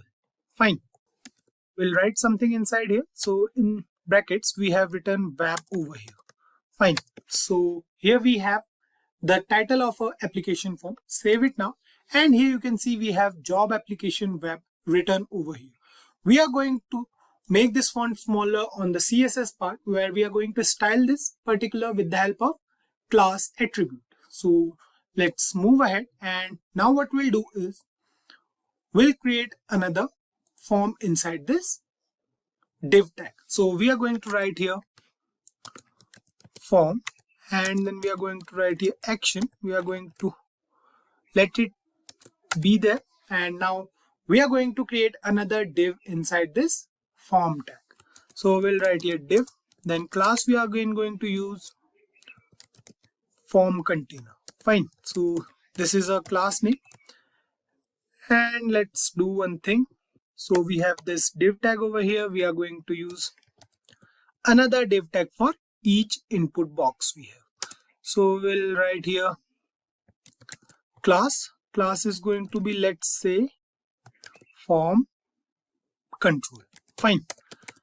So keep this thing in mind. We have different class name for each div tags we have used till now. Don't get confused in this part. So the next thing we have in our application form is the label. You can see here we have the label as first name here. Fine. So let's use the label tag for this. So we are going to move back to our HTML document and we are going to write here label. So we'll write here label is for first name. Fine. So this is the label. Then we have the label as first name. Fine. So this is the label for a input box. Now the next thing we are going to do is we are going to write here input. Now we are going to use the input tag. Fine. For a placeholder, or we can say for a text box. Then we'll write here ID. ID is going to be first name. And then we have another attribute over here as name as well. So we'll write here name as, again, let's say first name for this text holder, or we can say for this placeholder or text box, whatever we can say. Now we are going to use the placeholder attribute. Placeholder is going to be enter first name. Fine. So we'll use this, and then we'll write here at the end required. We'll discuss what this required property will do in a while. So let's close this input tag for now, save the program, and you can see we have a first text box over here with the label as first name, and then we have this text box where the user can enter their first name. You can see we have a pop-up here which says please fill out this field. This is because we have used the required attribute inside the input tag. Fine. So let's move back to our application form here, and you can see we have several text boxes over here, right? We need to add all of them first. Fine. So let's do one thing. Let's move back here and we'll add all the text boxes first. So the next text box we have to add is for the last name. So we are going to use the same procedure. We are going to use a div tag for that. Now we have to come out of this div tag first, and then we have to write here another div tag. Fine. So div we are going to write here, and we are going to write here class. Class is going to remain the same for all the div tags. Remember, this is the div tag for first name. So we have the class name as form control over here. We'll copy it from here. We'll paste it here. We are going to use the same class for all the text boxes so that we can later style them at once. Fine. So let's write here inside this div tag. We are going to use the label first again, and we are going to write here for last name. Label is for last name. Then we have a last name over here. Fine. Now we are going to use the input tag again. For the text box, we'll write here input. ID is going to be, let's use some space over here to make it more cleaner to you guys. So we'll write here ID as last underscore name. Then we have name as last name again. Then we have placeholder. Inside placeholder, we'll write enter last name. Fine. So we'll use the required attribute here again. So we'll write here required, and that's it. We are going to close this input tag. Save it again, and you can see we have this last name present over here on a browser. So this is the label name and this is the text box. Similar thing we are going to do for each text box we are going to add. Now the next text box we are going to add is for a email address. Fine. So we'll write here again div class is going to be form control, and that's it. Inside this we are going to use the label tag again. We are going to write here for, and label is going to be there for email. Then we'll write here email. This is a heading, and then we are going to use here input. So input, inside input we are going to use the type attribute because we are going to write here email, because this is where the user will enter their email. So for that we are going to use the type attribute, and the type is going to be email. Fine. Next up we'll write here id. Id is going to be email, and then we have name again as email, and finally we have placeholder. So we'll write here enter email, and then we'll write here required. Fine. Next thing, we are going to close this input tag, save the program, and you can see we have the text box and label for our email as well. So again we are going to use the div tag. This time we are going to use it for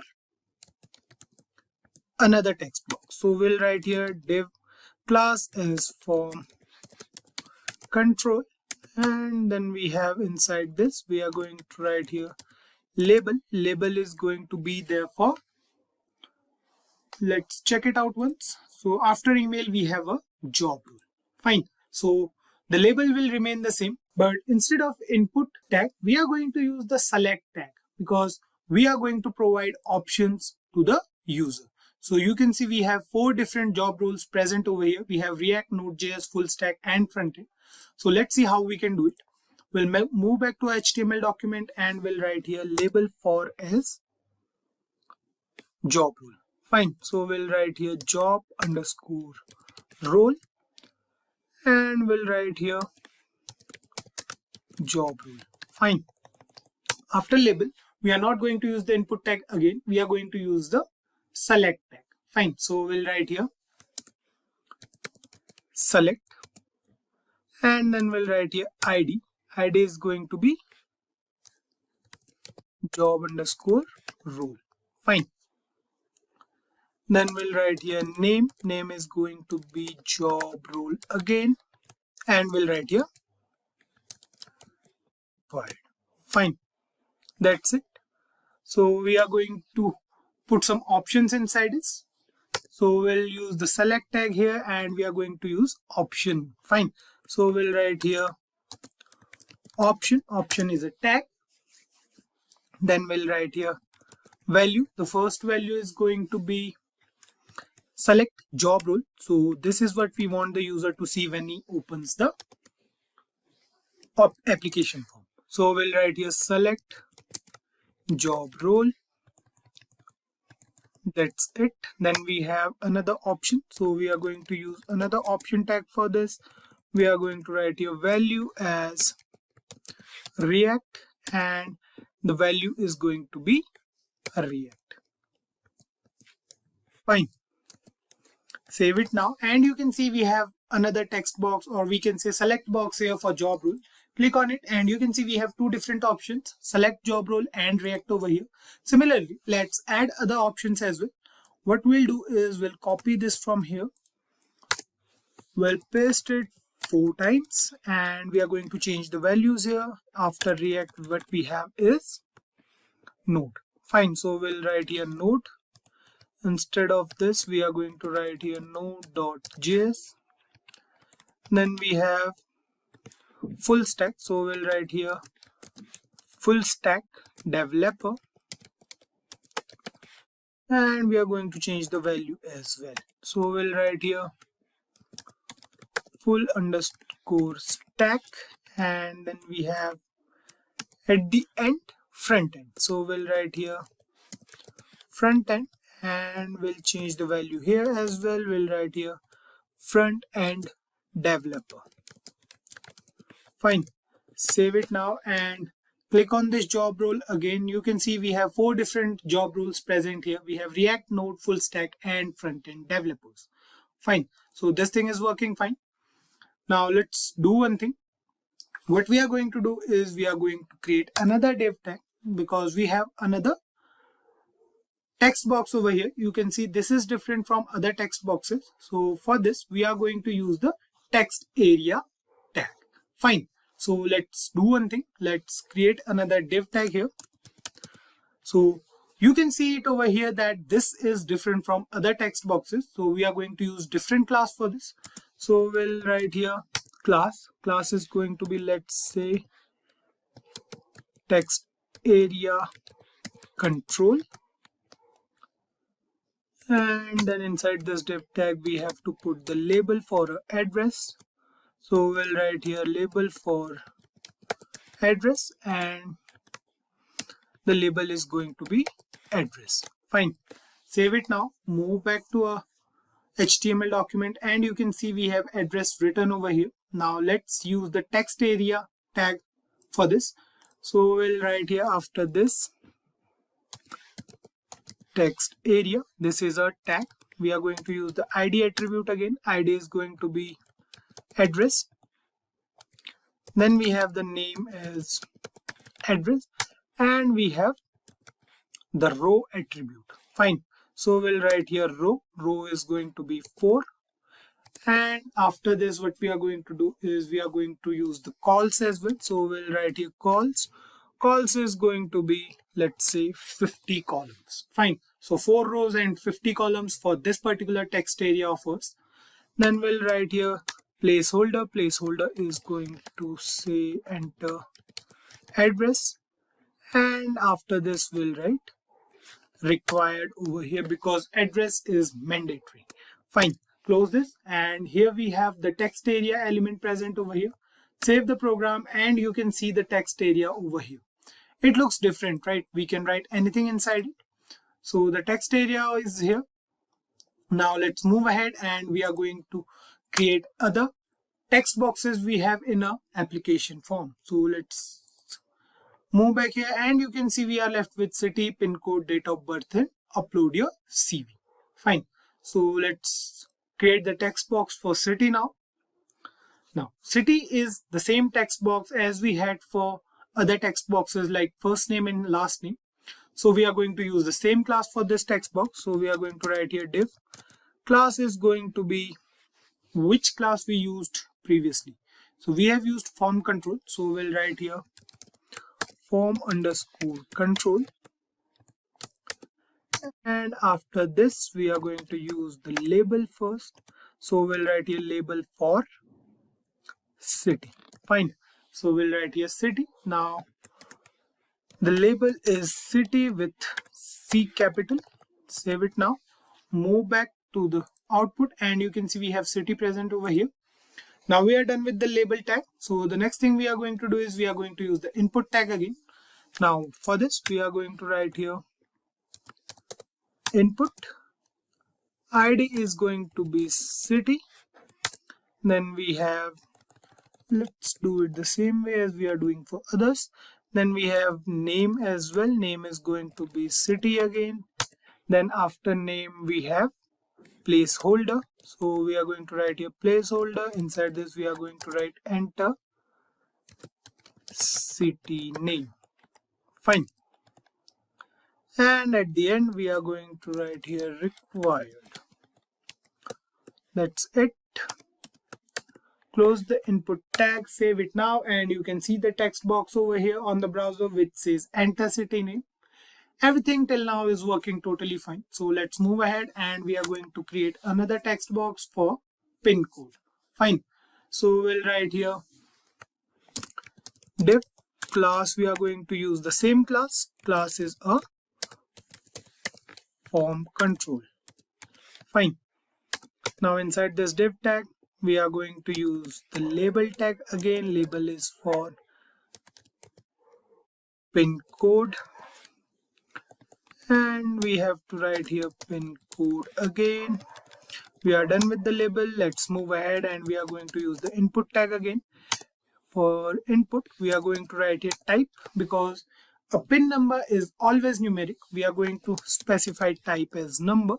Then after type, we have ID. ID is going to be pin code. After ID we have name as pin code again, and we have to use the placeholder attribute here, so we'll write here enter pin code here, and we are going to write required here again. So we are done with the pin code as well. So here you can see it works fine. Now let's move ahead, and after pin code what we have in our application form. So let's move back, and here you can see after pin code we have DOB, which means date of birth, or we can just write here anything. So you can see we have date of birth as well. So 1 minute, let's close it, and you can see 10/1/1999. So let's see how we can create this. Fine, using HTML only. Choose from over 300 in-demand skills and get access to 1,000 plus hours of video content for free. Visit SkillUp by Simplilearn. Click on the link in the description to know more. So we are going to use the div tag again. This time we are going to do it for date of birth. So we'll write here div. Class will remain the same as form control, and inside this we are going to write here label. Label is for date, then we have to write here DOB. Fine. So save it now, and let's see if it's working or not. You can see we have DOB present over here. Now it's time to add a calendar to a HTML. Fine. So we'll write here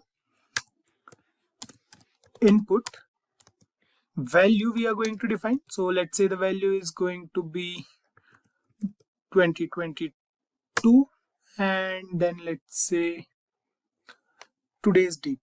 Fine, 24 or 5. Fine, save it now, and you can see it says 2022-24/05. Let's do one thing. We are going to write here type is going to be date, and then we are going to write here ID as date again, and after this we have to mention name as date. Fine, so we are done with it. Save the program, and you can see it says DDMMYYY. So we have to mention here 05 and 24. Save it now, and you can see it says 24th May 2022. Fine, let's change it to 1999. Save it now, and you can see we have a calendar over here. We have years since 1999. We can use any of them. You can see we have years till 2020, and it's going on further. Fine, so this is how we can add a calendar using HTML. We have to mention the type as date, and that's it. We are done. Fine. Now let's move ahead, and we are now left with this particular thing. We have to create an option where the user can choose a file from his system and he can upload it. Fine. So let's create this as well. We'll see how we can do it. Now what we have to do is we have to use another div tag for this. Fine. So we'll write here div. Class is going to be the same. So we'll write here form control, and after this some of the part will remain the same. We'll write here date, or we can say label for. We'll write here upload, and label is going to be upload your. Fine. We are done with the label. Now what we have to do is we have to use the input tag again. So we'll write here input, then we have the type as file, and after this we have ID as upload and name as upload. Fine. We'll write here required once again, and that's it. Fine. So save it now, and let's check if it's working. You can see we can choose a file from here. Click on it and it will let you choose any file from your system. Fine. Now We are almost done with the application form. The last thing left now is the apply now button. Let's create this button now, and then we'll be done with this particular application form completely. Fine. So we'll write here after this div. We have to define a class for a button. So we'll write here button container. Now after this, we are going to write here button. We are going to use the type attribute. Button type is going to be a submit button. So we'll write here apply now. Fine. We are almost done with it. Save the program, move back to the browser, and you can see we have our application form here. The complete application form. The HTML part is done. We are done with the structure. Now we know that how the form will look like. The form will contain all the information about the first name, last name, email, job role of the candidate, address, city, pin code, date of birth, and an option to upload the CV. Fine. Then the user can click on apply now button, and you can see on clicking apply now, you can see it says please fill out this field. This is because the required attribute we used in the input tag. Fine. Let's move to the CSS part now, and we are going to style this according to our need. So here we are in a CSS file. Let's see what styling changes we have to make in our application form. First of all, you can see the background here. We have two different colors present in the background. We'll see how we can manage them. Then we have this container, which is for the application form, and you can see everything here looks completely perfect. And in this application form we are creating right now, it looks a bit confusing, right? So let's use CSS and we'll make this particular form look like this one. Fine. So let's start writing our code in CSS. So first of all, we'll write here asterisk. This is for the whole HTML document. So we'll write here margin. Margin is going to be 0 initially. Then we have padding. Padding is going to be 0. And then we have box sizing as border box. Save it now, and you can see the margin and padding over here is 0. Fine. Now let's style it. So we are going to write here body. We are going to use a background color initially. So we'll write here background color. Background color is going to be hash 34ADFF. So we have all the colors present with us, and you can use any color of your choice. Now save the program, and you can see the background color is blue as of now. We'll change it later on. I'll also show you how we can achieve that two different color thing using CSS. So first of all, what we are going to do is we are going to style a container. So you can see over here that we have a class named container. Fine. So the first div tag has the class as container. We are going to create the container now. So to specify a class in a CSS file, we have to use the dot operator, and we are going to write here container. Now inside container, we are going to write max width. Max width is going to be 900 pixels, and let's say margin. Margin is going to be 0 and auto. Save it now. You can see there is no difference as of now. We'll see the difference in a moment. Let's move ahead, and now we are going to style a apply box. Fine. So now we are going to create this particular box. You can see over here, we are going to create this box with the help of CSS. So let's do it. We'll write here dot apply box. Fine. We are going to write here max width. Max width is going to be 600 pixels for this box. Then we have padding. Padding is going to be 20 pixels. And then we have background color as white. Then we have margin.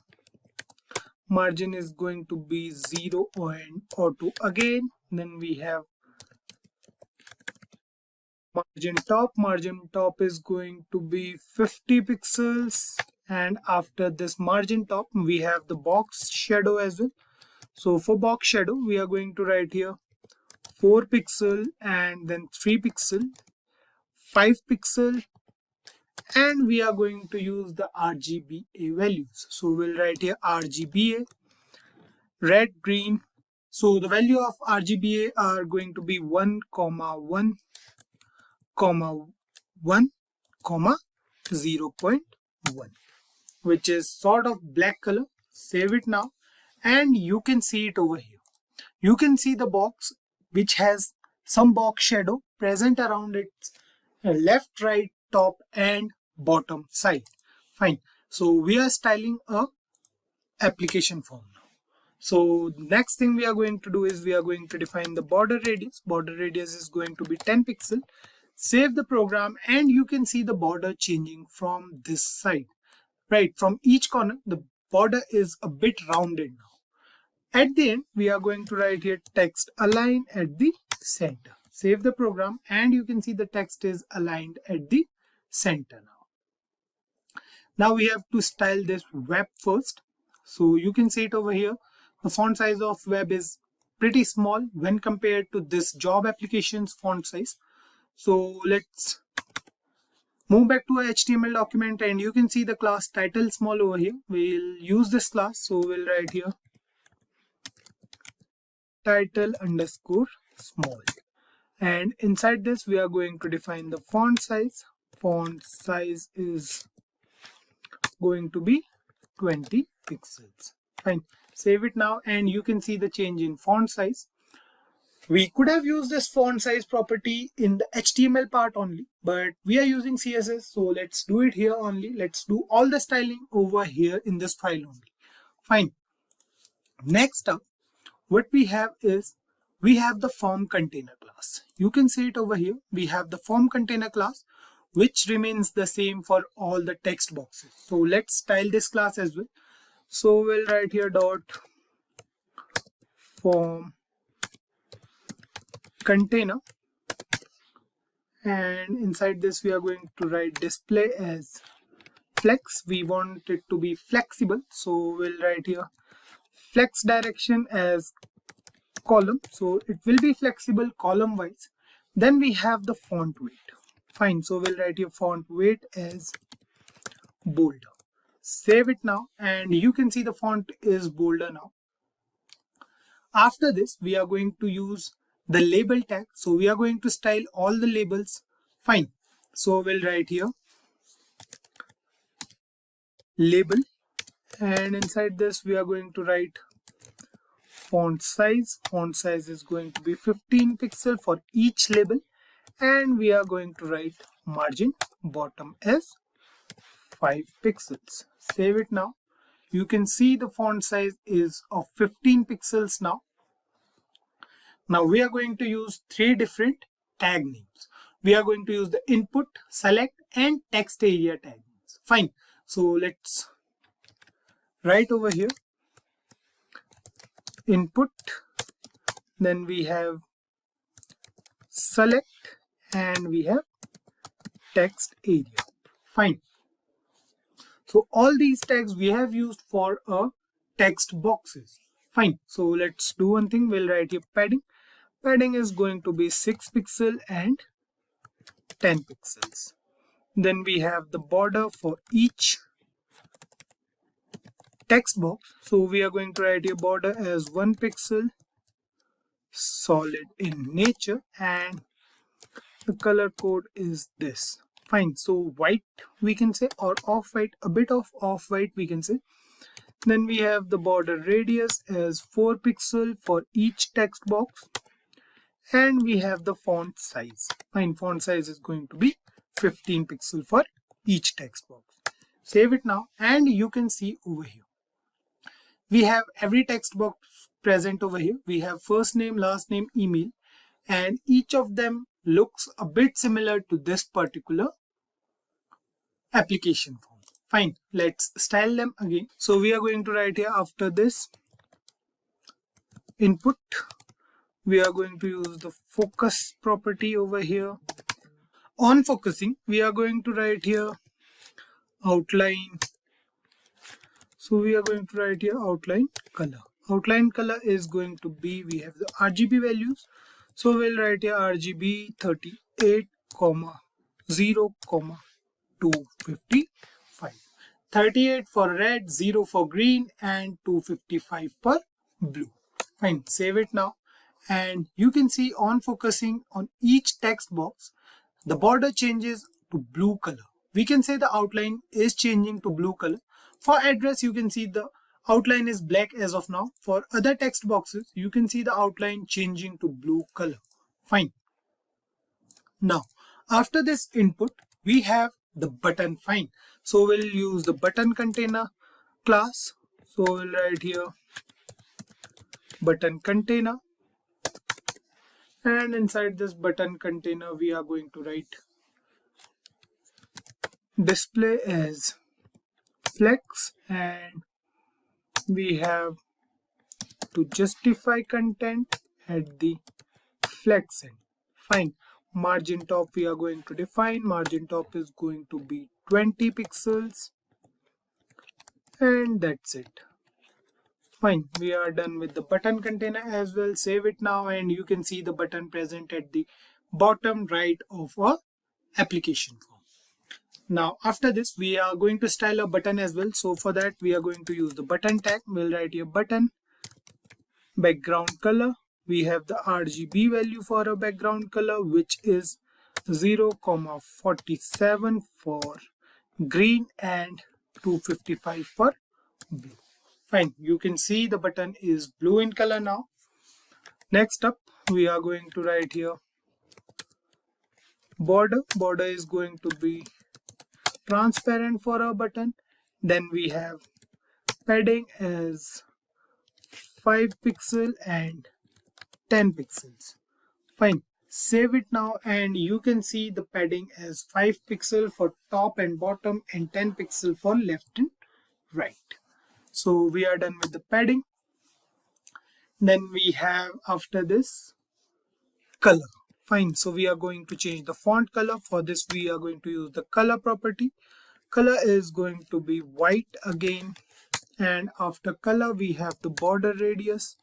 Border radius is going to be 8 pixels, and after border radius we have the transition as well. So transition is going to be in 0.3 seconds, and it is going to be easy.